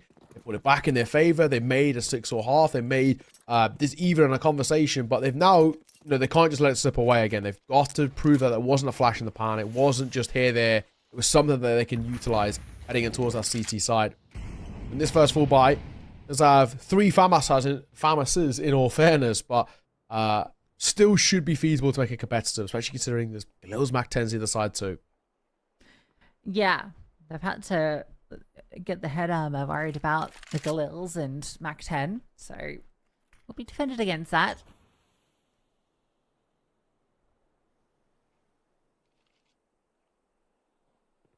Very slow, this first gun round. The double up in dark's pretty neat. So if it is the B split, which is what all signs indicate to, if you can deal with this part of it, it's just a single prong then you have to worry about. But the issue is Malaysia have no information. Oh, the smoke, they're just going to walk through. That's the bomb for free. It needed to be B main that went first there. That was the missing piece. And oh, Universe though, the kill in mid, dropping down, sparring through the smoke, recovers this round that felt lost when the bomb dropped for free in dark. And instead, it's now a 2-on-2. And the T side is in the advantage. Might be a possibility. 2 versus 2. I mean, a crossfire setup here for Vietnam. And a pretty good one at that. No smoke as well. No kit. It's going to make this a difficult one to retake. No tap onto the bomb just yet either. Now it is. Tap. Spot. Drop. Easy work. And now into the 1 versus 2. And the trade is perfect. Couldn't have played that better in that post plant. Really well done. Off the back of contact. Vietnam extend the lead to 3 rounds. And a 9-6 scoreline and 4 rounds away from taking the map and the series. And arguably the upset as well. In terms of this side, we didn't really know what was to be shown here. Didn't know too much about them. They could be going towards Chengdu. They're getting ever closer now. That one feels rough for Malaysia. Because they got the opening 2 kills. They had the bomb. Everything was set up, but their rotations were just off. A player pushed middle instead of rotating through temple, and that was all that Universe needed. Gets that kill in mid, drops, gets the follow-up, and it all falls apart. And now for Vietnam, they're going back to what worked, to hitting the A bomb site. Although Han is very hot in pursuit and gets 1. And from the heavens, Argent with another. These pistols doing work. Hannah picks up an AK and bursts through the smoke into main. And she's not slowing down for anybody. Has a whole squad behind her. Sam's is under pressure. Steps up for 1. And Argent never budged from the heavens. They try and brute force their way into A. And this time, they can't get it done. Okay. Still alive. Still far from out of this game just yet from Malaysia. Been a little bit expensive, yes, but to stay alive, they've got double AKs to work with, and now they can come in towards this next round again with more confidence. I'm expecting a buy for Vietnam here. I mean, 3 of them can get in towards a full investment. They might be tempted with the half investment, though, and full buy next. I don't hate that decision either. Got a couple of rounds. You don't really want to let this gap slip away. So it looks like, yeah, they're going to go for that little bit of a lesser investment. They full buy in towards the next half buy, Tech 9, maybe a bit of a rush play as well here. They like these quick ones where they've got a bit of a lesser buy. It's kind of their default. It's just where do they go? A couple of times we saw this on towards Ancient where they would rush mids when they're trying to get a bomb plant in this sort of round, and it worked. They are going to rush mid here, but they're going to dink early. Good damage. And they're just going to overwhelm. That wasn't the play that got dinked either, so Hannah is still looking very wounded. Falls back to A, and they're just going to go through Temple. Oh, this is a great angle from AT. Oh, it's almost the clean out. She gets a 4K from that position. That was almost a 5K ace spray down. And it leaves it to Juniverse, who picks up that M4 from 80's hands, who'd done so much work. And she's going to be caught by Cruising Cat. That looked for a moment like Vietnam were just going to overwhelm, but they just line up and they are mauled by 80. Yeah, you love to see it. Especially, it was looking a little scary. The dink through the smoke as well by Vietnam. Earlier, I was thinking, oh no, is this going to be one of those rounds where, these lower buys get, a bomb down and potentially a round off the back of that. Maybe a couple of scooped up rifles. This time, not to be. TAC pause are going to be called here. And a conversation, honestly, to be had both sides here too. I mean, Malaysia, one away from tying this up. And at least these couple of rounds that we've just had have been pretty decent. So they've got to be feeling confident about making sure they don't let this one slip, knowing there's a full buy coming out from Vietnam. On the other side, Vietnam got a lead. They want to hold it. They want to build upon it. They're so close to that finish line. AK's come out. And the util. All the rest. I haven't seen that AWP in play yet. On the CT side, I'm waiting for it.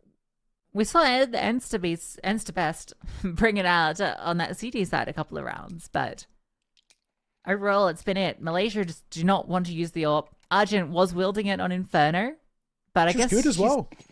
She's 24 kills with the AK or with the rifle, so I think she's kind of happy just fragging. She's almost got the same kills as the rest of her team combined. Yeah. But ain't broke, don't fix it kind of vibes, right? I guess that's probably the way to go about it. This is a big round, a massive round.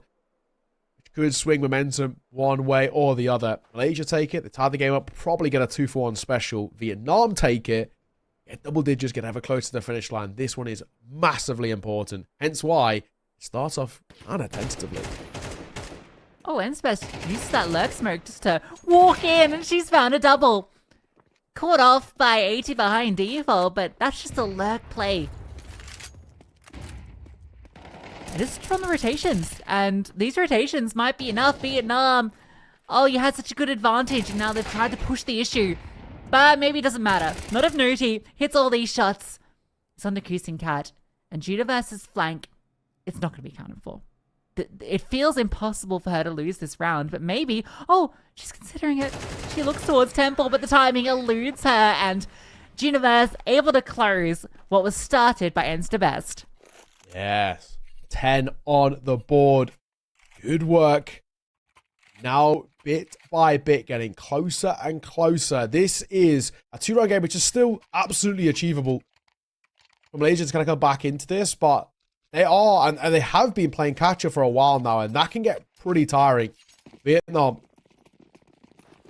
trying to see this over the line. Only a few more hurdles to get over before they get there. NAAK. Build up Mac 10, not exactly the most fully fleshed out buy. They're going to try and make this one work. Pot flashing towards main, going to come over the roof here as they fly in. Flashbang is good, but the MP9 held the weapon for the job. Doesn't do enough damage to get the kill. Eventually, we'll find it. They are managing to get something done on this defense, but the trades are so good. Universe with another kill and straight onto the bomb plant. Mecha is holding for this push.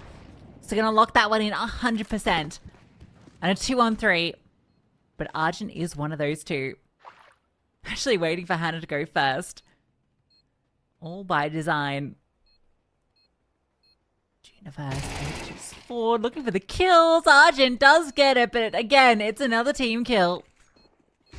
Has the smoke. So can put that on the bomb, can throw an incendiary form, can be a nuisance, make it difficult. The flames, the HE, the stick on the bomb, surely run over, and she is. Overwhelmed, and Vietnam onto 11, and that is a catastrophic loss for Malaysia because look at the bank balance. Yeah, that is, I mean, that really could be the potential last hurrah. I mean, they're going to get one when most likely Vietnam hit map and series point, but this one is a bit of a throwaway. That's a massive round to take as well. Again, just considering the buy they had to work with. They're 1 AK, double kill, double max 10, and they walk away with a super important 11th. Probably that 2 for 1. I said it felt like a bit of a swing round, and I think that's going to be the case here. You know, they've swung momentum and probably seeing this to Vietnam getting closer, if not already confirming this map. I mean, Malaysia, it kind of feels like now it's either play for overtime or go for the big force, and they're going to opt for the risk. High risk, high reward. It's now or never. This is all chips to the middle of the felt, the all-in call on the poker table, whatever you want to say. This is now or never. Do or die for Malaysia. Lose this round, and you've probably lost the series. Yeah, your MP9s and the 5-7 for Argent. Not the best buy you've ever seen, but they've got an idea, and it's going to be aggression at A. Flashbang forward, but that smoke from the T's is going to completely negate this intent. I think they wanted to flash pop out A main. Instead, they're going to be forced back by that single smoke.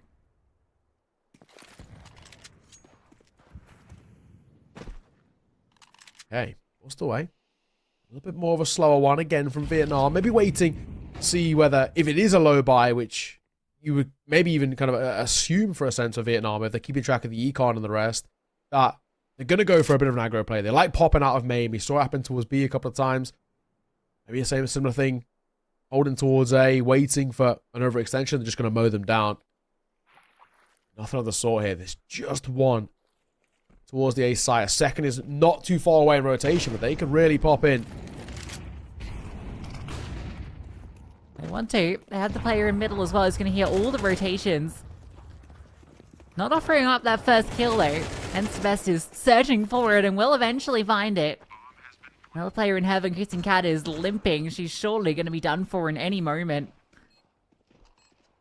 No utility on this T side, so they're going to be fighting forward. 1 for 1, but it's that low HP player. The spray set up by Sam's Neko with the final kill, and Argent, who's always left alone, it feels, in these unwinnable positions, can't win this one. And so Vietnam will find map series and Chengdu point. Wow. Well done. Really well done. It was the big call. It was the big risk by Malaysia. Going for a force there. You either play for overtime or you're playing for the win in regulation. They tried to go with option 2, and it looks like it's not going to pay off for them. Once again, they come back into the next round with a similar sort of buy, you know, MP9s, UMP, and the rest. But I think firepower alone should be able to see Vietnam over the line here. 12-8. They got 4 chances to close this as well. What a showing from them. Maybe a little bit of a lackluster Inferno, but everything else has been really good to watch. And again, they're going to attempt the exact same play. The flashbang's out. Universe not cleared. It's free for her. She was blinded in the corner, and she is destroying them. And that might just be the killing blow. A regress in middle. 80 sits alone on B. And Vietnam, they know how close they are. They know this is their best opportunity to lock in this land, so they're not taking any chances. Spotting players in middle. A tag. You feel like that's going to be the time to go. Ensta Best just destroys 80. And she's fast into temple to lock off these rotations. Looking to lock it in. One more kill will do it. And there it is. Vietnam take down Malaysia. And they will be going through to Chengdu. Man, that was such a good final map. And a really good surge at the end there. Vietnam, super good work. Where at times it looked like it was a question mark. And I think, you know, especially when there was that 1 round difference, there's a 9-8. We were looking about saying that's a big swing round. If it swung the other way, Malaysia could have really turned the tides. And we could be talking about them locking it in. What an important round. But a couple of low buy rounds as well, Vietnam, where they're coming in with Galils or Mac 10s. And they're probably not percentage-wise in their favor, made them stick, and that absolutely turned the tide. I said I was always going to wait for Vietnam on that T side. It looked like where they did throughout the series, a lot of their best work. They looked scarier. They were very good at changing up tempos. Their mid to late round wasn't bad either. This is a side who I'm excited to see on land now. Maybe came in towards the series, at least in our eyes, as a bit of an underdog, but they've proven us as a really solid side. We're actually, you know, especially those 3 maps, a relatively decent map pool as well. If they can clear that Inferno a little bit, they could go towards land with a lot of confidence. Yeah, no, absolutely. I was impressed by all 3 maps from them, to be honest. And I think the CT side in particular was enough. The 6 rounds, it could have even been more, but the 6 they got felt really good. And they were showing those signs that I was mentioning in the pre-map about, that proactivity, being able to take that space, not being afraid to fight canals, to fight out A main, to fight out B main. They were showing that they were willing to do that. And that's what separated them here, because it felt like for Malaysia, their CT side didn't have those moments. There was a couple of times where they wanted to go for the A aggression. The first time they get scuppered by a smoke. The second time they don't clear that close angle. So both times it doesn't work out. And that was the only real proactive play that they were able to present in that CT side, which ultimately was the big difference between these 2 teams. Yeah, absolutely. Universe 21 kills, Noti 22, and ends the best with 19. Not a bad showing from the top 3 there over towards Vietnam. On the other side, I mean, hey, Arjun, we kind of complain about the individual prowess there, right? 26, tried her hardest, and a tooth and nail dragged this out across the line. I mean, you mentioned at one point she nearly had as many kills as the rest of the team combined. Absolutely farming. It would have kind of in that early part of that CT side, but simply put, wasn't enough. I think they did need a couple of more players online. 80 in a couple of moments, but probably a third who needed to help them out just to see this is a little bit more competitive. Wasn't to be, and it will be Vietnam going towards Chengdu, which is pretty sick. I'm very excited to see them and see what they can bring. Yeah, I felt like Arjun's score, I don't want to call it inflated, but I felt that the way that they were playing that map was essentially, and in all the maps in a way, was setting her up to close. We saw that on Inferno as well, where she come through a lot of clutches on the A bomb side after they kind of went that way. But on Anubis, it was a lot more obvious that on the T side, that the way they were playing was they would try and entry in with the other players, and she would be set as that late element to close the round. The issue was she was often in unwinnable positions. So, if she'd been in a few more 1v2s, 1v1s, definitely could have been the world. But there was a lot of times where it was like 1v3, 1v4, where the rest of her team hadn't done enough, or she hadn't maybe done enough to support them at that point. There was something missing, right? That extra step that would have allowed her to close out some of those rounds. Yeah, absolutely. And I think as well for Vietnam, and credit to them, especially in that second half, on that C side, they actually realized that maybe strategically we don't have a hell of a deep strat pool on this map. Let's just play quick. Let's just try and get towards fights. We know that mechanically we can actually take them on, and we know that as well that we can overwhelm sites. And, we're talking 3-4 rounds in a row, kind of that late part of that C side, where that's what all they were doing, rushing in towards the side, taking aim tools and backing themselves. Good amounts of util to give them coverage, talking smokes over towards camera, for example, smoking towards heaven, and then just simple couple of pot flashes over, let's fight. And that for Vietnam is something that they can fall back on. And it's always good to have that. Teams that get bailed out by these deep strats that pull sides apart, it's good. But if it falls apart, they struggle to have that plan B. For Vietnam, they have a plan B. Let's take fights, and it worked. So yeah, I'm happy with kind of how things panned out. I think we will be having an interview as well in just a moment. I think Nico's going to join us, so that'd be Neko going to join us. Which would be pretty sick to see her, see how they feel. Of course, qualifying towards Chengdu, I'm sure it means a lot. Yeah, and I'm glad they won. Mostly because I felt that Inferno could have been theirs. This could have been a 2-0. And when they lost Inferno in the way that they did, when they'd staged such an incredible comeback, they lose a round because it felt like a player lagged out or just wasn't fully locked in that moment and lets it slip, and it just gets away from them. At the tail end, after they've done all the heavy lifting, so couldn't quite get it done. They do it on Anubis, so really happy that they're able to pull it through. And we've got confirmation. We do have that interview coming through, so we're going to be talking to Neko hopefully in a second, so we can connect to her. Hello, Neko. First of all, hello, guys. I want to say congratulations on the win. You've qualified for Chengdu. How does it feel? Thank you so much. For now, I still can't believe that it was. I can hear you, but I don't know if that's on us or if people Hello? Can you hear me? This did happen a couple of times in the last couple of days. So hopefully we can get this fixed. We got it fixed last time. Hello? Can you hear Just me? give 1 second. Production's just checking. Hopefully. Yeah, production's they're going to cook. Very sorry. Hear me now? Oh. Yeah, we can't hear you yet. Oh.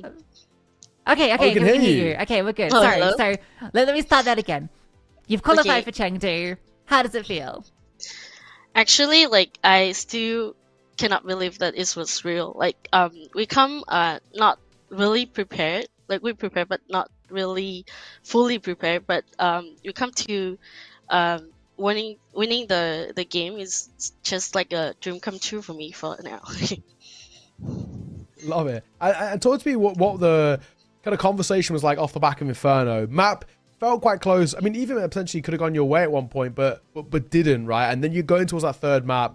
Was the confidence I think towards Anubis a little bit nerves maybe because it's basically, you know, a best of one to decide who's going to the LAN? I mean, how are you feeling?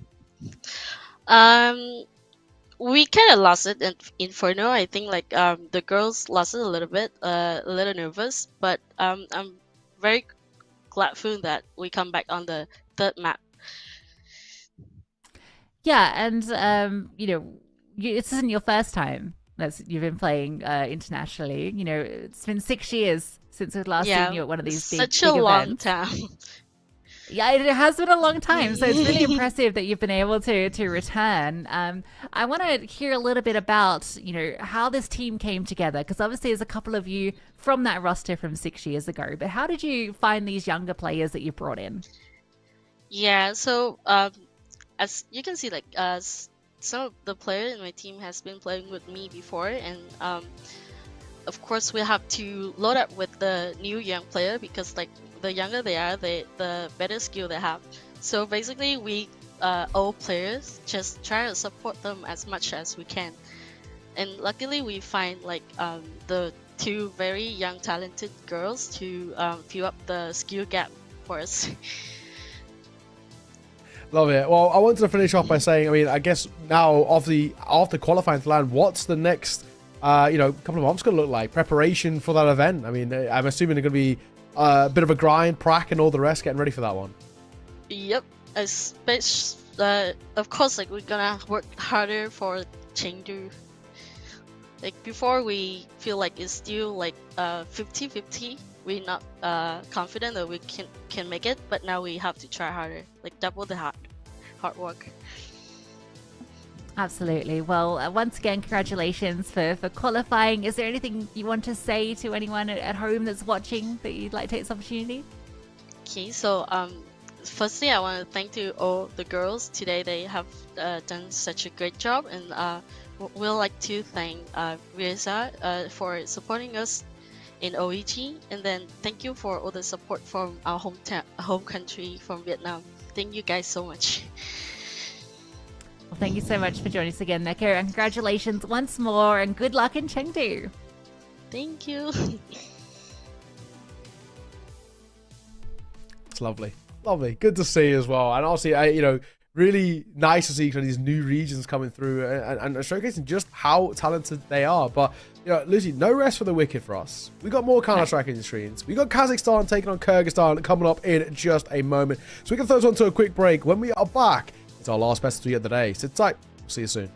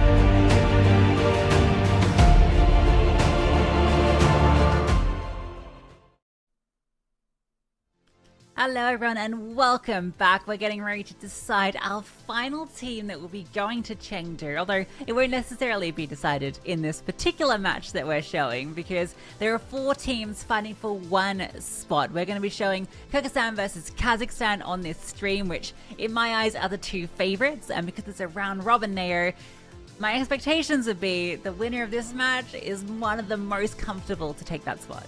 I think you're probably right, unless there is some wild upsets. I think you are probably right. I mean, we saw in the Open tournament, Kazakhstan and Uzbekistan made it through from this group. Uzbekistan, of course, were in Yash for the Open tournament last year, and they kind of surprised everyone, made a run out of nowhere. But we know the main thing is Kazakhstan is a region and an area rife with Counter-Strike talent, has for years. You know, you look at kind of the tier 1 circuit, we've had plenty of kind of players over the years. Neelan, EG's finest. We've had Buster, who's been around for a hot minute. Back on VP, what a go. Hobbit, everyone loves Hobbit. Adren, yeah, that's an OG. Now we're going to some of the best of the best. And then, you know, even recently, some of the guys coming through now are really good. And, you know, credit to them as well. Kazakhstan, it's a tough region. I mean, I think this entire Central Asian region, it's really tough to play from because you get 80 to 90 ping to Asian servers, and you get about 100 ping to EU servers. So you don't really get the best kind of options, in all fairness. It's only within themselves that they kind of have this you know, slightly better ping situation. So yeah, honestly, it's a tough region to come from. We still have so many good Counter-Strike players that come from Central Asia, so a lot of credit to them. They are at a massive disadvantage, and hey, they still make it work. Let's take a look at the rosters though, Lucy, and I think we'll start things off with Kazakhstan. And now there's a couple of names on here that, for those who follow the Impact scene, should be pretty familiar with.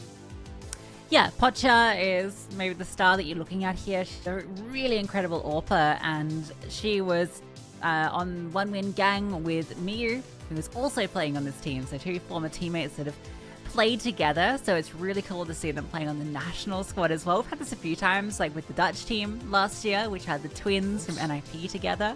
So it's not an uncommon situation, but it's very cool when it eventuates here, because this didn't happen last time. We didn't have this Kazakh team with this squad previously, so it's really exciting to see them. And Iveri also has played with the ESL Impact circuit, so you've got 3 players that have, in fact, actually MJ DeQueen also has as well, I think in season 1 or 2. So actually this is a team stacked with talent, so I'm expecting big things from them. Now they come into this, I wouldn't say as the underdog, but Kyrgyzstan last time around were the team that represented the region when it came to the Asian LAN in Riyadh, and they just missed out on getting through to the final LAN. They actually had a really good group run, but I think fell short to Hong Kong China, who were the team that ended up going to the LAN in Yash. So that regional rivalry is very strong, and I believe we've got a very similar roster for Kyrgyzstan coming back through. So we can take a look at that roster as well, get up on your screens. And so if I had to put you on the spot, now you've seen both of the rosters, you know, pretty early in towards, you know, before the veto or anything, who would you say is your favorite? Oh, it's hands down Kazakhstan. There's not even a conversation about it. I think Jami is an incredible player, and I've really enjoyed her addition to Spirit, and I'm glad that she's been able to stay as part of that squad. The thing here is that I think the only other player from this team that was here last time is Katozi. The rest are all new additions to the team, and I don't know how they put it together. I imagine Jami has probably actually been an instrumental part in putting together this roster as the most experienced player. So, you know, I don't doubt her ability to scout the right players, but just in terms of name value alone, even though Kyrgyzstan were the squad that made it through to the Asian LAN last time, the fact that Kazakhstan has 4 players that have played in ESL Impact and multiple that have been top performers through the European circuit, they've just got the edge. Potya is just going to be the best player that we see today, hands down. All right, it's a big sense in early doors, but I think you are spot on. Let's take a look at the veto heading in towards this one, of course, a big indicator of how things are going to run, what sort of maps we are going to be getting. My interesting point, are we going to be getting that Vertigo? Is it just going to get banned out again? No one seems to like it right now. And it's going to be that ban of Inferno coming through, and then Nuke gets banned out after. Now, this has been a bit of a common thing I've seen, actually, within the Asian region. Not a lot of teams across both sides of the tournament, the women's and the open, like to play on Nuke. It seems to be a map which a lot of people do perma-ban. The pick will be in towards Mirage. I think that will lean very, very comfortably in towards the individuals over on Kazakhstan. Of course, you said name value-wise, big players, big names, and of course Mirage is the perfect place to kind of test your mettle, the real litmus test there. And then we get Anubis again. Seems to be a very popular map here. I really hoped we were going to get the punish pick from Vertigo coming through, but I suppose not. It was a little bit too much to hope for. It is a kind of wild one to bring out, to be fair. So I don't blame them for not bringing it in. But it is a map that One Wing Gang played a lot, so I thought maybe they could bring it through. I don't think they usually picked it, but they always allowed it to get picked against them. So I think it could have been a cool punish. But for the rest of the maps here, it's all pretty standard, really. It's just the difference here is where Vertigo got banned. But in terms of the 3 maps we're seeing in play, I'm actually surprised we haven't seen a Mirage yet picked out by any team. So it's good to see that. I think this is a map that a player like Pocha is going to absolutely thrive on when it comes to the AWP. Yeah, I'm really looking forward to it. And if we need it as well, that's out of Ancient. I mean, all 3 maps are inherently quite puggy, but in the sense, I think that's kind of what we want. We've had some pretty cool Counter-Strike. Our earlier best 3 that went to the 3 maps as well was really good. I mean, both Vietnam and Malaysia looked very, very solid all the way up and right until the end. And, you know, we can see at the end what it meant to Vietnam to qualify towards Chengdu. And we are going to send one more team, more or less, with this best 3. It's not guaranteed, but, you know, the rest of the region kind of peaks out a little bit. Tajikistan and Uzbekistan, we'll have to see maybe. Is it Turkmenistan, I say? We'll have to see kind of how they sort of play out. But realistically, these are the 2 favorites. These are the heavy hitters. So we'll probably get a pretty good indication about who will be joining the rest at that in Chengdu. But that's a good veto. I like this. That Mirage, I'm very interested to see. You know, I haven't seen really much Mirage at all, in all fairness, as well. So even though it's the most common map, because it's a little bit newer today, I like a little fresh-faced map. Get to go back in towards Mirage, and I'm interested to see how it gets played out. Yeah, definitely a map that I think all these players can be very comfortable on. I was just doing a little bit of further confirmation that when it comes to this team from Kazakhstan, if you want to sort of give them any more kind of advantage, the core actually was on Year together for a period in 2023, and that was with Pocha, with Avery, and with Mew. So that's 3 players that have played together within the ESL Impact circuit under Yeo for a period anyway. The full roster they ended up playing within the league, but during that run they had some pretty good games, like a 3 mapper against 9 Pandas Fearless, and running it close against teams like NIP. So I'm looking at this team, I'm just looking at the individuals, and it feels very good for them. But again, we got surprised by Vietnam earlier, and you know that was the same sort of conversation. So I'm very willing to be surprised. Yeah, well, we'll keep an open mind, right? Though, you know, not paint too bleak of a picture just yet for Kyrgyzstan, but I think you are right. Kazakhstan, name value wise, the veto looks pretty favorable as well. All in all, should be good. However, you know, we're building up this game and we were getting excited to get on the way. We're going to have to just temper the excitement for a brief moment. We have a little bit of a break before we get in towards the match itself. I think we're just going to fix the server and then we're going to head in. So hold tight. We'll be hopefully only about 10 minutes or so, and then we're heading right on the way in towards what should be a pretty sick final best of 3 for the day. See you soon.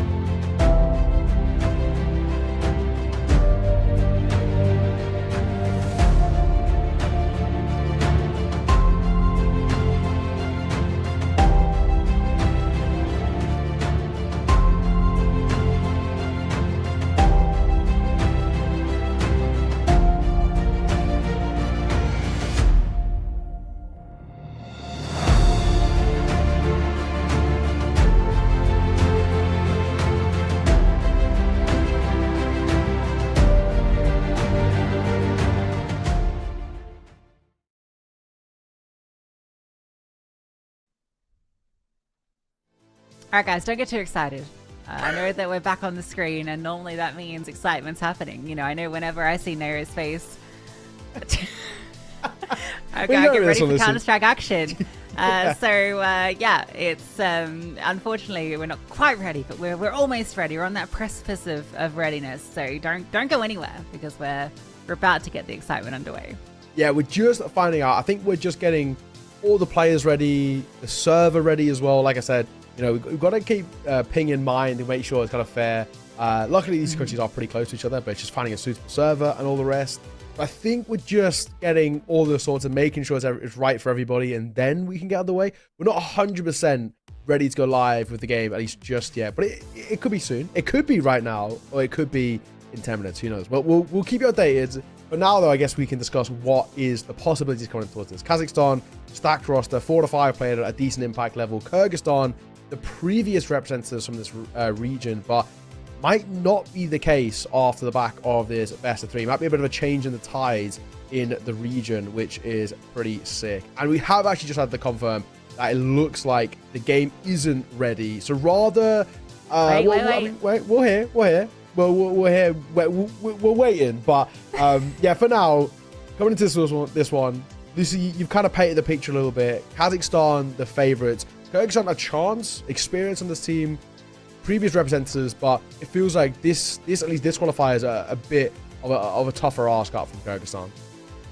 Yeah, I guess the one virtue for them is that Mirage is the map pick of the other team, right? So, you know, it's a very puggy map, and the favorites pick the puggy map. That's almost always the wrong choice. You know, that's historically, we always say, you know, you see it's in every level of Counter-Strike. If you're going up against an underdog, don't pick Mirage, and yet they did it. Okay, so now we do have the confirmation, sadly, now that we do have to go back to a break. So hopefully next time, guys, when we come back in, we'll be jumping into that game. So don't go too far. We'll be getting into that last game of the day, first game of this group shortly.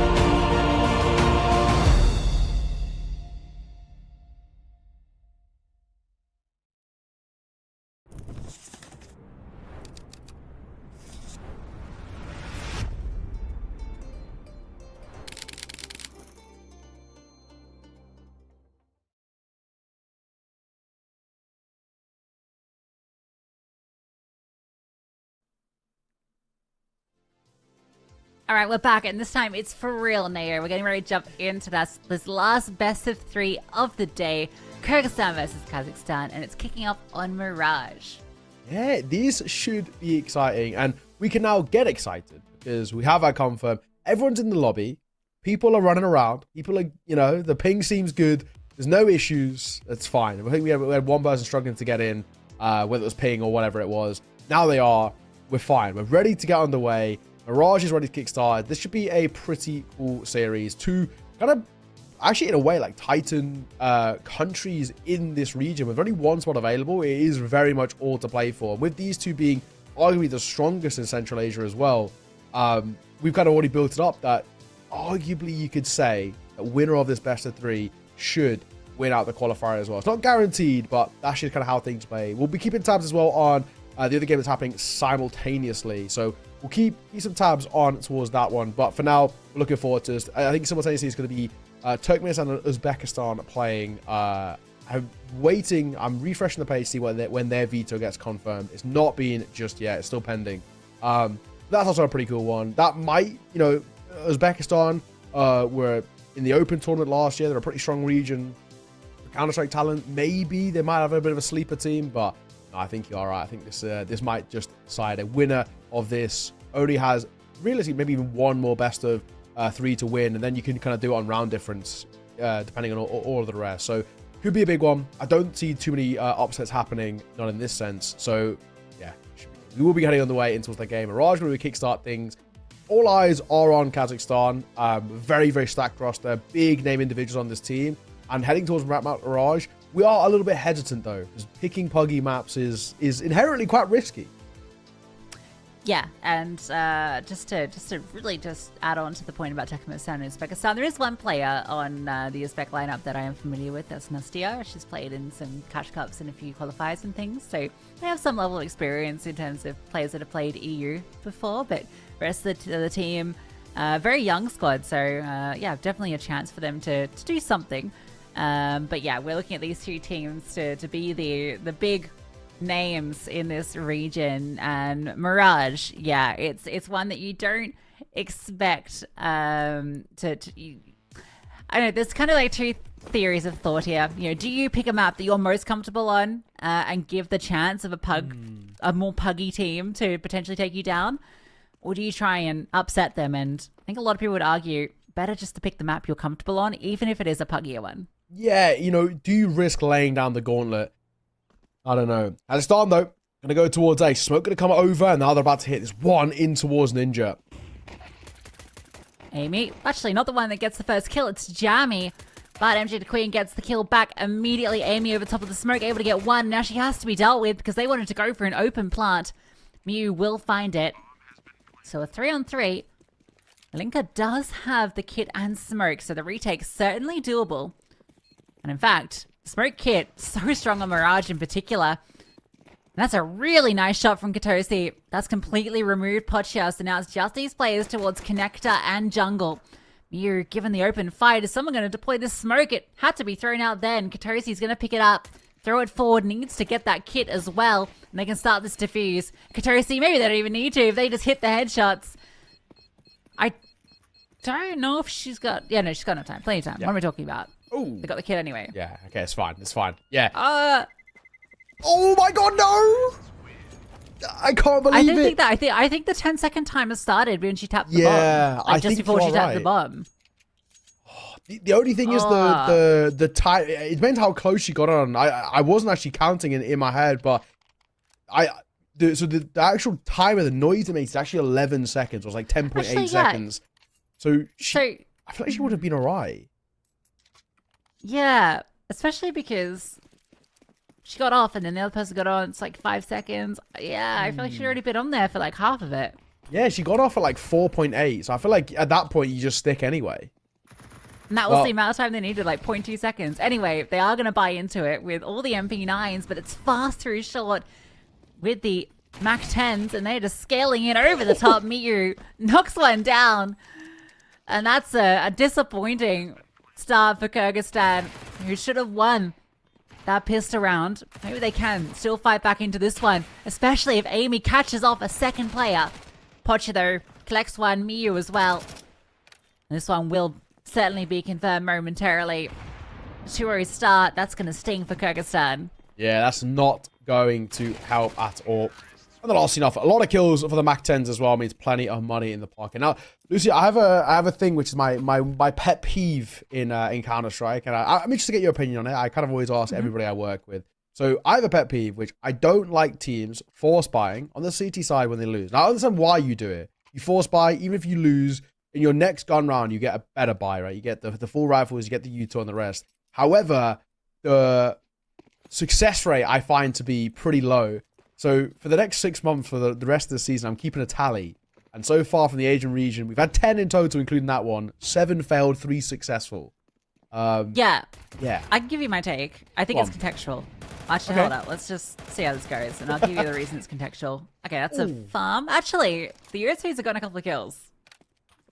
But a 1v2 now. MJ Queen, very low. So suddenly gets a bit interesting. Maybe you just want to save the Galil. Just going to hop up into jungle.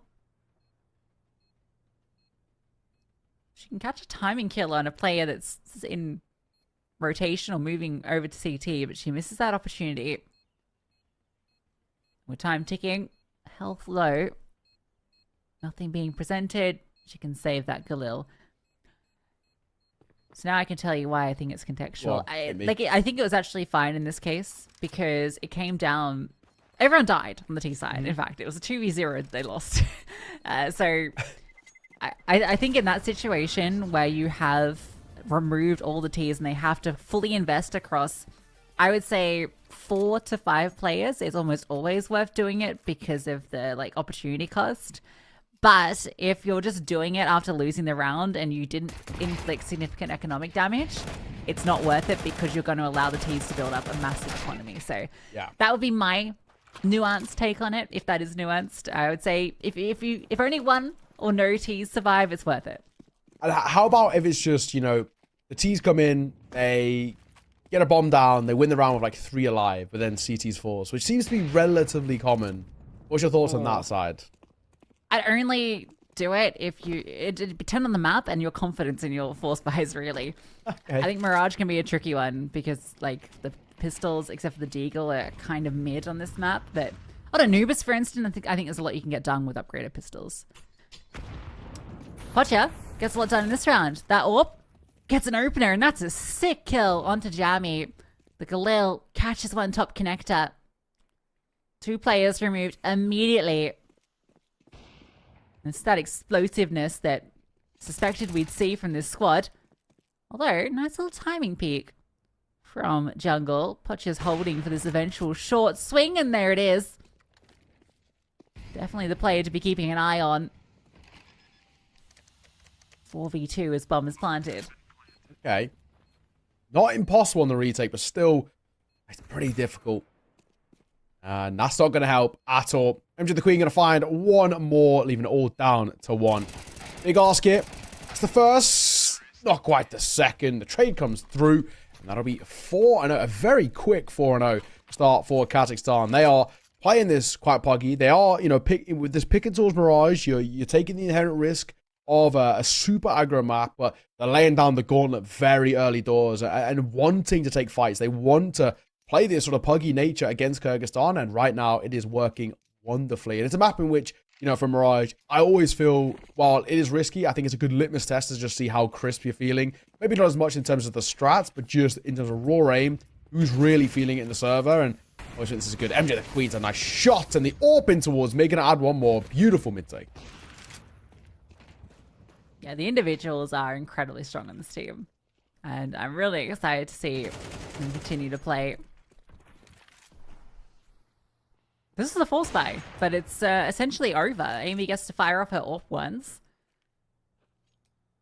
She's got nowhere to go. The walls are closing in. The walls are armed with AK-47s. She's armed with an AWP.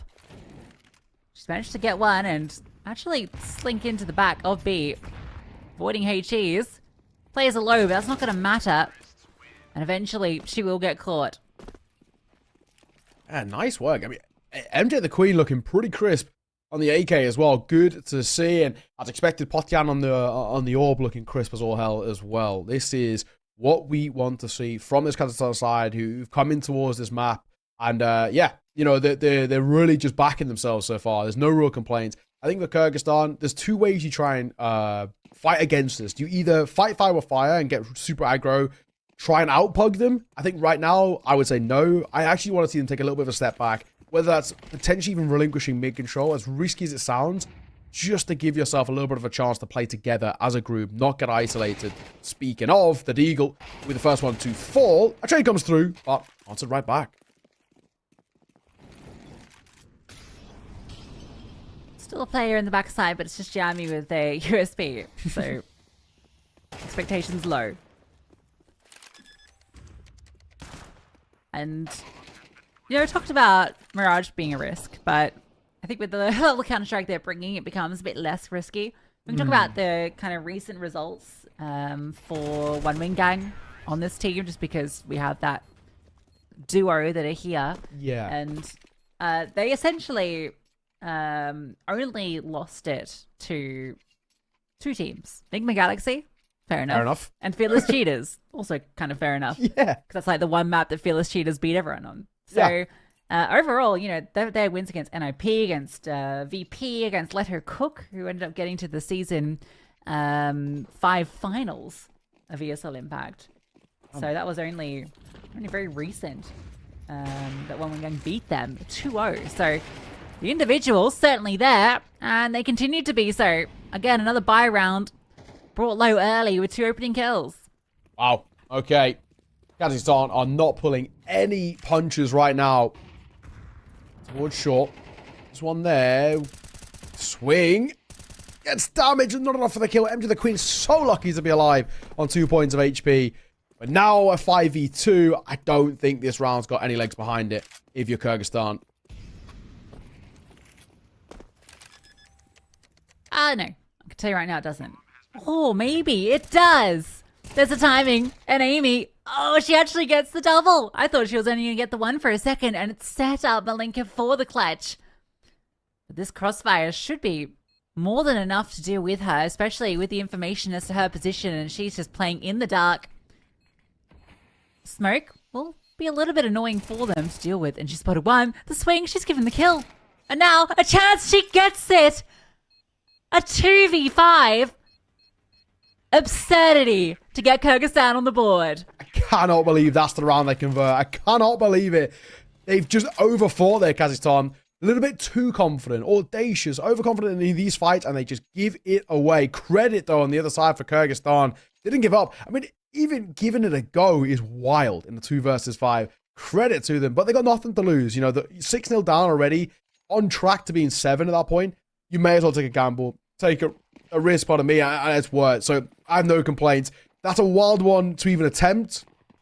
And the fact that it's worked will absolutely maybe not put a spanner in the works, but at least kind of say to Kazakhstan, right, let's relax a little bit. Let's not get too confident. Yes, it's been a really solid start. It's been, for the most part, actually pretty easy.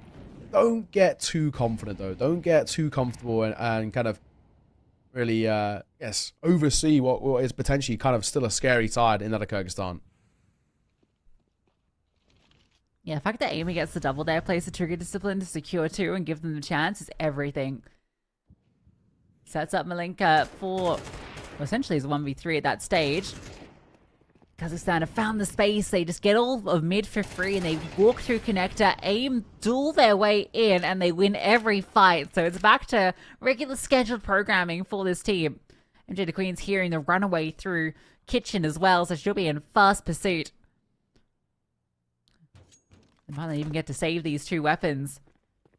And I think that kind of comes down to like the way they play that round out. It's this temporary setting from Kazakhstan has them playing very afraid. They don't want to take these fights in mid early because they've been losing them, and that's allowing all this free real estate for the T side. Yeah, no, exactly. Over fight there, we'll give one over. I mean, do you need to hunt? Maybe not, but actually, it doesn't really matter. There's so much money. Yeah, so much money. But big thing is for me, don't lose the orb. It's not even really worth it. Everyone else, maybe I can kind of give some leeway to. An AK, is all that really Kyrgyzstan are going to have to work with in the next round. Money is in a bit of a rotten state. Pop shots, I like the idea. Not going to happen, though. And actually, the kill might come here. Did he clear under? Yes! And effectively, so no save, no AK, no gain, and Kazakhstan right back to winning ways. Quick.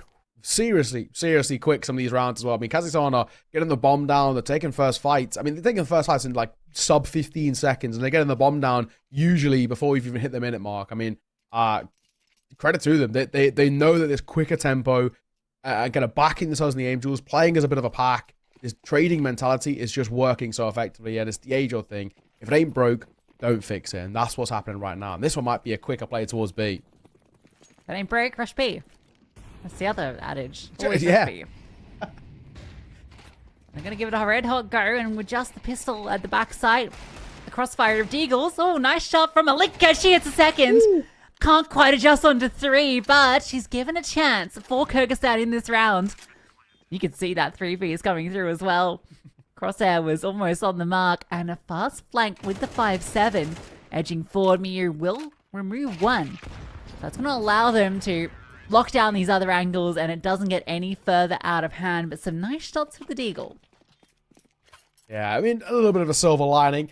Also, as well, just a note, I mean, MJ the Queen in that round, good kind of understanding of the economic state over towards Kyrgyzstan. 8.3k, but investing towards a Mach 10 as the one to lead out the charge. Gets that opening kill as well. Jumping in towards the site. Hacking yourself, nice and simple. The Deagle, very, very nearly got the third. And if it had got the third, we're maybe discussing about the round slipping away, but not to be. 8-1. We've been going for, from my calculations, about 9 minutes. So these are quick. These are very quick rounds. And if it ain't broke, guess what, Nair? You don't need to fix it. I've heard that one before. In the side. Jamie will get 1 just spamming as the smoke lands on windows. So they do actually have the player advantage as the bomb goes down. And you feel like this retake is 100% happening. They need the rounds. And Katosi once again quickly on the flank. Apocha plucks 1 from short. Linka's got the AWP in her hands, trying to peer over the top to get something back. And Katosi hinges on her, finding the timing, and she catches it. Pocha falls, a 2-on-4. Eviero at the back of the side. Miyu hits 1 with the Mach 10, and they manage to equalize for a moment.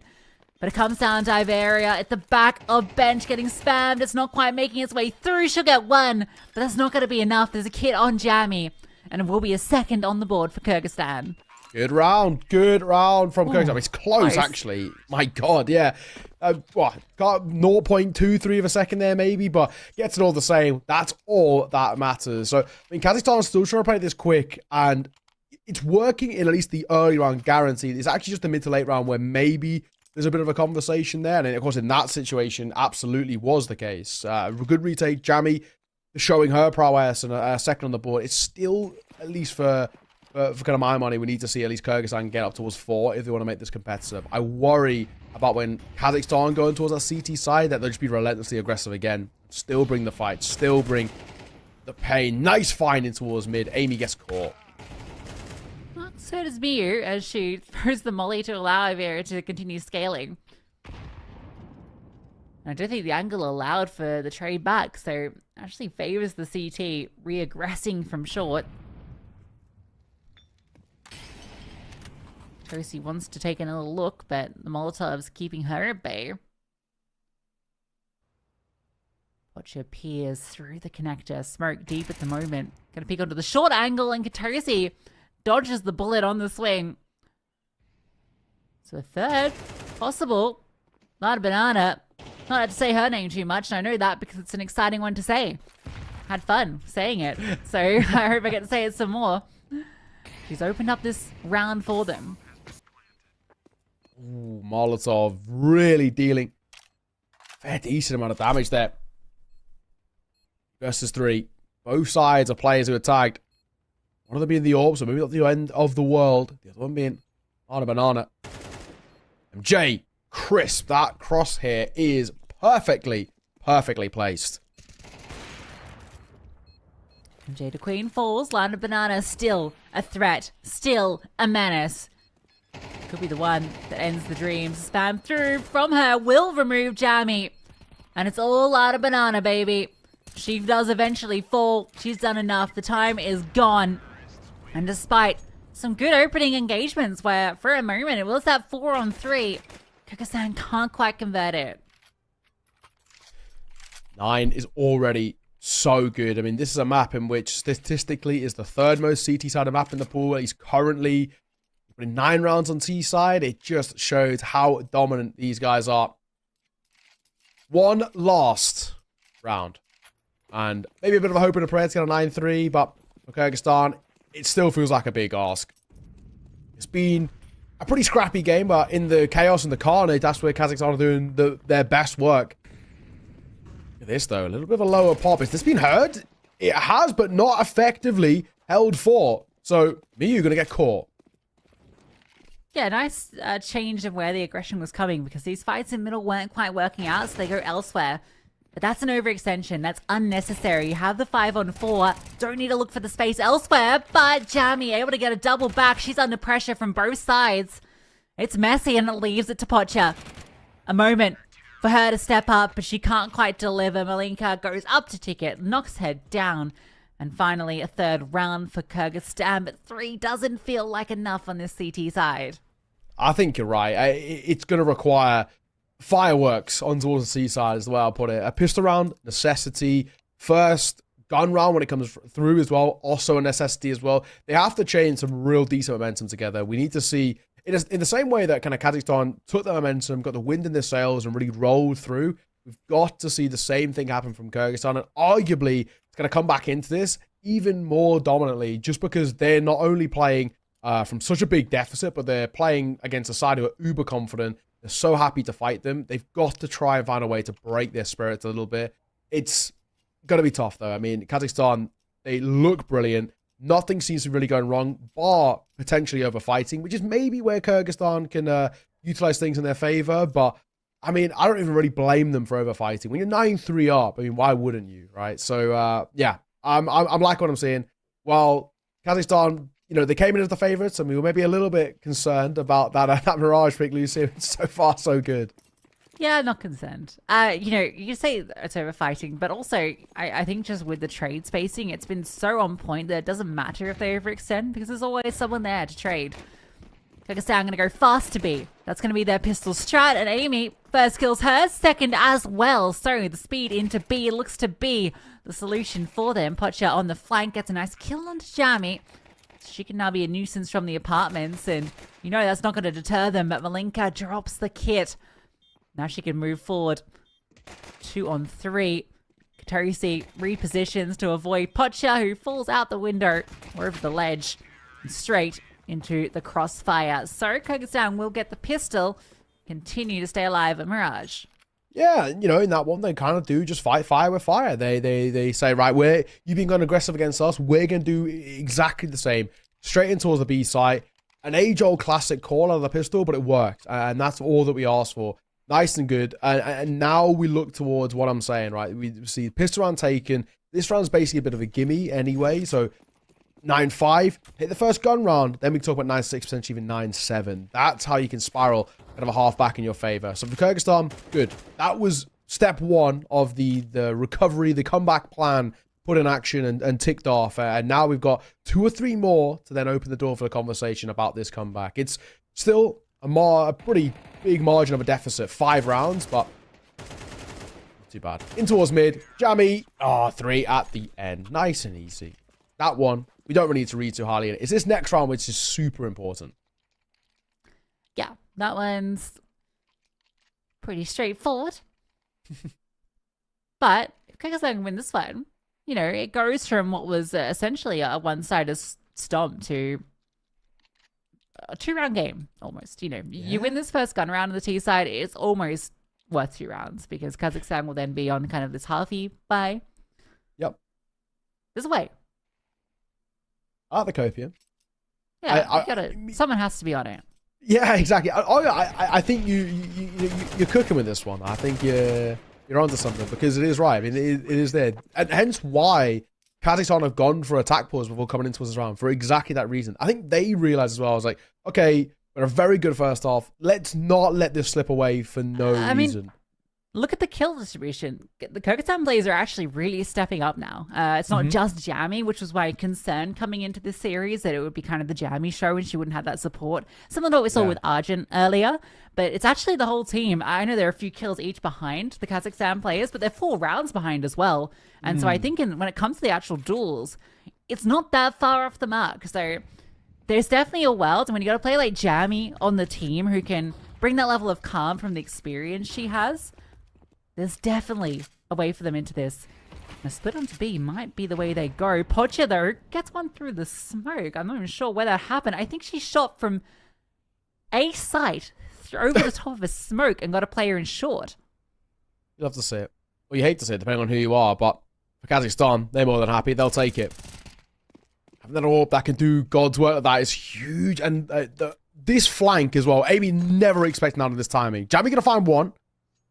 She wraps back into towards spawn, and then that's where Kyrgyzstan just called, they pumped the brakes, and they've been gifted fights.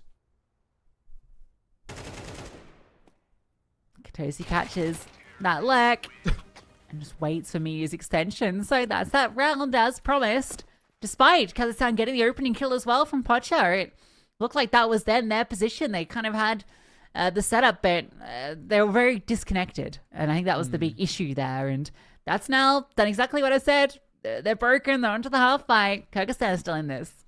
Yeah, 2 kills as well in towards short, where you just sit in towards ladder room, you wait with a Mac 10 and wait for them to push you, and you're gifted the kills. That's, yeah, a little damning. And that's maybe where there's a few pitfalls in towards this Kazakhstan setup and idea, at least for the moment. Hot Pop shotting with a P250, hoping to get basic information more than anything. Oh, yeah, a bit of a lesser buy here. You know, you upgraded pistols, half armor, nothing too audacious in terms of an over investment, but we're looking at it and saying probably Kyrgyzstan should take this not in too much of a tough fashion, and then they're only 2 rounds in. That's reaching distance right there.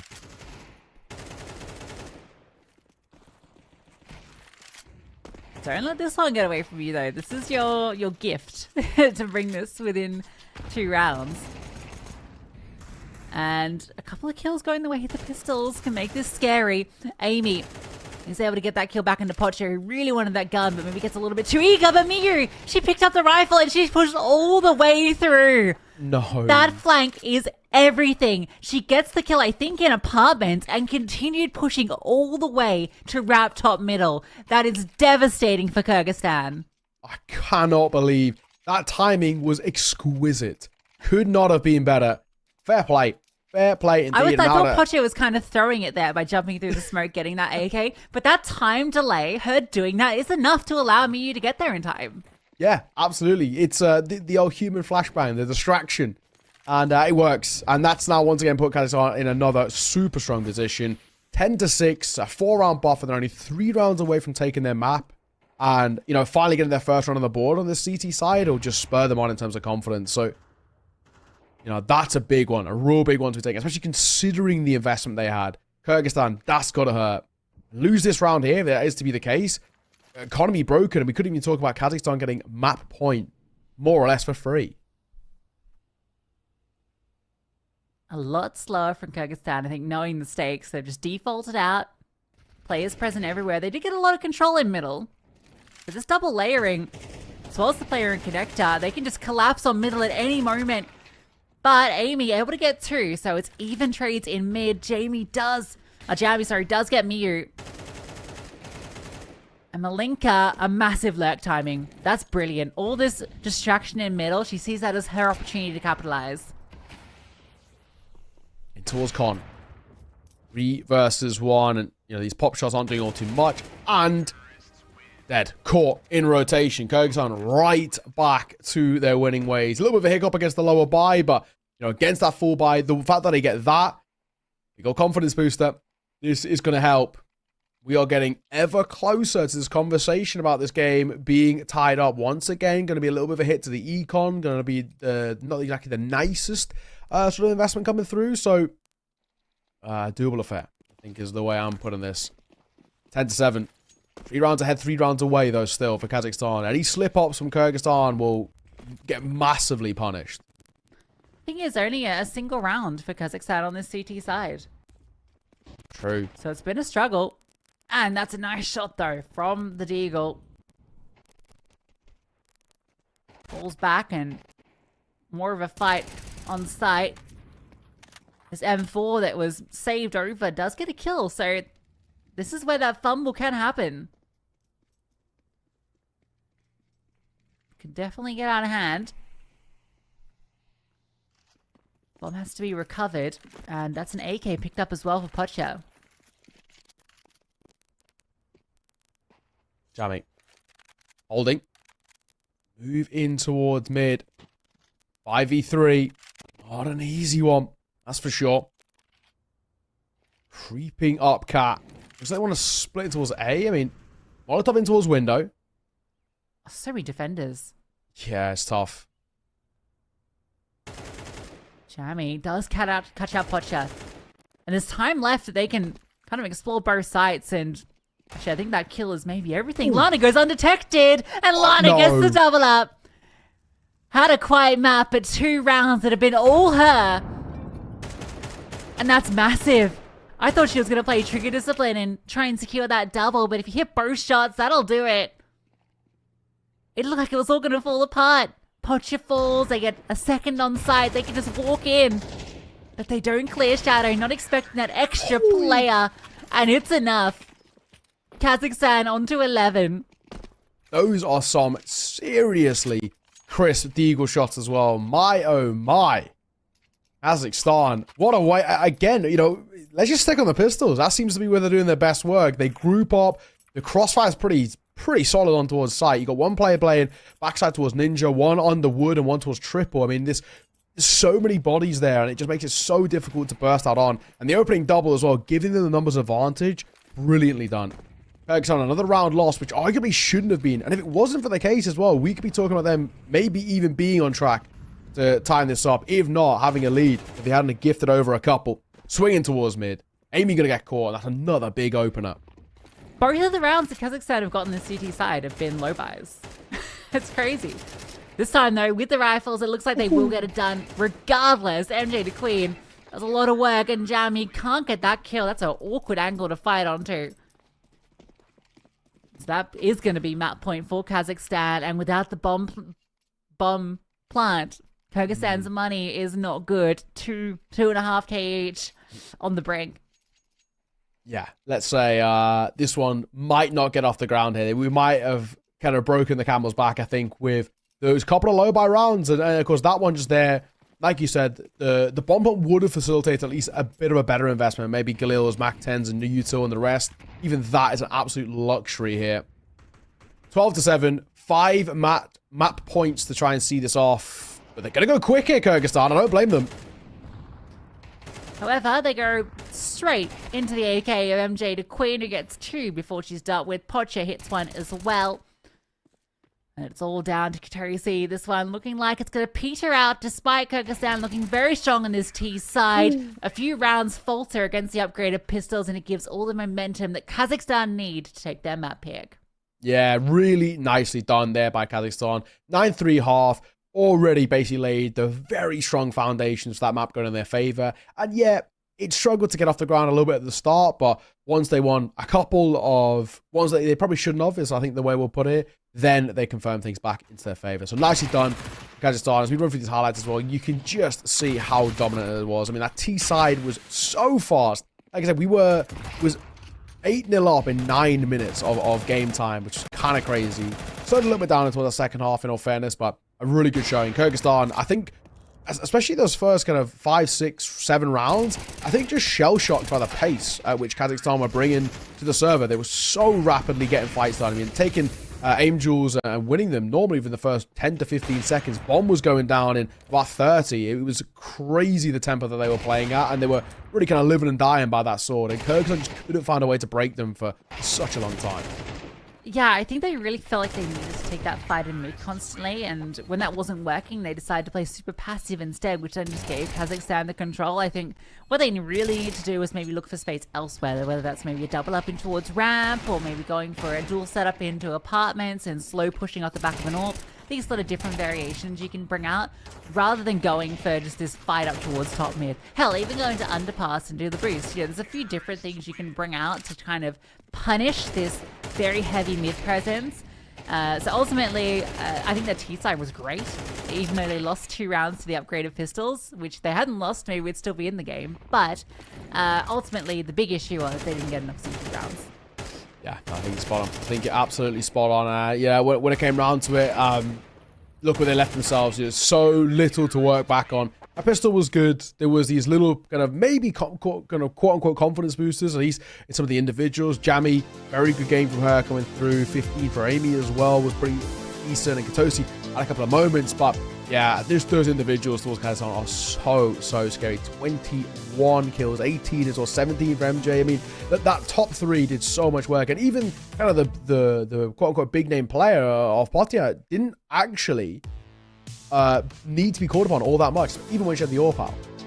Yeah, I felt like she was just rolling over, hitting every single shot in those first 8 rounds, and then kind of wasn't necessarily a big part of the rest of the game. Like, had a few good shots throughout, but it was mostly the riflers that were doing a lot of the heavy lifting. And I'm actually a little bit surprised that it was Avera that was the one that kind of ended up top of the scoreboard. I was thinking Miyu or MJ DeQueen was kind of the players I was looking to, but I guess they weren't that far behind. So it's when you got such a strong rifle core, and even Lana Banana, I know she's only got 8 kills, but the kill she got was so impactful, right? There was the Deagle round, there was also the hold that she pulled off solo, the clutch, in the post plant where she denied the bomb being defused, where she got the opening kill to allow the bomb to go down. There's just a lot of opportunities set up by these different players, so they really all showed up in the server in different ways.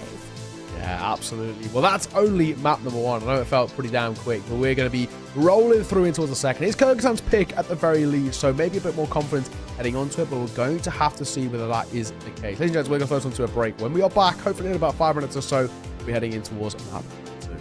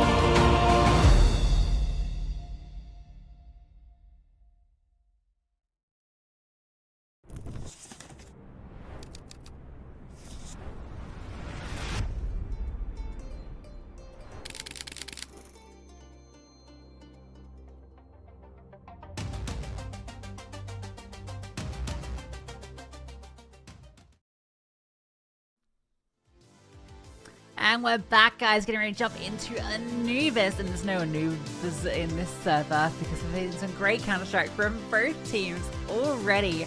And this is... you like that one? That's a really good one. Pick of Kyrgyzstan. And it's interesting. I'm expecting, actually, now that we saw the kind of resurgence from the tail end of that map, that it's going to be a very competitive one. I'm 100% stealing that. And I'm stealing that, no credit. Like half my tweets. I can't wait. Brilliant one, I gotta say. But I'm looking forward to this. Mirage was so quick in terms of how some of these rounds were played. I mean, like we said, kills being found in the first 10-15 seconds, bomb going down in, sub 30 in some instances. So many rushes coming through. Anubis has very similar vibes. Popping on towards B is so common. There's flashes that come over the top. Same thing on towards A as well. Pop flashes through the window. I'm expecting a really quick, but it's super fun, this style of play, because both sides are kind of matching each other. It's sort of, fight fire with fire type of style, and it makes it really enjoyable. There's no complaints about it. Kyrgyzstan, the big question from us, though, is can they respond now? Can they come in towards their map pick? Do they have an idea about how you stop what is this kind of freight train of Kazakhstan who are just barreling into each and every site? How do you stop them is the big thing for me. My assumption that Kyrgyzstan will be starting on that T side. That might give them a bit of something to work with. Their T side was at least a little bit better, in my opinion, on towards Mirage. It looked fundamentally a little bit more sound. They were a little bit better when they were in control of the tempo. It was played to their pace. The CT side is the big worry I have for Kyrgyzstan, because they really did struggle. Yeah, and Anubis is a much harder map to play on the CT side as well. We said earlier, if you have a good CT side, that's a difference maker. So, the T side might be strong, but if the CT side is similar to what it was on Mirage, which I worry about, because, I know that Mirage wasn't their map pick, but it's a map that you expect to play in these events, and it's a map that you should have the fundamentals of the CT side down pretty hard, and, the ideas were there, but they didn't have the responses to what Kazakhstan were putting on the table. They couldn't deal proactively with what they were putting out. So, it felt like they were always a step behind what Kazakhstan were putting forward. And that doesn't give me high hopes for their CT side on Anubis. But, I do think Anubis does play very similar to Mirage. And the fact that they get to start on that T side is huge for them. Yeah. Oh, exactly. my God. Oh, my God. We're in for one of them. We're in for one of that. It's a ridiculous shot. Any more? Apocha special. They managed to jump past her bullets. So Jamie will get one and two. And Jada Queen with the dualies dealt with in main. There's a second flank on its way. Jamie, gonna hold for those rotations to come through. Lana will probably be that first fight. That's a freebie, though, given over towards Miyu. As Amy gets caught, numbers kept level, but Jamie will answer back, looking for the second, and they'll get it. Kyrgyzstan, that's the start they needed. A pistol, a bomb plant, and a couple of people staying alive as well. That's all you can ask for. They were meant to get the first pistol in towards Mirage. They didn't, you hate to say it, off the back of their own mistake. This time, no mistakes. Take it. Jamie does really well. Watching that first shot is lovely, in all fairness. Really, really nice shot. Couldn't find the second. There is something quite wonderful as well about watching AWPers on pistols. They're just, that first bullet accuracy is ridiculous. But wasn't able to double it down. Kyrgyzstan, big round for them to take. Absolutely necessary. Yeah, that was really nice.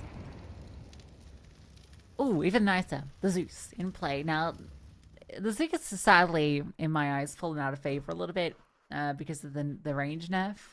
And one part of it, like this angle, I'm a bit of a Zeuser. I'm a big proponent of the Zeus. Oh, she's in the right spot. Oh, she got two ahead of it. That pause just before she swung around the corner. Pocha thought she could get ahead of it, and I don't blame her, but when they approach in the close angle, that's your only chance of getting the Zeus from that spot. Now what?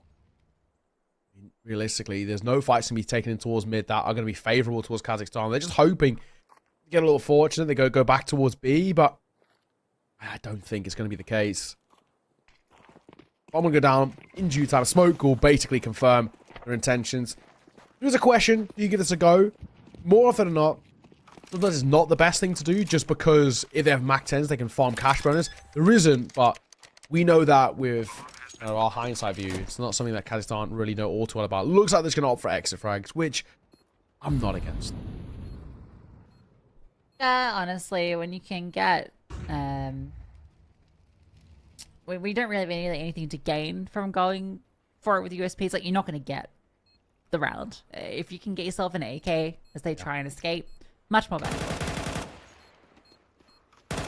Or even just removing rifles, but I don't think that's going to be the case. Amy's, I've been interested watching Amy. I think she's been quite impressive across the first map, and shots there. It's a team that we're learning a lot about as we go. Definitely a lot of talent in the server. Absolutely.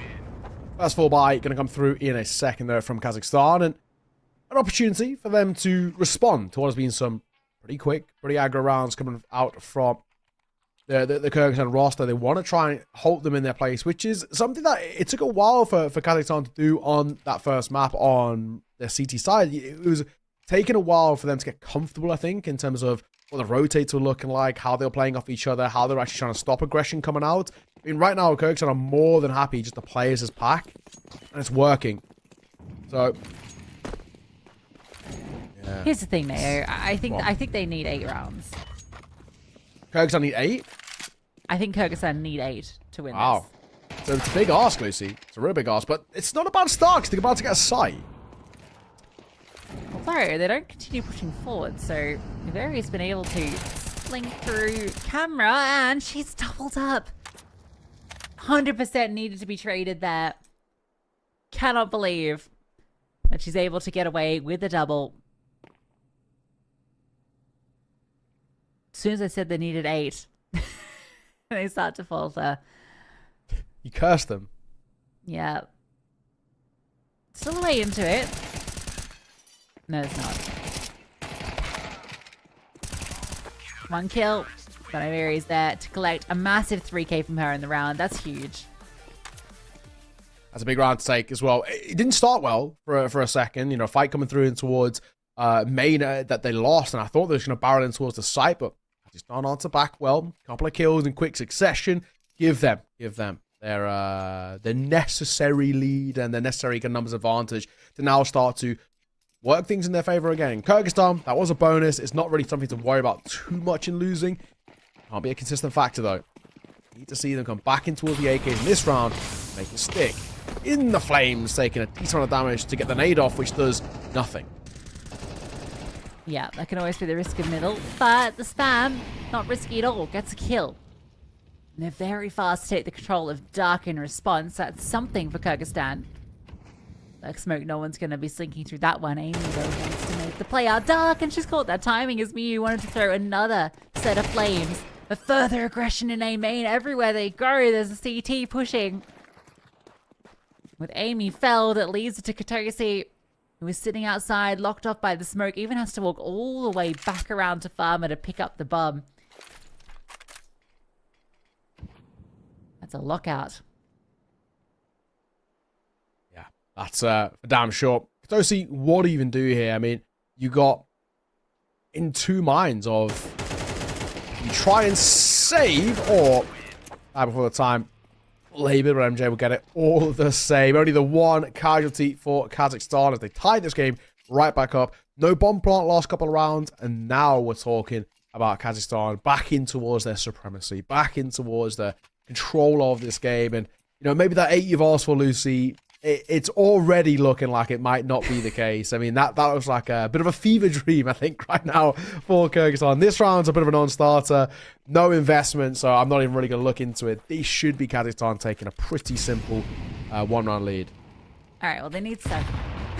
Okay. I don't think 6 will be enough. I agree.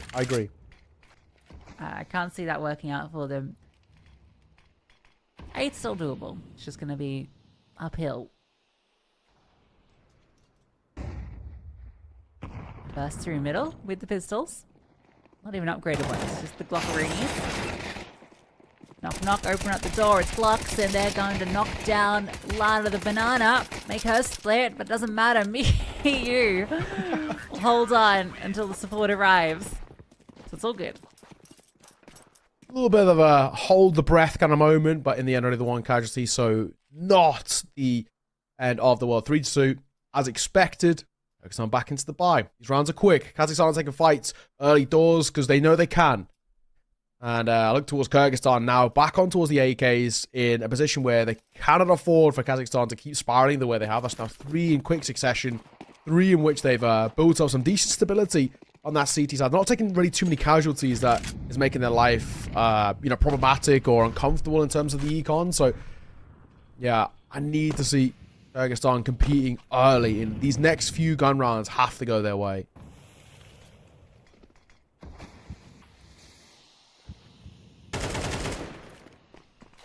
Gotcha. Over the edge of the smoke. Get one onto Amy.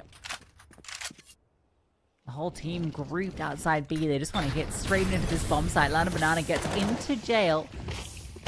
Fires the frame 4, so she's let them know she's here. And that might be a fatal mistake, but Miyu again alleviating the pressure. Staying alive in dark, not being pincered, but Malinka gets 2 in her jaws. She has 2 more to find and 1 point of health to do it in. Surely not going to be possible. She walks to A through canals. That's her only way into this round. But the thing is, Kazakhstan know that's the only way she could have gone. Yeah, absolutely. This is such a big ask. Flash and a nade. And now a molly, in all fairness. He's going to get caught in rotation. Yes, is the answer. See, at the end there, Malinka does fall. 4-2 scoreline. 8's the best they can get. And it feels like an unlikely amount the more and more these rounds are played out. The second the guns have come out, there's only actually been 1 team in it. That's our 4 on the trot from Kazakhstan. And Kyrgyzstan back down to another low buy. And also 4 rounds in a row in which Kyrgyzstan haven't got a bomb plant out. That is hurting them. Now they've got Lost Runners built up. They've got it maxed out. They've got to get, even if they lose the round, they've got to at least get a bomb plant if they want to keep their econ alive. And it's not something that's happening right now. Looks like the Tech 9's though loose. A quick play about to come through. Pocha going to be put on notice. The flames forward. She sees 1. Plucks her out of the sky looking for more. But actually, Tech 9 runs her down. Jada Queen close by. Quick on the headshot. She's got support. She falls back to the safer angle. A Very from above will confirm it. Jamie does get 1 on the lurk and gets herself an M4. 1v2 doesn't even have armor behind this rifle. Drops the smoke. She still needs to get the bomb, so she can't even really leave, and they're just going to get aggressive pounce on her. So no bomb plan, but at the very least, Jamie kept money, extra money, so she can get an AWP into this round. And they inflicted a lot of damage. It might not matter, considering 3 players had over 10k before they bought into this round. But small wins. Yeah, we take the little ones, the ones that might potentially help a little bit later down the line, but at least for now, 3-round buffer. Nice, comfortable spot that Kazakhstan find themselves in. Back into the investment. Jamie's going to pick up the AWP, try and challenge Rapotia, but it really is a lot harder on that T side. Set yourself up comfortably. It requires you to be super proactive. Off a bit of a conversation too for Kyrgyzstan. I think they've realized how quickly they kind of lost control off the back of the strong start. We're already running out of opportunities for them to make this a competitive T-side on what is probably the only map in the pool that you can actually inherently call T-side as. At least statistically, the only one that really holds that sort of merit. So far, not so good. Back in towards the action. And a 5-2 scoreline into round number 8. Time is already feel like it's dwindling for Kyrgyzstan. I mean, Kazakhstan on their T-sides where they do all of their best work. They cannot allow Kazakhstan to go in towards that T-side, in towards that second half, with any sort of a lead. If they do, they're already in trouble. Like I said, even 6, I don't think is enough. Jamie was just holding the window. I wonder if there's an angle there where you can see the person throwing the HE from the top of the stair. Oh, maybe. I'll have to check that out. I've never seen someone holding that with the AWP at the start, but that'd be... I'll look that up later. That's really cool. Katosi does get an opening kill into Lana Banana, who was having a little look out, but not ready for Miyu, who extends further. Amy, though, fast on the response. It's an advantage, and it's made double so. Kyrgyzstan need to capitalize on this. They do. That's not the flying towards the fights. MJ gonna catch Malinka. That's a big one to find. Back into 2 versus 2. Watch it a little slow on the rotation in doing so. Now left all alone. They know where she was as well, because she got the kill onto the lurker at B main, so she... No reason to be slow on the approach, and well, she is lightning fast on the jammy. And a 1v1. She has a smoke, even has a kit. Now, doesn't know where this final player is. Tap on the bomb, information gathered. Averona. Sorry, that's not her name at all. She's going to win the clutch, though. With the headshot onto Potchap. Got a little scary there. The HE doesn't actually make it onto the smoke. That's a little short. Potch's first kill, not enough to set up the second. Yeah, they needed it, and they'll get it a little close. So maybe a little bit tighter than they probably would have wanted, but all they get is a round on the board, and a round which is an absolute necessity. And now this has to be a sign of things to come. That third that's put on there by Kyrgyzstan has to be a catalyst for further rounds coming forward. It can't just be a flash in the pan. It can't just be a one-off. If it is, things get worse and worse. Oh, invested back in. Potcha picks it up and goes up in towards mid. This is a scary place to tempted to peek here, especially with no util. I don't think it's even worth the jiggle. Listen, 7 is still possible.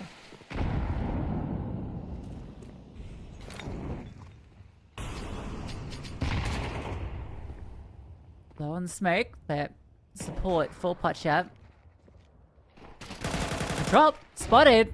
Amy wins that one from behind the smoke. Interesting decision to drop out a window. Amy just gonna get a double up. So again, a big advantage. And again, Kyrgyzstan gonna make sure they're able to capitalize and not give away the freebies, because they've given one away and they've given another.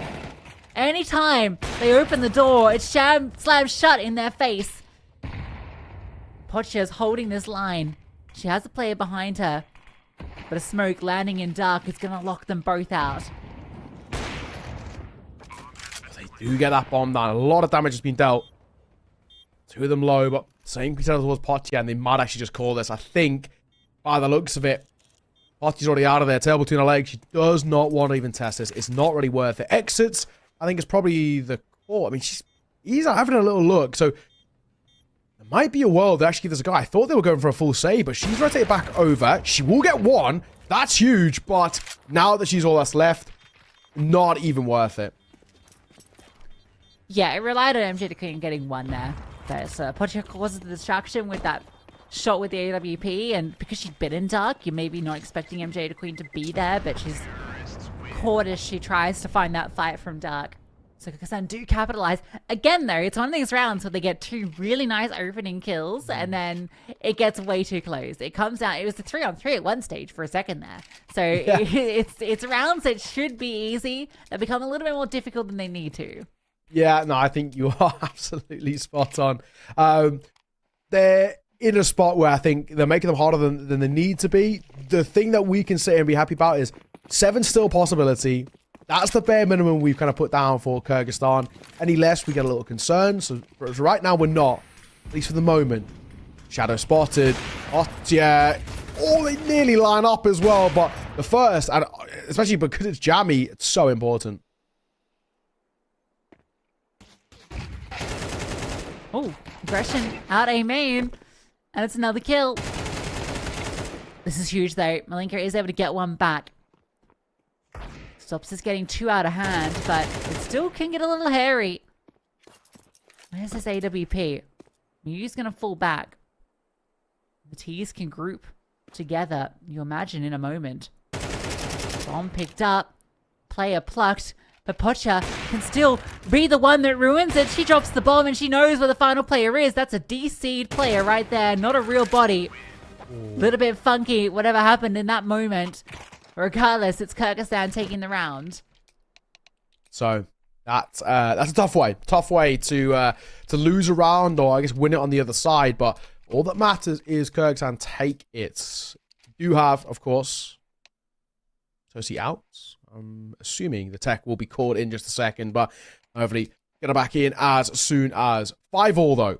Good recovery from Kyrgyzstan in an absolute necessity of a way. There isn't, I mean, there's enough to buy here for Kyrgyzstan, not enough long term. So it actually makes these final couple of rounds very interesting. Both sides don't actually have the most stable of econs, nothing long term really. So technically, in a way, you could talk about maybe potentially even winning round number 11, being a bit of a 2-for-1 special, kind of getting round number 12, or at least advantages in towards round number 12 as well. So that could be a big thing for me in this next round. Xerxes back in the server, which is good, and I'm bought up 2, so all well and good.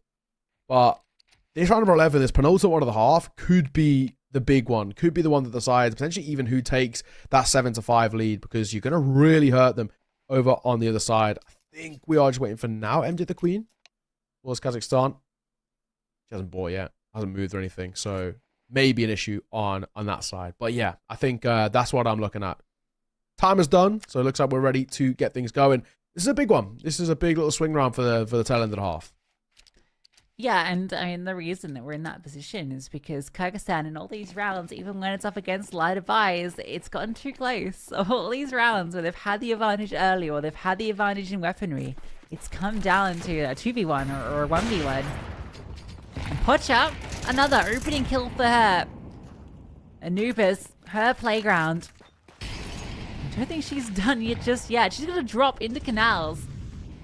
We're going to do this single-handedly, and yeah, you're not expecting her to be there. That's absurd. I have to have, I have to really applaud and commend just the brazenness of some of these peaks, some of these positions, and the bomb as well is a big thing, and probably another kill to come with it. That's a beautiful reaction on that shot. Pop flashes, she 1 second, doesn't actually catch Jammy though. Yeah, Jammy's in T-spawn with an AWP there. That's not a position you want to find yourself in, and she's not going to be allowed to do any further damage. So that dream of 7 is going to be denied, as Kazakhstan will get a minimum 6. And as you mentioned, Neo, look at that money for Kyrgyzstan. It is in the absolute dumps. The best weapon they're going to get out is this Galil that Malinka bought. Yeah, I hate to say it. It's just the unfortunate case of how the economic state, it was for both of these sides. Whoever loses that, and I think obviously more damning towards Kyrgyzstan if they can't get a bomb plant, and they don't, so made worse. Pocha, really, really good individual prowess though. It's such kind of a big call, so audacious, and it's worked. I just start off this round well. Banana doubles up off the back of that first kill from Pocha, who, if we had the opening kill stats, I would 100% say she's won every single opening duel she's gone for, and has been the person making almost every opening duel. And that is a beautiful way to end the half. MJ the Queen lines them up, knocks them down, and it is a 7-5 half, but it goes the way of the CTs. Kazakhstan will have the advantage going into the T side. Yeah, this is a big one. You kind of said it. I think anything less than 7 for Kyrgyzstan is putting them in a worrying spot.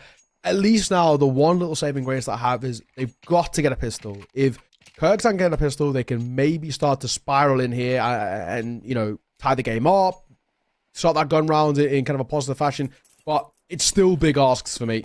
It still requires quite a lot. Kazakhstan, lead off the back of their CT, get a pistol. We could potentially already be talking about maybe even the beginning of the end in the map and the series. Let's take a look and see. They're barreling in towards mid. They're going with some serious pace, and response from Kyrgyzstan is to take the control at A main. So they're allowed into the A bomb site, and they're allowed to get the bomb down. So it's going to be the full 5-on-5 retake. Now, there's not a kid in play. Amy dropped dual Berettas. She still gets the headshot with the USP. Has a flash if she wants to use it to set up the team, but they're going to continue to contact through. Pocha with the Glock, looking for that second kill. It eludes her. Malinka's able to get a double, but the support is there. It's MJ the Queen with a double. Ivera with 2 as well, and Kazakhstan with the pistol. Really, really nice pistol as well. I mean, unfortunately, MJ gets caught, but it's a small thing that ultimately really doesn't make too big of a difference. So, an 8-5 scoreline now, and this could already start to spell potentially even the beginning of the end, with Kazakhstan on that C side, aggro and so happy to take fights, so up for that duel. That's where they do their best work. That's where they did their best work on Mirage as well. They gifted them that 9-3 half, and it could potentially even be more of the same. So, Kyrgyzstan, they've opted for the force buy. Let's see if this one works out for them. Well, they're not on A, so spoilers, Nair, it's not going to work out great for them. I'm going to tell you right now. The bomb's planted and it's a 5-on-4, 5-on-3. The force buy is forced out the door. Goodbye. Yeah, no, I like that. MP9 will cash Lana the banana, but it won't make too big of a difference, really. And the exits are taken with kind of open arms, in all fairness. Potentially even upgrades as well if Galil maybe overfaces. I don't think it's going to be the case. The Mac-10's going to still continue running around looking for some fights. Might just get them, and actually won't. MJ will fall. At the very least, though, the rifles to get the live. That's really all that matters. They can buy back in. And same for Kyrgyzstan, in all fairness. 3 staying alive means a reinvestment back in that you could actually go for here. You actually drop over another couple of MP9s and just have it 5 across the board. There's a couple of different mindsets about it. But I think with 3 staying alive, in my eyes, you may as well force buy back in, or at least get upgraded pistols at kind of a bare minimum. And yeah, they actually are going to do that. Rifle picked up. MP9 will be dropped with Jammy. Katoshi going to pick up the M4. And I'm assuming Amy gets something, maybe not dropped over, but invested in. Maybe an MP9 as well. Maybe upgraded pistol if she wants a little bit more utility and a kit and the rest. Going to join with the MP9s. It's not actually a terrible buy for Kyrgyzstan in this one, but it is still Kazakhstan on the brink of double digits and doubling the scoreline as well of their opponents, putting them ever closer towards taking this series. If they'd just gotten 1 rifle from that last round, this would have felt a lot better. But 4 MP9s, oh, it doesn't feel great. Especially when you got your M4 without head armor. That's spooky. I'd still let HE in by head armor. Like, I don't think the HE is worth the risk of dying because a Mac-10 is taking your head off, or a Galil. Just my 2 cents. Anyway, they've kept a bit of extra money for later rounds, but they lose this one, there won't be that many later rounds.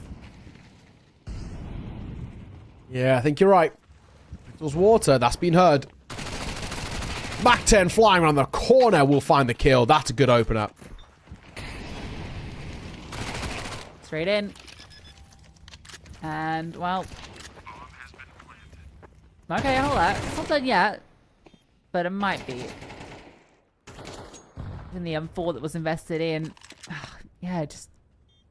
I mean, I like it from Kazakhstan. Just put the pace on. Don't allow them to do much here. At most, right, they've got either the saved MP9s or they're forced around it like they did, and you've still got the weaponry advantage. And if you go with pace, you can catch them off guard before they can even feel comfortable setting up. There's not been any need for conditioning yet on this T side, so Kazakhstan don't know the best way to set up their defense based on what Kazakhstan have been doing so far. So it's not like they're going to have necessarily a stack in play or, you know, a really strong defensive setup. So they just run through and run them over. And I can't blame them. Yeah, I think it's the right call. 10-5 now, though. And this time, again, we could talk about kind of investments coming through, but time is seriously dwindling over towards this Kyrgyzstan roster. They really are giving themselves a lot to work with. I mean, we're looking at this now. We've doubled the rounds of their opponent. Kaz only 3 away, and so much stability built up. The T side as scary as ever. It feels like we're on track to seeing this one off. Little bit of an investment coming through. Not an over-investment, though. We've got 1 rifle, 2 MP9s, 2 upgraded pistols. It's small. It might still be scary. They can't completely overlook it this time, but they've been so confident. They're so happy to continue using these Mac-10s because they're just so scary. Gonna burst through the smoke, but double layering means Jamie gets that kill easily enough. They're not going to commit off it. See if it makes any of these remaining CTs move about. This isn't the full investment. It's safe weaponry. Why to buy? But an opening kill feels good. But only if you can capitalize on it. And the decision to go back to B is perfect. They saw the M4 in play. Managed to avoid it really well. But Jamie will get a kill back. So not out the running yet. Kit dropped in dark. But so are 2 players. And Jamie might get another one. He's getting desperate. Poch is low. So there's certainly a way for her to pull off this clutch. Remember that kit in dark that she needs to get to for the defuse. And double layering should be enough. Poch up. Another massive round from her. 3k in it. She has a 3.0 KD. Wow. There's 11 on the board for Kazakhstan. Yeah, Poch is having an absolute field day. Was it, you know, even, I think probably by her standards, maybe a little bit quieter until map number 1, but wasn't required. It wasn't like they needed her to kind of be putting up these ridiculous performances, and they don't even really need it now, but she's just so damn crisp. Really well kind of achieved in some of these rounds as well, where they're just not even giving a chance over towards Kyrgyzstan. 11-5. And potentially losing this even the final full buy. We've got a little bit of leftover money. It's not the greatest, and a big swinger towards water gets the first. Yeah, I like that, but overextending a little bit, staying active, allows Pocher to get a kill back in their favor. So 4-on-4, and very quick positioning in middle. Keep your eyes on Averi as she's managed to cut off the rotations. Just the 2 players on site. However, the bomb is very separate. Surely gonna have to go through middle. There's a massive timing, but I think Jamie has just missed that player with the bomb. Ooh. Might not even matter. So I've managed to hold on to the A side, at least for now. Back of Cake. A massive kill for Axarovs. She managed to hold on with a double. And it leaves it to Lana. Banana. She can't get it done. So Kyrgyzstan will get their first CT round. Off the back of that double dark peak. And then a good defense on A. Yeah, it's a brief sigh of relief where they're, far from done in this map, in this series. Still requires some heroics. They're still 5 rounds behind in the hole. And, a little bit of a lesser investment maybe here from Kazakhstan gives them a chance. Double AK, triple AK, in fact. It's a full buy across 2, but not the team. Which is maybe a little bit of a kind of weird one. Mios has 4.1k in the back pocket. So, some of them have money left over. Some of them don't, but they're going to go quick. Really quick. And a double layering, not going to matter. The Mac 10s eviscerate these head armorless chickens. They even get a follow-up. Run down by the Mackies, upgraded into AKs. That's a 2-on-4. 2 players so low. Lana Banana has a single point of health, but there's just no way of getting into this bomb site. So it's just a fast A play, and it's going to get 12 on the board. Series point for Kazakhstan. And with that buy as well, I think it's absolutely the call to make. They've got a few AKs, a few Mac 10s, but not an over-investment. The big thing for them is about getting a bomb down at kind of the bare minimum, and they do that and some. 2 mining rifles. Thankfully, they can have some level of a buy around it. At least, Jamie can invest in, which is fine. Drops can come through from Amy and Katosi. Maybe not the best drops, better than nothing. But, yeah, time is going from the Virgin quickly running out to ran out, in all fairness. 12-6. Again, 6 map and series points in a series which is so influential. These are 2 of the scarier sides in this qualifier. Arguably the 2 favorites in this qualifier as well. And man, this could be the difference maker. Kyrgyzstan, unfortunately for them, on towards their own map pick, they've just not ever really been able to get going. A little bit of the starting towards the very start of the map, but bar that, no consistency, not enough in which has given them the comfort of getting in towards this and being able to compete in Kazakhstan. They might just go quick once again. Yeah. Again, that old adage. Straight in, potch up, overwhelms the link up. They're not going to slow down, not for nobody. MJ DeQueen gets the follow-up, and yeah, you're at the player disadvantage. You have 2 players start there. You need to get 2 kills, ultimately, at the very minimum. Or to stop them getting in completely, but MJ DeQueen is going to stop them in this retake. It's all under Amy. 1 versus 4. They know where she is, and they deal with her. Kazakhstan will win it out in a 2-0 fashion over Kyrgyzstan. Yeah, with that first tap in middle. She ended up having an insane map, and that's that star power that this team has, and that's why they came into the favorites. And it's one thing to have all the firepower, but you need the synergy as well. You need the team play, and it felt like they did have that. It felt like the calls are very clean, and the mid rounding when it was needed looked okay. I don't think we really got to see a lot of it because the rounds were very fast. It really felt, particularly on the T side, on both maps. It was essentially, we're going to move as a pack. Sometimes there was a default, and the default actually looked pretty decent. We saw some good lurk timings, for instance, on Mirage. On this map, though, the T side was just working the way that however they wanted to do. Whether that was moving as a pack in towards A, whether it was splitting, they often were able to get really good mid timings as well. It was really nice to see, because this wasn't their map pick. So to see them showing a pretty good level on 2 maps. In fact, this one was more dominant than their own map pick. Is a really good sign for this team.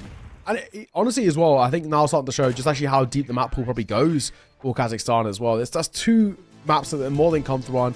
I'm assuming by the way they're playing as well, maps like Inferno will be very similar, Ancient, kind of the same vibes, where because of how strong they are in terms of their aim, and you can see the setups are really solid as well, they probably won't have any sort of problems on them. Potya, I mean, 24 kills, 9 deaths, a ridiculous showing individually. So crisp all the way through, but not bad from MJ either. I mean, she had a couple of really key moments for me, which was super, super important. Yeah, Kazakhstan, that's a big best of 3 to be taken. Kyrgyzstan, unfortunately, they had their moments, these kind of flash in the pan individuals who kind of were able to shine at times, but that's the thing, it was a flash in the pan. It wasn't consistent. They weren't able to put consecutive rounds on the board, and they weren't able to really make this as competitive, I think, as probably they would have hoped.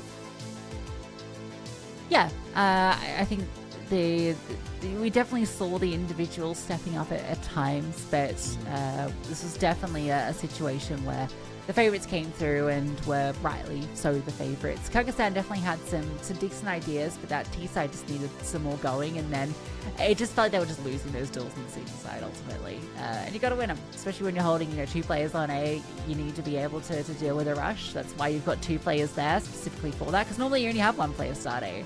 But if you're holding 2 there, that means you're ready for aggression. So you need to be actually ready when it comes through. They couldn't hold out against a team with a lot of firepower, but sorry, but yeah, for Kyrgyzstan. This is a bit of a round robin situation, so there is going to be more opportunities for them, but a lot of their fate is going to depend on how Kazakhstan play, because if they don't lose another map or another series, then there's a good chance they're the ones that go through.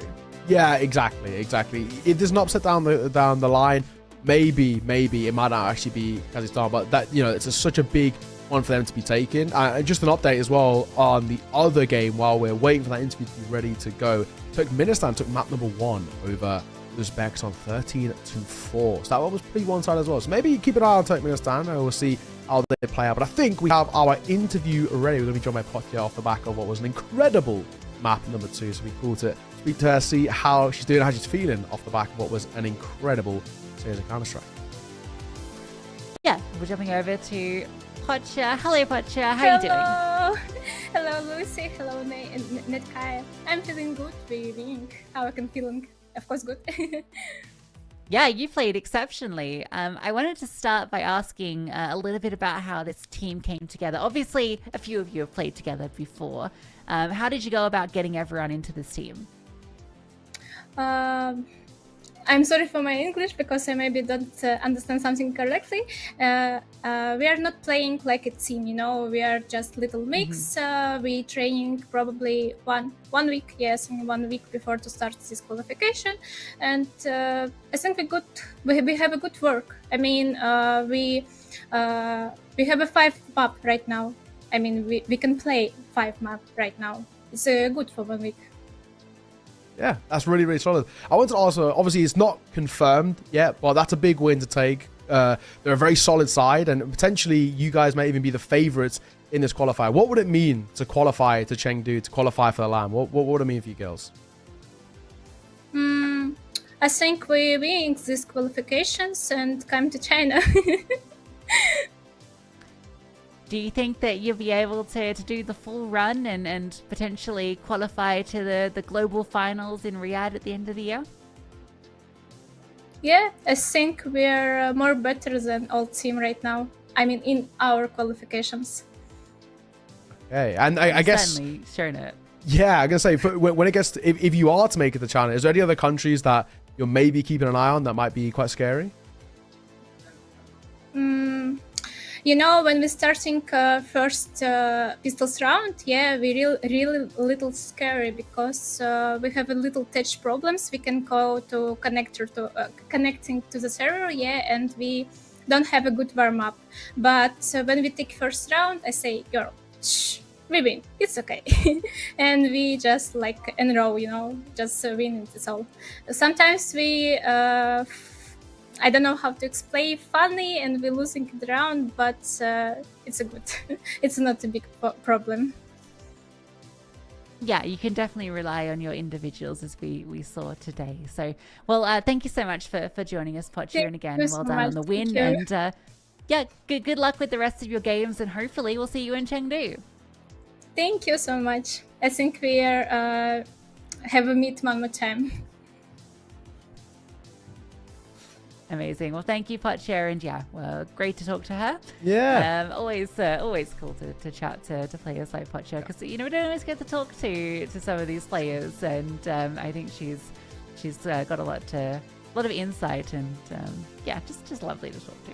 Yeah, and obviously, especially after you've just come off the back of dominating the series, especially map number 2, it's always kind of good to catch them in high spirits as well. And we kind of already said, that's such a big game to be taking. There's such a difficult side. The previous champions, or I guess the representatives from this region. So you've already arguably scalped the most fearsome opponents. So for Kazakhstan, they put themselves into such a strong position. There's 2 of the teams that aren't on stream currently playing now, is Turkmenistan and Uzbekistan.